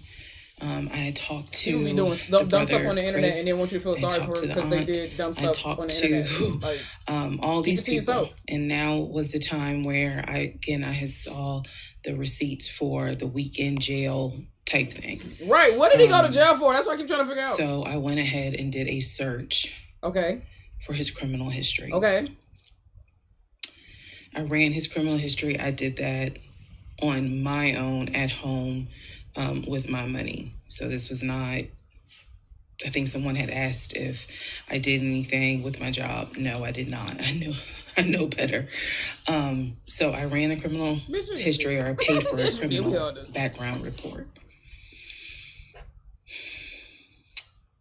For him to say that he appreciates law enforcement so much, it was obviously a lie, because the criminal history showed that he had been arrested for criminal trespassing. He had been arrested for suspended license, suspended registration. But the big thing was impersonating an officer. If you don't know anything about impersonating an officer, it is a felony.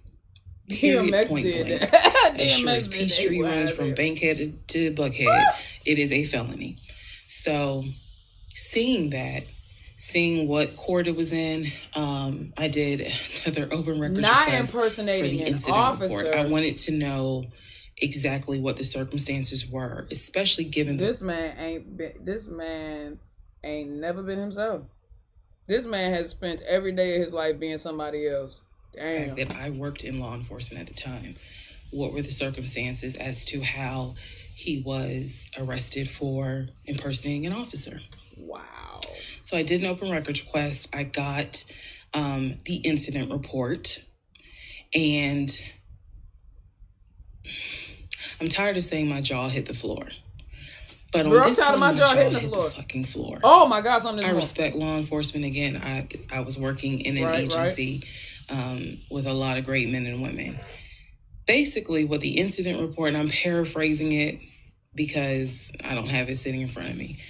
Basically, what the incident report shows is that he pretended to be an officer using a badge. I later found out it was the badge that his dad had as a former correction officer. Wow. Same last name. Wow. So he was pretending to be a police officer at an apartment complex on the south side of Atlanta. Wow. And proceeded to tell people that he was an investigator and he was looking for drugs. He also proceeded to try to pat down someone. Bro! Hey, bro. Southside Atlanta, you're literally telling people I'm an investigator, I'm looking for drugs. You know, they not afraid. These young kids these days, and that's really in the streets, really in the street life. It don't matter if you're talking about Atlanta, Miami, New York, Chicago, Detroit, LA. It doesn't matter. You'll get that they not afraid to shoot cops no more, right? They kill cops. They are not afraid. I saw a police chase where a kid was hanging out, a 16-year-old kid was hanging out the window, shooting an AK-47 at the cop car. It was on the it was on the cop's dash cam. These kids don't give a fuck. Bro, you walk into the wrong hood in Atlanta and do that shit and see, bro, I don't care. You can come up in there fully squatted up and they'll put some hot shit in you, bro. Are you serious? Then also proceeded to try to go into this man gotta be on drugs. Apartment I and agree. do a I agree, search. Denise. This is in the incident report. So naturally, the woman who he was trying to get into her apartment to do a search, you asking the wrong questions, my guy. Either work with or worked at a local police department. So she just simply called her coworkers or called her homeboys or whatever. This man literally tried to break into the house of somebody who worked for the police. I mean, it's like God be trying to save him from himself, yo. And so he was subsequently arrested and subsequently was charged and found guilty. Idiot. That is what I found in his criminal record report. It is fair to note, had I known that he had a criminal history, we never would have even finished date number 1. On God. Some things I'm just not going to get involved with. On God. If I know from the you can call me bougie, but don't you tell me you got a criminal history or that you've been arrested. I don't find that shit cute. I don't find it attractive. I ain't never had handcuffs put on me, not in sex play or in crime, in the midst of a crime. So I don't play. I don't play about that. What does this mean? Again, we've been going over what's the lie, what can you confirm? I can confirm that there was no way that this man ever had a passport to take me to London. Did not say that. Did I not say that man ain't had no passport? Voting in the election, there's no way that he did, because he tried to tell me that he was still a registered voter in California and that he did it online. I knew it was a lie, but again, this man lied about his voting status. I'm able to confirm that, yeah, you never had a passport. I told y'all that man said he ain't never had no passport. I told y'all that man ain't had no passport. I know. Mean something to me. Boy, you can't get no damn passport. He wasn't eligible to. So when now I know that when she came home and found that folder on the counter with the bow on it, and she opened that joint up and it had a London itinerary, he was sitting there watching her react, and he was like, "You like that, baby? I'm gonna go and take you. We gonna stay at the Savoy." Oh my God. He was looking at her with the straight face and the wide eyes. He's like, "Oh, we gonna stay at the Savoy. Yeah, you gonna like that." Man can't leave this country to save his life. That man couldn't leave this country to save his life. You said you can vote online. Not as far as I know. You got 2 options. You got the mail-in ballot, and you can walk in there. You can go to a local voting registrar, right? A local voting location, and do the in-person voting and feed it through the machine. I ain't never heard of no online. And I was in the military. I feel like if there was any way for us to vote online, I feel like I would have known. But, I don't know. Maybe they're doing something new. When DeJoy took over, him and Trump may have figured something out, because they don't trust mail-in ballots. They don't trust the walk-in ballot. So what the fuck do you trust? Maybe the online ballot will do. Maybe they'll trust that. Because what? Child. That not only have you, yes, been arrested. Now, what happened as a juvenile, I don't care. But you have been arrested. You have done some sort of time. And now it explains why you knew your way around the county so well. If you go back to the previous videos, I had mentioned that I was wondering, how do you know your way around here? And the story was his sister used to live in this county, and he would come visit when he would fly in from California, when he would go see his parents in Augusta. That was the story. This man lied. So that explains the criminal history. And I'm also going to take you guys back and remind you when I had to go in for my polygraph, and how the polygrapher had asked me, do you know anyone that is a convicted felon that you have relationships with, blah, blah, blah. Damn. And remember, I said to him, my husband and I are estranged. I honestly don't know. Yeah. Fast forward to July, where I find out that, yes, in fact, on top of everything, I was married to a convicted felon. Damn. Had no idea. That could have fucked her up, No idea whatsoever. And it's nothing but the grace of God that I was honest with the polygrapher and telling him, look, I don't know what's in this man's background. Wow. To say that I have no idea who I married is an understatement. It is a complete understatement. It's fair to say, well, you only knew him for like 2.5 weeks before you quarantined with him. That's fair. And I can understand that, and I take responsibility for that. Cool. But in the big scheme of things, I had no idea the creature that I was sleeping next to every night. No idea. All right.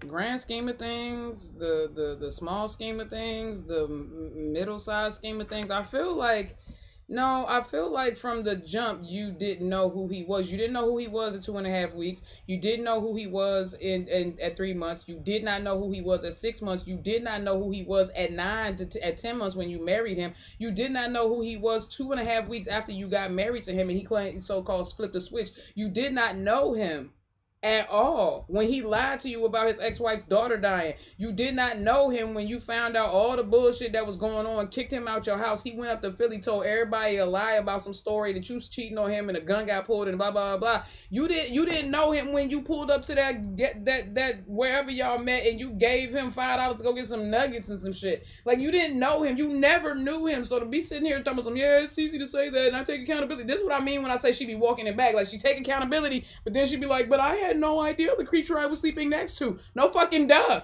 No fucking duh. At what point would you have gotten to know him? You jumped all of the steps of getting to know and then moved straight in, let this man move in with you, and then you thought he was going to be like, okay, well, now that I got you, I'm going to start telling you the truth now.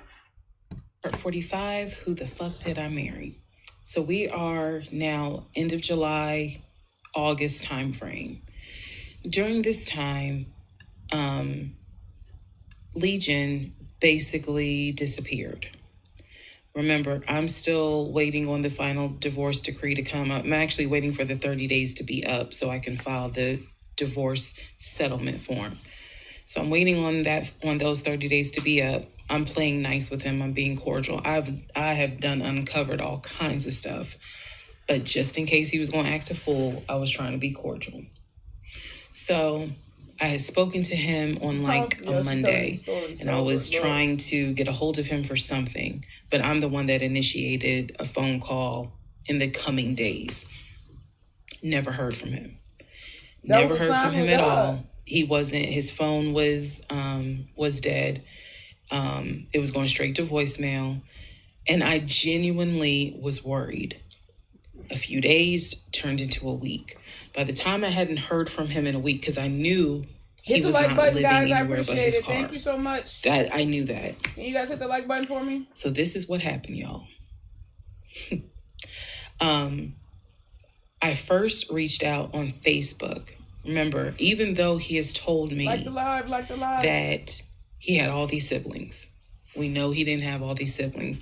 But remember, I told y'all I had met the brother in Augusta and I had met the brother in Baltimore. These are people I've met. The brother in Baltimore I talked to on FaceTime. Yeah. The brother in Augusta I've actually physically met, hugged, shake hands, all that. You said all that, yeah. So I reached out on Facebook to people that I remember him talking about all the time. The friend Omar, the brother in Augusta, the brother in Baltimore, another cousin in Augusta. I was doing a search for these people's names, just like, hey, have you heard from Legion? The brother in Augusta told me, no, I haven't heard from him. I've been trying to reach him, but the phone's going straight to voicemail. I knew he was living in his car. So my brain was doing everything it could not to go on the deep end. I reached out on Facebook. That's a lot of energy to the brother in Baltimore. I'm sorry. And I said, hey, gave him my name. And I said, have you heard from Legion? Now, mind you, the brother in Baltimore and him have talked on speakerphone. I guess it's important that I make that distinction. They have talked on speakerphone. So I know that they have talked at least in 2020. So I said to him, again, according to Legion, they talk all the time, but I have heard them on the phone in 2020. So I said, have you talked to him? The brother from Baltimore informs me, no, I ain't talked to him. He owes me money. So I ain't got nothing to say to him. Wow. And I said, wait a second, he was telling me that y'all are brothers. He was like, man, he's like a brother. But I don't fuck with him because he owes me money. So they had not spoken. This is now July 2021. So they had not spoken in well over 6 months. Since you heard him in the... Dang. So all the phone calls, this is what it means, guys. All the phone calls that he had with the brother in Baltimore in 2021 were not real. Then I reached out to the Omar guy. And I remember the story was that he and him known each other's years since California, worked together at the condiment company. I reached out to Omar and said, have you heard from Legion by any chance? Explained who I was. He responds with, and I'll never forget it, he responds with, no, I have not heard from him. I have absolutely no contact with him whatsoever. We are not friends. And I would appreciate if you do not reach out to me again about him. Damn. The stories I was told. So let me get this straight. His real older brother, his real cousin, his mama's best friend / auntie, dude from Baltimore who was his friend, but now he owe him money. Dude from Augusta, he said, I'm not his friend. I ain't had no contact with him. Don't even bring him up to me. Ex-wife is like, I don't want nothing to do with him. Please don't mention my name or tell me anything about him or call me about him again.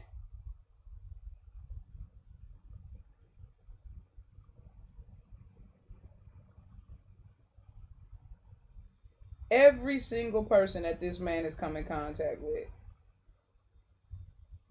wants nothing to do with him.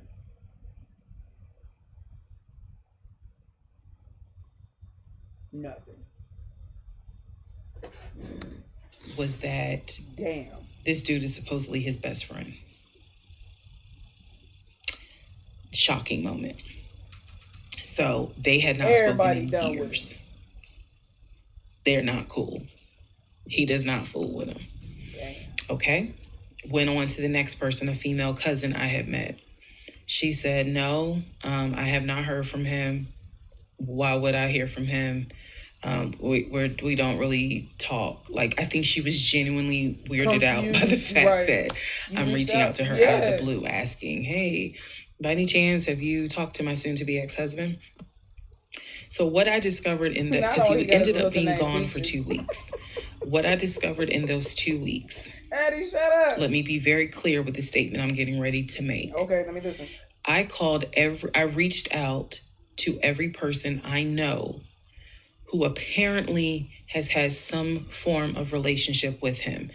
Either he said that they were friends, they talked on the phone, he said they hung out.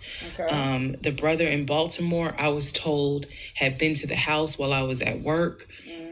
Brother in Baltimore said, no, that never happened. I've never been to your house. Wow. All these people knew that Legion was a liar.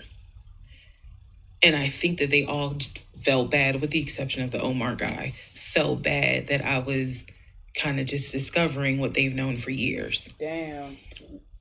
In those 2 weeks, I found out every single person I reached out to, not a single one of them gave a shit if that man was dead or alive. So why do you? All of them had the attitude, some even said it, no, I haven't heard from him. I don't care to hear from him. Yup, that's it. It was as if... That's it. It was, for me, it was such a sad moment. Damn. Because I discovered this man has no friends. He isolated himself from everyone. Fuck whatever he has said. I am now able to prove it. He has no friends. No family. There is nobody who is concerned that they have not heard or seen him in over 2 weeks. Some people months. When nobody gives a fuck. One guy years. None of them were concerned. There ain't nobody that's gonna cry for you if you die. So basically what I'm saying is that I discovered he had burned bridges with everyone. Damn. Burned bridges with family, burned bridges with so-called friends, burned bridges with fake brothers, fake sisters, fake aunties, uncles, everything. And that's why he married you. Facts. Bridges with everyone. He had nobody. He had to marry her. That's crazy. And for me, that was more telling than anything else. Yeah, it would be. Yes, I knew he was a liar. Yes, I knew he had made stuff up. I was genuinely surprised to discover nobody gave a shit about this man. Damn. No one. I had never met every single family member, but the fact that he was living in his car, the fact that he wasn't bathing and was just had disappeared was shocking to me. So, where was he for those 2 weeks? Glad you asked. He had checked himself into a behavioral hospital in Augusta. Why? Not to get help. No. This is July in Georgia. It's hot as hell. It's sweaty. It's damp. It's humid. It's everything. He checked himself into a hospital so he could stop sleeping in his car for 2 weeks. When he checked himself in, they took his phone, and that's why no one was able to get a hold of him. And by no one, I mean me. Wow. He checked himself into a hospital so that he could have a bed for a couple of weeks. Damn. That's the type of human being. That's karma. That I was dealing with. That's karma, though. That's what I'm saying. Like part 46. Oh, who yeah. the fuck did I marry? We coming down to the wire now. After the whole missing in action debacle where he disappeared for a couple of weeks, Legion started calling and texting me, telling me that he was ready to come home. Boy! Yes, boy! Correct. So, come home. Someone had told him you want to find a home to go legally he did not have to leave the house when I kicked him out because it was a marital home and he had just as much right to be there as I did. Who told him that? So he started harassing and calling the shit out of me. He was calling, 30 times in 1 hour. He was he was Facebook Messenger calling me. Let me be clear. No. Facebook Messenger calling me. He was calling me so much. He was messaging me saying, I'm coming home. I'm going to get some money and drive up from Augusta. You have to let me in the house. It's not fair what you're doing. All this other bullshit. It was nonstop. He would start calling at 7 o'clock in the morning. He would not stop calling until 10 o'clock at night. Police immediately. Immediately 911. So immediately. Much. Leaving messages, like I said, just straight up harassing me. Immediately 911. So I reached out to attorney friends. I reached out to local law enforcement. Okay. Local law enforcement informed me, well, technically, he's right. They're worthless. Because they're worthless. He is still legally your husband. Our divorce had not been finalized at this point. The paperwork had been sent in. I was just waiting on the judge to give me her signature. Expedite that, bitch. But it hadn't happened yet. So the local law enforcement did tell me if he comes back, our officers would have to let him in the house. Damn. You don't have to stay there. They gave me different options. I was trying everything in the book because he is saying, I'm coming back to the house. I told him, do not come. You were not welcome. I'm not letting you in the house. Again, the locks had been changed. The code had been changed. So I told him, if you come to this house, step foot on this property, I'm calling the police and getting you arrested for trespassing. Mm-hmm. You should know about that. Ooh, not bringing up the criminal record. He was adamant that he was allowed back in the home. He didn't know the conversations I had with local law enforcement, but somebody was in his ear telling him, nah, you can go home because she's not allowed to kick you out. Mm-hmm. Okay. So I didn't know when he was scheduled to come because he was trying to get the money for the gas to get back to Clayton County. I tried everything I could. Basically, what my options were simple. Let him in the home, and I can stay in the home, put him in a room, just have no dealings with him. But again, I don't want to be under the same roof with him. This is what the local police told me. I could have an officer go room to room and let his body cam film the room to see the condition of the house. And if Legion showed up, I would leave the house. I can go to a family member's home and stay there. Okay. This is literally in August, right before my lease is up. So I was already moving. I had already secured another home. Yeah. Did exactly what I said I was going to do. I know that's moving right. to Cobb County. Cobb County, baby. So I just needed a couple of weeks before I vacate the home. So the other option was, again, have the officer film the home with the body camera. That way it shows what the condition of the home is at the time that he moved in. So if anything gets messed up, I can sue him. And for what? Sue him for? That right, bro. Come on, you wasting my, now you wasting my time. Not the police wasting her time. Everybody was wasting her time. I can stay there with him, make life miserable. Everybody wasting Reesateesa's time. So my plan was the option of have them film the home. I was not staying in the same house with him. Yeah. I didn't care. Also, there was no guarantee, and I told the officer this, look, if y'all allow him to stay in this house, I am telling you by tomorrow morning, every utility in this house will be off. He will have no running water. He will have no air condition. I know that's This place will feel like a sauna. He'll turn into a squatter real quick. Officer kind of chuckled and was like, again, ma'am, I mean, this is one of those domestic situations. He is allowed in the home. Okay. So again, I had no idea when he was situations like coming. that always make me look at cops with this side eye, because I get what you're saying and everything like that. But if you know that you're sending this man into a situation where this woman wants him out and don't want to be around him, what are the chances that that's probably going to turn violent and he'll kill her or she'll kill him or something like that? And then the cops will show up and be like, oh, I guess we got to do paperwork. Like, they so useless sometimes. I was on pins and needles every day. I'm seeing the phone ring, like I said, about 30 times every hour. I'm seeing the messages. I'm seeing this. I had reached out to a police captain. I had reached out to the chief of police. I was trying to get all kinds of help. Yeah. Like, it ain't what you know, it's who you know. That was him still abusing her. So he eventually tells me, I'm going to be there on Wednesday. This is just an example. I'm going to be there on Wednesday. I had been calling a police captain who was really gracious, really kind, and was trying to help me, because I was like, bro, I just need 2 weeks and I'm out of this house. And we already knew he legally could not go to the new house. I was trying to see if I could move in early to the new place. The landlord was like, I really can't let you. So I felt like I was running out of options. He's saying he's coming. He's saying he's coming. He's adamant he's coming. I guess somebody felt sorry and gave him some gas money so he could drive from Augusta up to Clayton County. I hate people like that. So the day before all this goes down, the police captain called me. And he informs me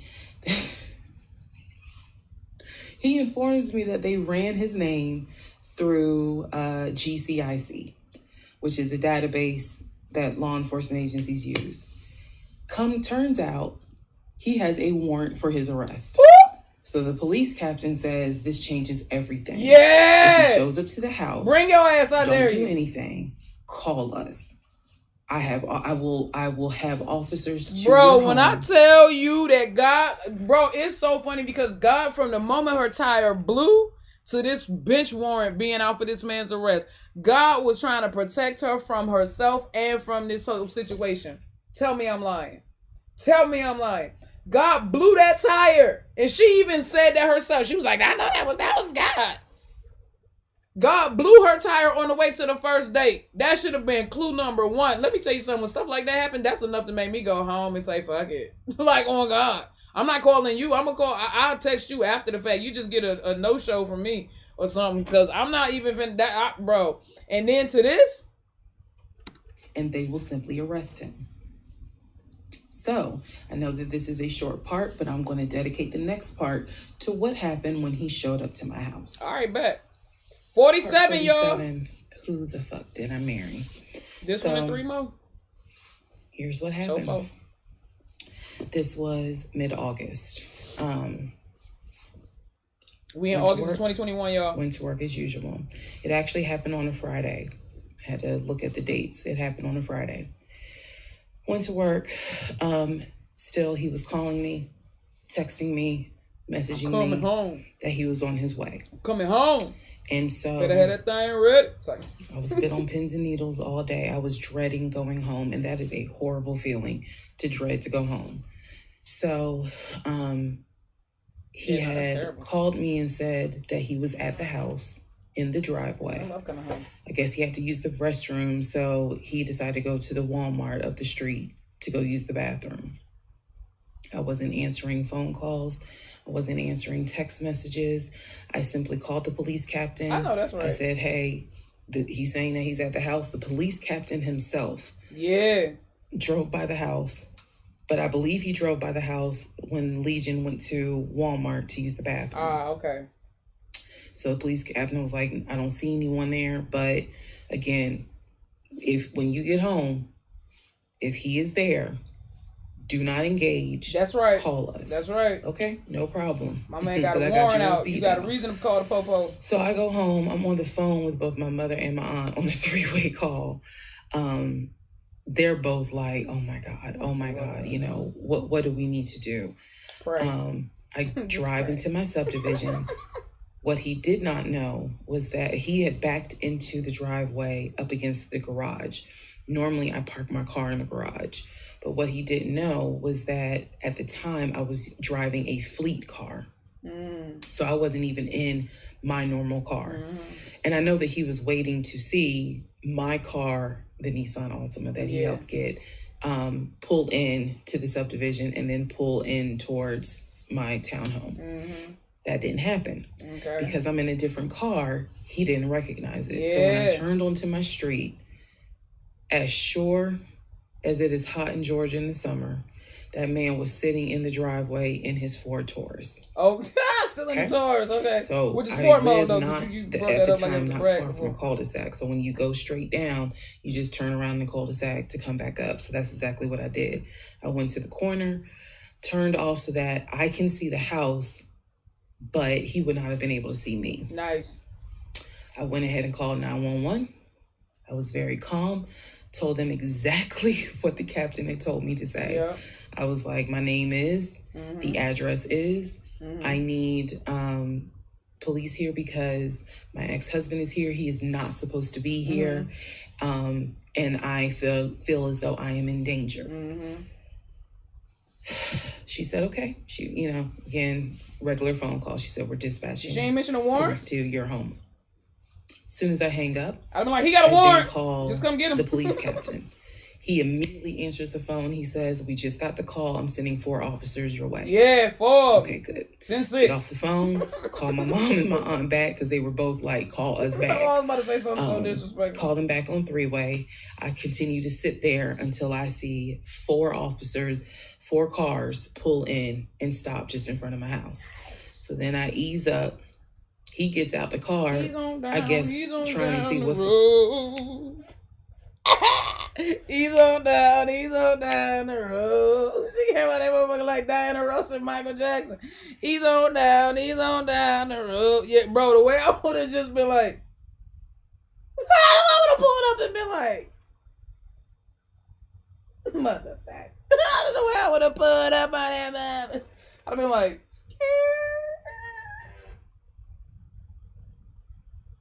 I would have winked at his ass. I would have winked. I explained to the officer that walks to my window, I say, you know, this is what's going on. So I was trying to sound extra law enforcement smart. Right. I was like, check him through GCIC. You're going to find that he has a warrant out for his arrest for violation of probation. Come on now. And the officer kind of smirked. Yeah. Because she was like, we know. We already... Cap already... Right. Check GCIC. The Cap was already on it. So I was like, okay. So anyway, they tell me to sit in the car. They go up to the window of the car and get him, ask him to step out of the car. He's on down. He does. He's on down to jail. When he stepped out the car, I was like, oh my God. Wow, what happened? I hadn't seen him since the end of June. The nuggets. When I met him at the UPS store. And gave him some nuggets. And he looked bad then. Right. He was still in the same clothes. When I told you guys when I met him, he was like a size 3X. What got out of the car? Oh, what? Not what got out? Was easily a medium or large. She said what got out the car. That is how, and it makes sense because he probably wasn't eating. He was a medium. Except for somebody gave him $6 for chicken nuggets. But what got out of the car was something. Sounds like karma. Didn't even recognize. Sounds like karma. So somebody who you got out the car who you didn't recognize, and that makes sense seeing as how he was somebody who you didn't recognize throughout the whole relationship. So yeah, like I said, karma. Out the car on his ass. Him. There was no incident. I let karma do what revenge came. He was arrested peacefully. They put him in the back seat. Let karma do his work. My neighbors are all looking like, what is going on? And so the officer comes up to me and she said, he's asking to speak to you. Do you want to speak to him? No. Not even. I said, yeah.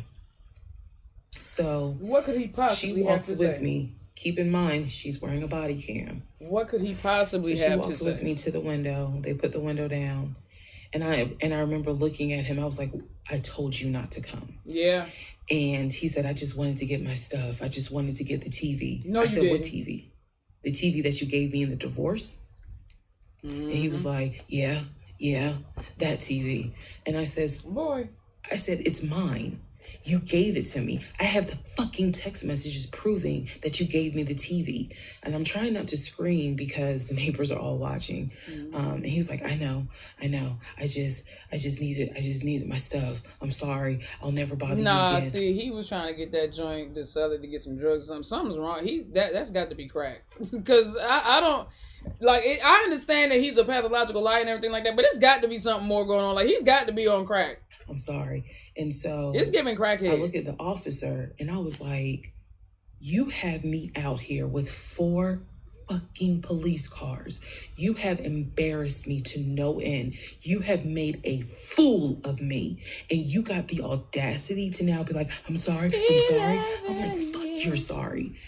So the officer was kind of like, okay. Right. I said, I never want to see you again. He was like, you won't. I'm sorry. I'm so sorry. He's so defeated. That's who he really is, though, y'all. That's why he has to make all the make all the stories up. He's really a defeated stuff person. That was in his wallet, they took it out and put it. He's so small for real in real life. So the stuff that was in his pants, like his wallet, his keys, they put it on the roof of the car when they had him get out the car. And so she's just like, I said, did you catch all that on body cam? And she said, yeah. I said, he gave me the TV. And she said, yeah. She's like, we're going to take him in and we'll have somebody look at him. Because in her words, she said he's definitely having a mental episode right now. Yeah. And I just shrugged and I was just like, something wrong with him. I just want to be done with That's him. what I'm trying to say, too. I just want to be done. Mental relapse. I just want to be done. Drug relapse. So some kind of relapse. I understand. I totally get it. So his car is in my driveway. The keys and everything are, they took it with them because I guess since it was on him, they took it with them for processing at the jail. I told that shit. I think that's how that works. I would tell that. Because I didn't see the wallet or the keys afterwards. So at this point, 4 officers leave.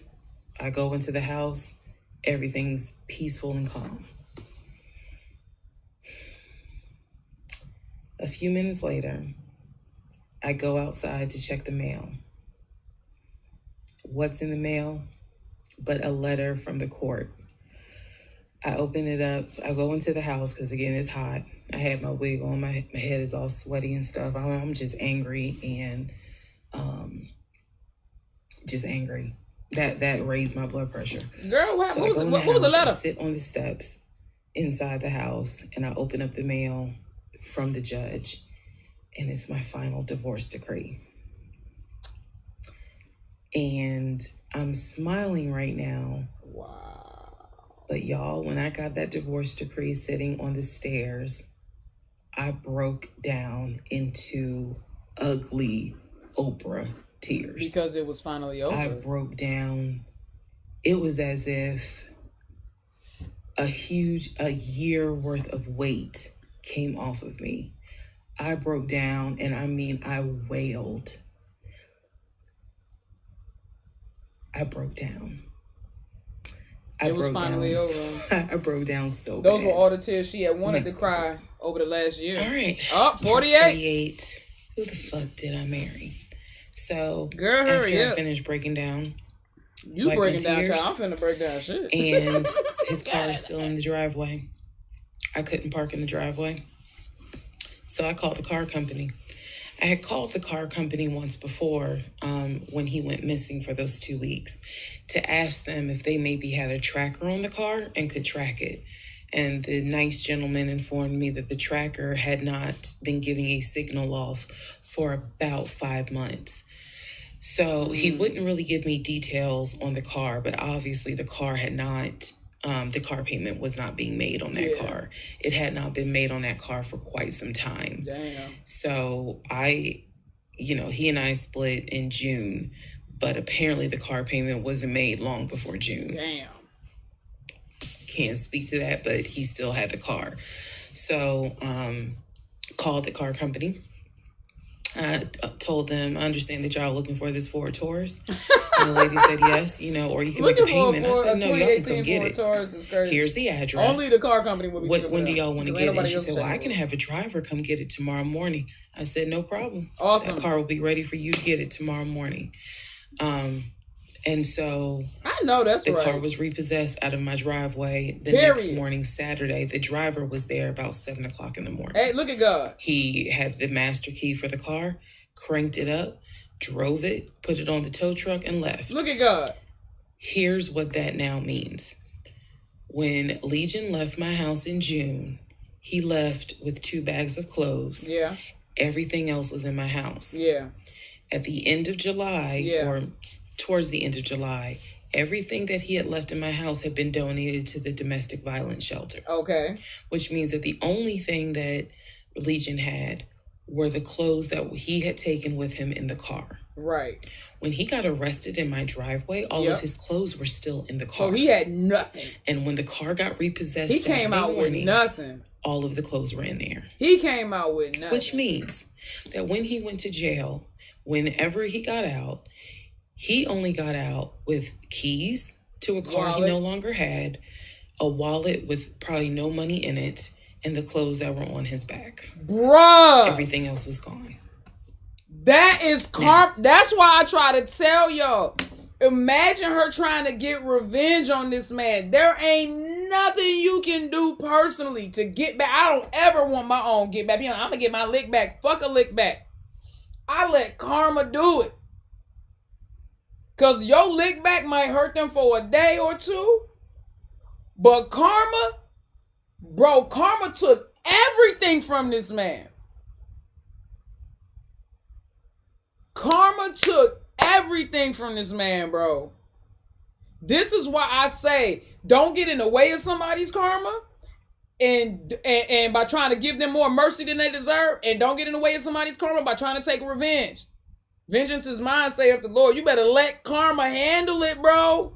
You better let karma. This man ain't got well, I don't know what he got now because this is back 2021, but he ain't had shit. Woo. Karma is up. Now we can fast forward to what happened around August 29th. I like karma.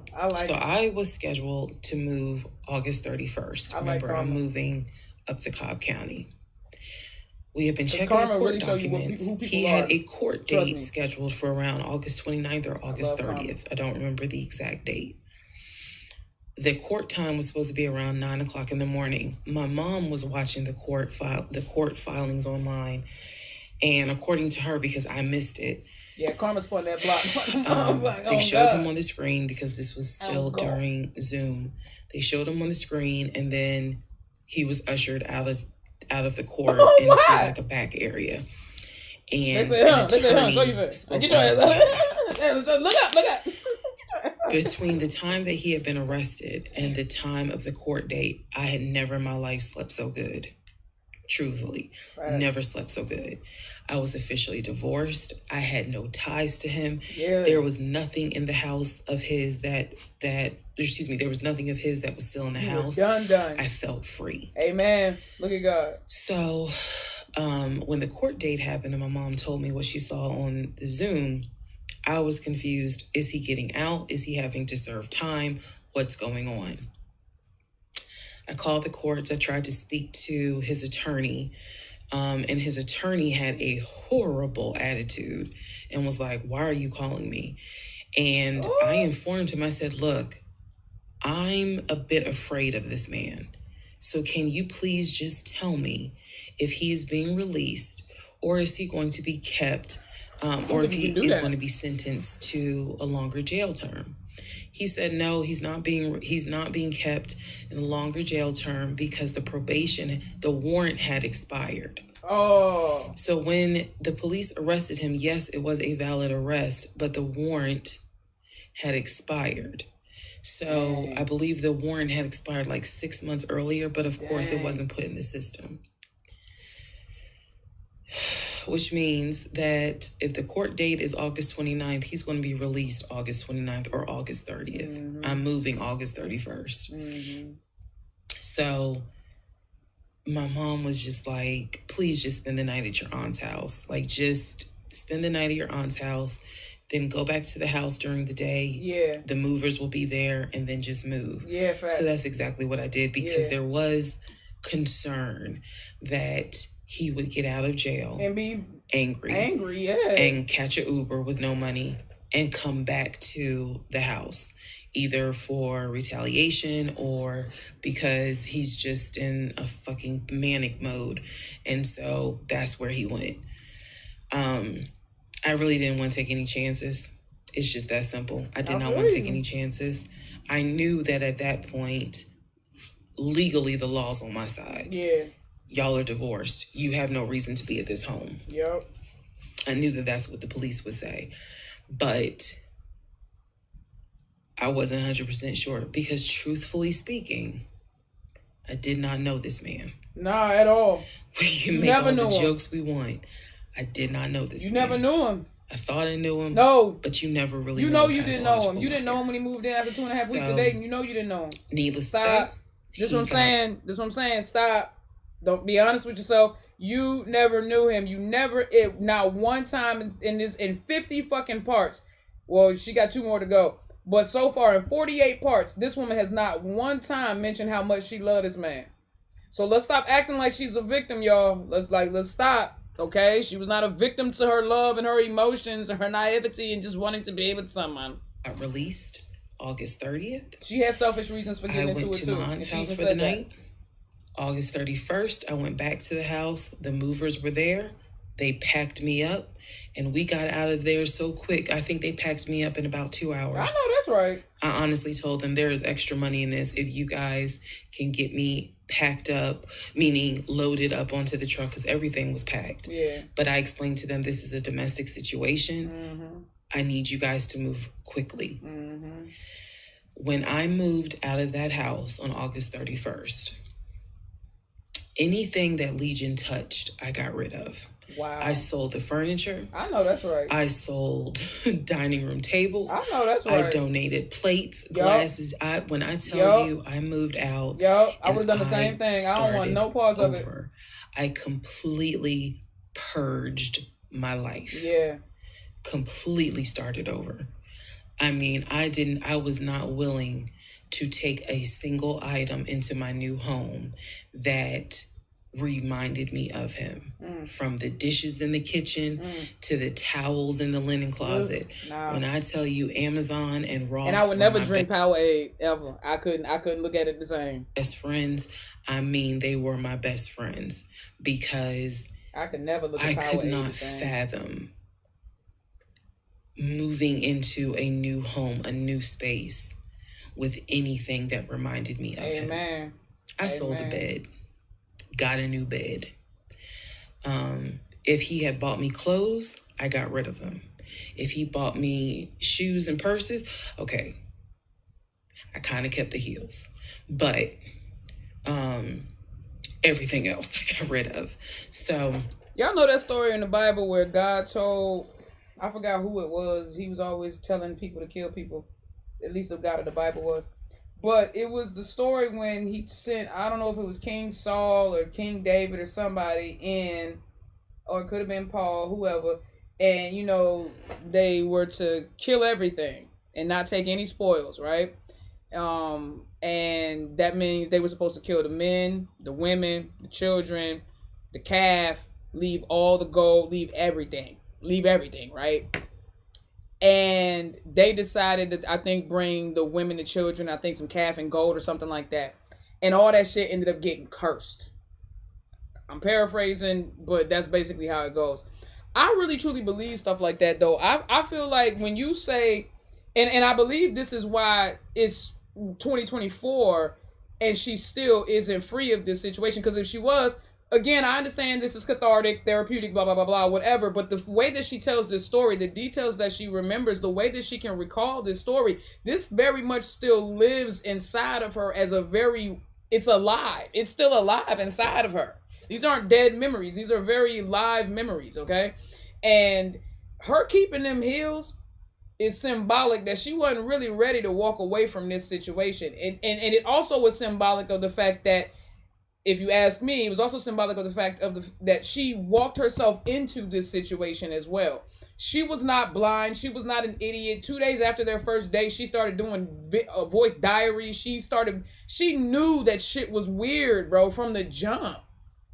And she allowed herself, she walked herself into, she justified every choice that she made. She justified every lie he told. And then she justified why she stayed for so long, and then had the audacity to say that the ex-wife said, well, it ain't my fault. I shouldn't blame myself. Yes, the fuck you should. Not for all of it, but for damn sure a great portion of it, because it was what you allowed that got this situation to the point where it got to. How many times did she say that she caught this man in a lie, and then she was like, I just let it go, or I just thought he was being a man, or I just I just wanted to eat it, I just wanted to save face. Fuck out of here. I completely purged my life. Fuck out of here. Started over from the bottom in terms of fuck just here, bro. The move. I could not take any piece of him with me. But you did, though. Could not. But you did, though.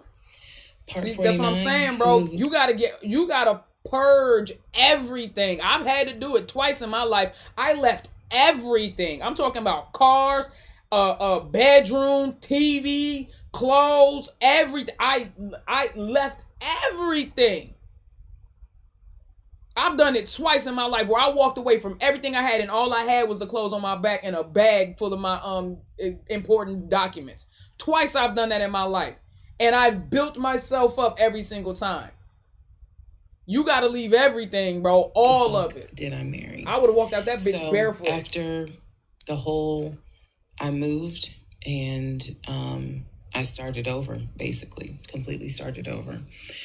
If you're gonna purge, there was a period of time where different people had reached out to me, people who knew him. Apparently, he was still trying to find a couch to sleep on. Damn. And so one guy in particular had reached out to me because I guess Legion had asked him if he could come and stay with him and his family because he was homeless and had nowhere to go. And so he had lied and told the guy, because again, he's a liar. So he had lied and told the guy that, I had kicked him out. We're divorced. I had taken all his money. Child, what money? So that's why he's homeless. So the gentleman simply was reaching out to me on Facebook to confirm what is actually true.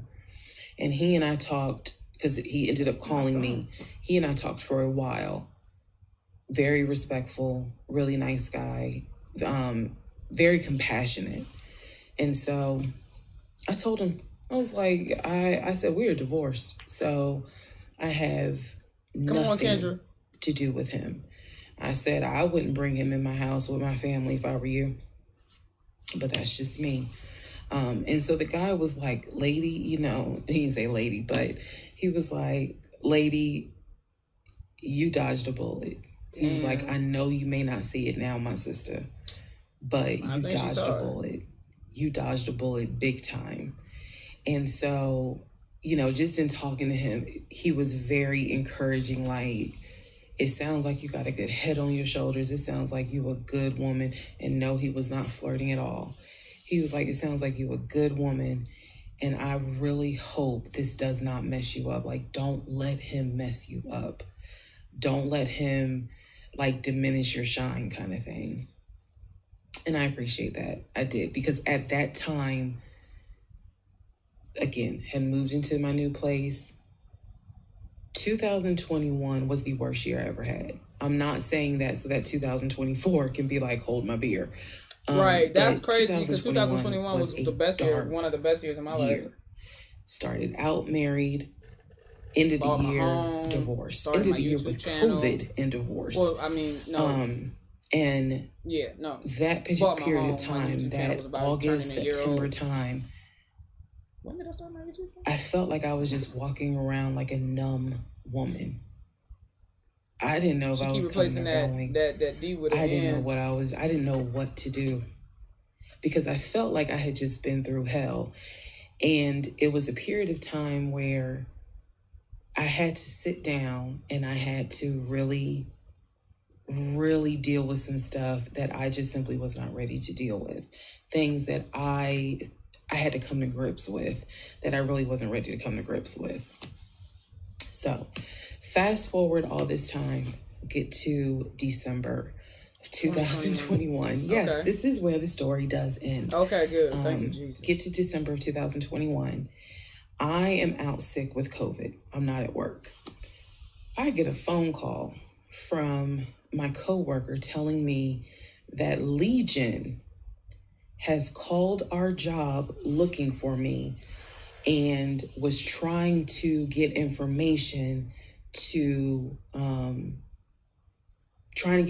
on how to reach me. Oh, hell no. Yes, I had already changed my number. Good. Again, I had already moved. Good. But he knew where I worked. Bad.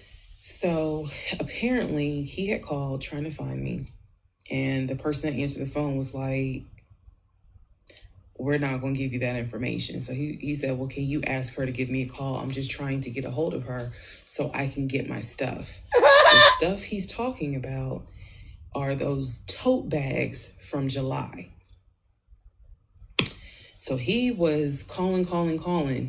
And it was a problem. He was trying to reach out to me on Facebook. He was trying to reach out to family members on Facebook, trying to get me to call him so that he could make arrangements to come get his stuff. You ain't got no stuff. The devil is a lie. Right, you ain't got no stuff. Not here. My friend Tracy, who came to my rescue again, my friend Tracy was like, okay, here's what you're going to do.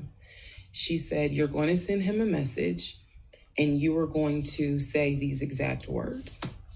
I sent him a text message, she said, and she told me, you're going to send a text message because it's going to be time-stamped. Damn. And basically the text message... Hold on, y'all. We got 11 minutes left. Hold on. Hey, Queen B, I'm on live. Oh, I was just calling you lately. I thought you were going to go live early. I did. I started at 12. Oh, wow. Okay, well... I just finished my workout. Proud of you. You had a good workout? Yeah, but from doing that, I'll let you do it in a minute, but from doing that, what do you call it? The yard yesterday. Yeah, from doing the yard. Yeah, I was dragged in the tub to the back. Man, my arms are sore. And good girl. Robert made sure only did like a couple of reps. He wasn't going to try to overdo it. Nah, but you did it. I see you. Out here trying to be all young and fly. You know. Everybody saying, hey, Mama True. Hey, Mama True. Tell everyone I said hello, and I love them.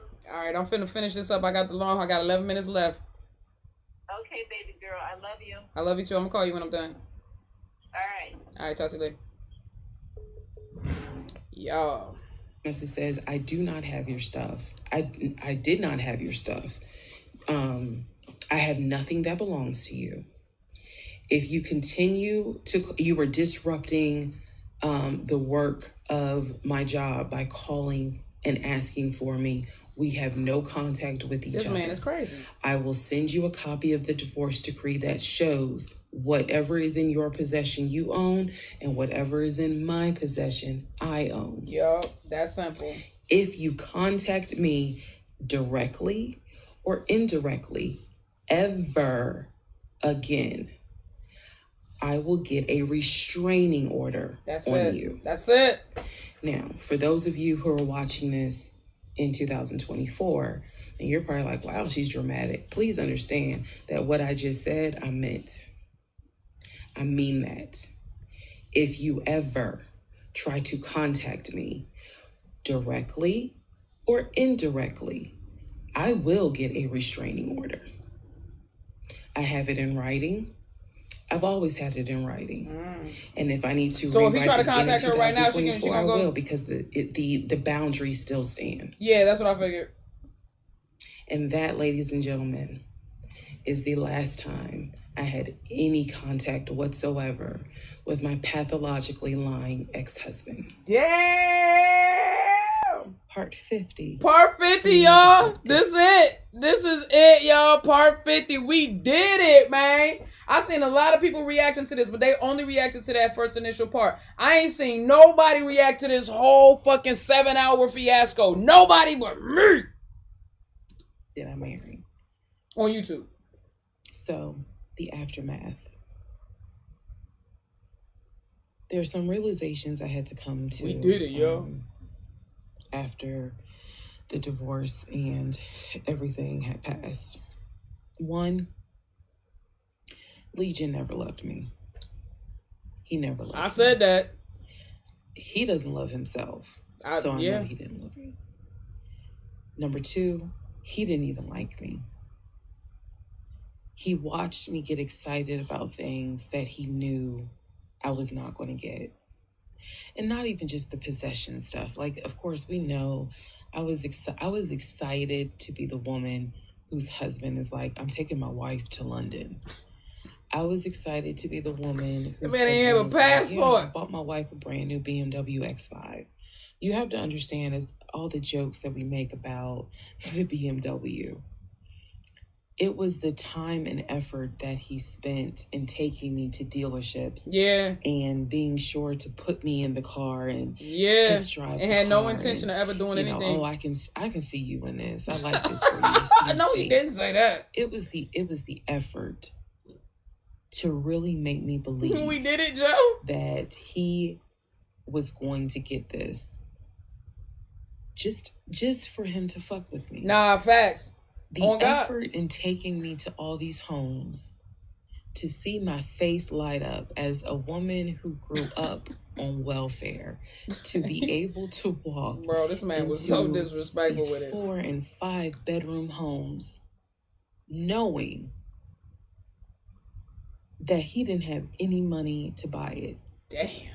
Imagine homes to see my face light up as a woman who grew up on welfare, to be able to walk into these 4 and 5 bedroom homes, knowing that he didn't have any money to buy it.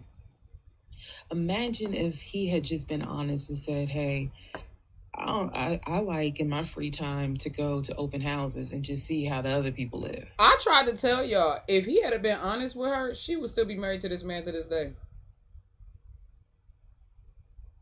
With all of the shit he didn't have, had he just been honest, because she was so desperate to be married and just have somebody, she would still be with him to this day.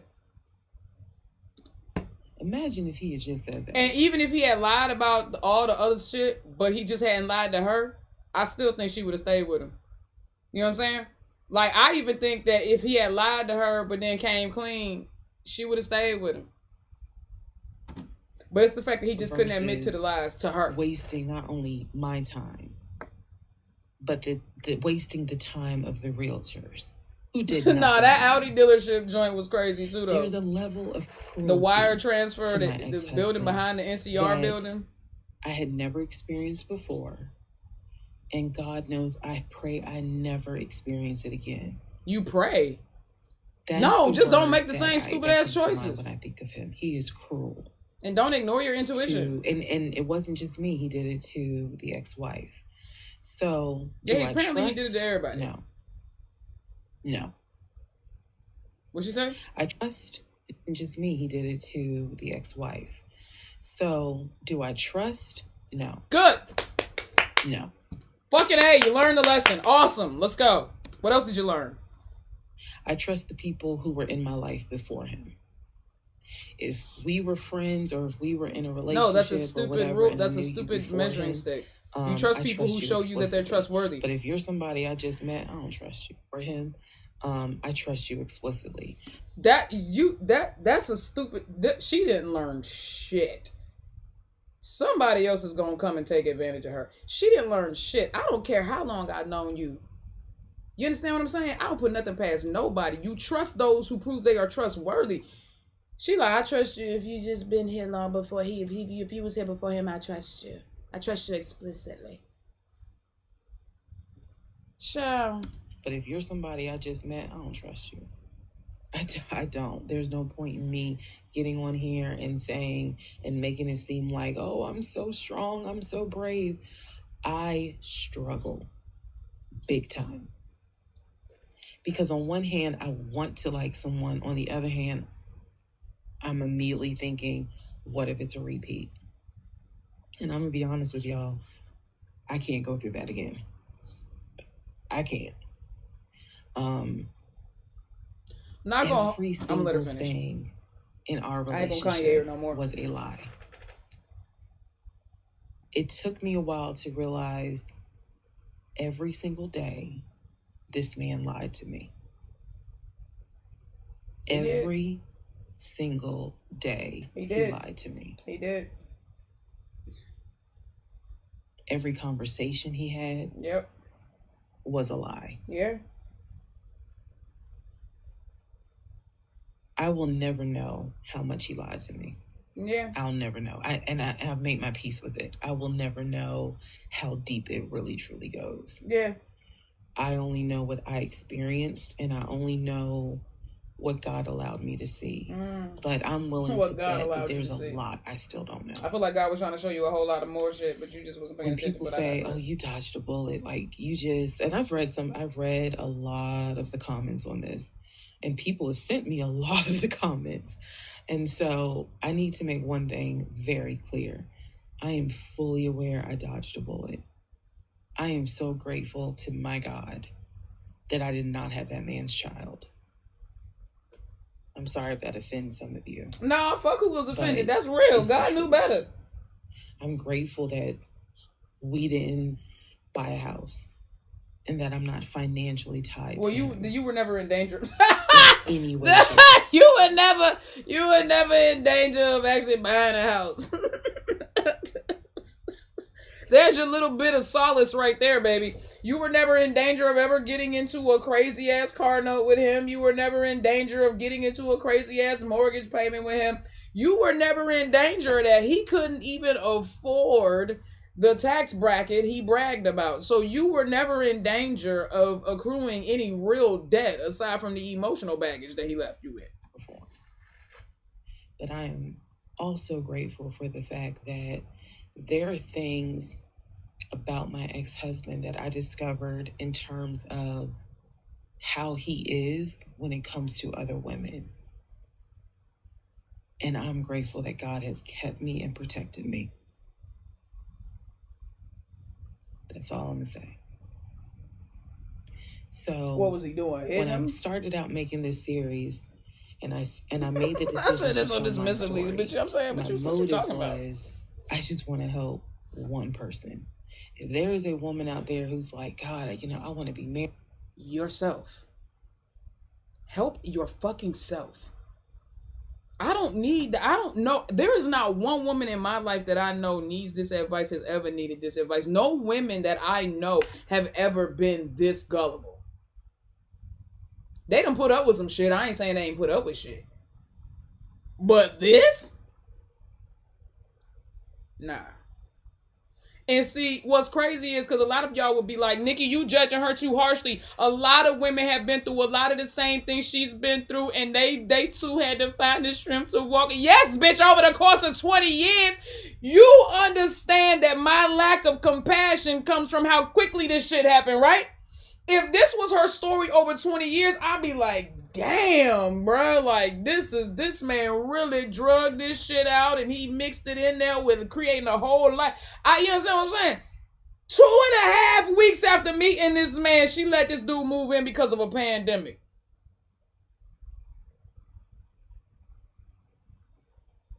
Y'all do understand that all of this shit happened in a year's time. She shoved and he shoved 20 years worth of trauma into 12 fucking months, bro. Night Moonlight, nah, bro. I met this guy and something don't seem right, but nah. You know, maybe it's not that bad. My advice is, honey, just no, stop. Do your research, because we don't want your advice. You take your advice. Being single sucks. Okay. See, in my opinion, sometimes it sucks, but you're not doing it right then. But married to the wrong person, is a type of hell no one should have to go through. You should not have to be married to someone that does not like you. And you didn't have to be married to someone that doesn't even love you. And you didn't have to be. And I know what that is like. I know what it's like to be told, hey, babe, you know I love you. And yet, I swear I think that man sat back in the recliner with his WWE Championship Roman Reigns belt and laughed his ass off. And again, I ask, when did she mention ever loving him in any of these 50 parts, y'all? I do. I really do think that. 50 parts. My radar was broken because I am an intelligent woman. And I know that I know better. And I still sometimes ask myself, how the fuck did you let this happen? How did you let this be your story? You wanted the story. All because at the time I wanted it to be my turn.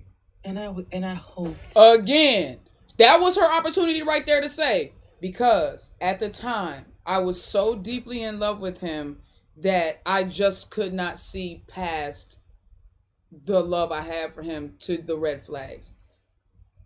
That's not what she said. She said, I just wanted it to be my turn. Y'all sit here trying to make this woman, y'all want me to sit here and look at this woman as a victim. Is he not a victim of her desperation? The only reason why he was able to take your ass on this ride was because your ass already had the car door open and was sliding in. Stop playing with me, bro. It was my turn.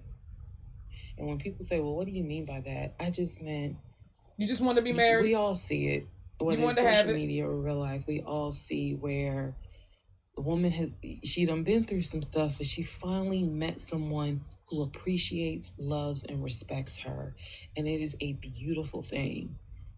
I had hoped that appreciate, loves, and respects her. Still, it was my turn for that. Still not talking about loving him. And instead of being obedient, I wanted to be right, and I wanted to do what I wanted to do. And the cost of that decision was heavy. Yeah. The toll of reliving this whole scenario was heavy. Yeah. It was. I'm almost surprised at how hard it was to actually finish this. I'm not, because you're not over it. Not because I couldn't remember stuff. No, we saw. I probably remember way more details than what I actually put out. Yeah, but I know, I can tell. The fact that it's like I'm reminding myself, how did you let this happen? So, therapy is real. Therapy helps. Are you in it? Stella Rosa Black helps too. And yes, red flag. I will one day get to London. I will. Bitch, is this also we can start a GoFundMe and send your ass to London? You could have just asked for that shit from the beginning. That you made me say, I got my head hurting and shit. I'm sitting here trying to look. I'm scraping the bottom of my emotional receptacle, trying to find some empathy and some compassion, because y'all know my shit is lacking and leaking. And I can't find an ounce. And you sitting here telling me some, I'm going to get to London. Bitch, if you wanted a GoFundMe to get you to London, you could have just asked. You could have just asked. All this, like I said, y'all, I do believe that the shit he was doing after she kicked him out the house, I do believe that was just all, with the lies and stuff like that. Okay, that was more victimization. She was, you know what I'm saying? She was out of it, just trying to move on with her life. Okay, fine. But I still find it very hard to find a true victim throughout this entire story. What I hear is a fool who was lied to and a fool who did the lying. But while you sitting here talking about this man, ain't love you and ain't do this, and I'm not defending anything he did. He's a worthless human being, and that's why karma stripped his ass of everything. Karma gave him what it deserved. But sweetheart, to sit here and pretend as if you did not walk yourself throughout this entire situation, and a lot of this shit was self-inflicted, it would be disingenuous. It ain't gonna serve you a great purpose later. And it holds and shows that you have no accountability. And all I hear her doing is taking accountability and then walking it back. She be like, yeah, I mean, I was dumb. I was this. That's a cop-out. I was numb to it. I saw the red flags, but I was numb. You was numb 2.5 weeks in? You was numb 2 days after the first date? Come on, bruh. Come on. I ain't heard her say she loved that man 1 in 50 fucking parts. I didn't hear her say she loved him one time. She talked about butterflies and he was attractive and he really didn't look like his part, and I wanted to be my turn, and the fear, the desperation, and I didn't want to be alone, and I just wanted to be married, and I'm having a baby out of wedlock, and that's not how I planned it, and I'm shacking up, and this is going against my moral compass. Oh God, what do I do? I'm praying to you, but every time you give me an answer, I'm just gonna keep ignoring you.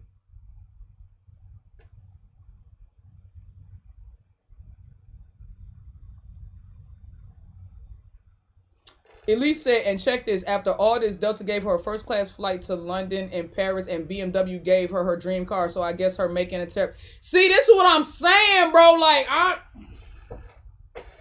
I'm done. Did y'all enjoy this shit? Dark blue BMW X5 with a cognac interior. I believe I will get those things. Just got to get them a different route. So, this was your route? Thank you all for being on the playlist of Who the Fuck Did I Marry?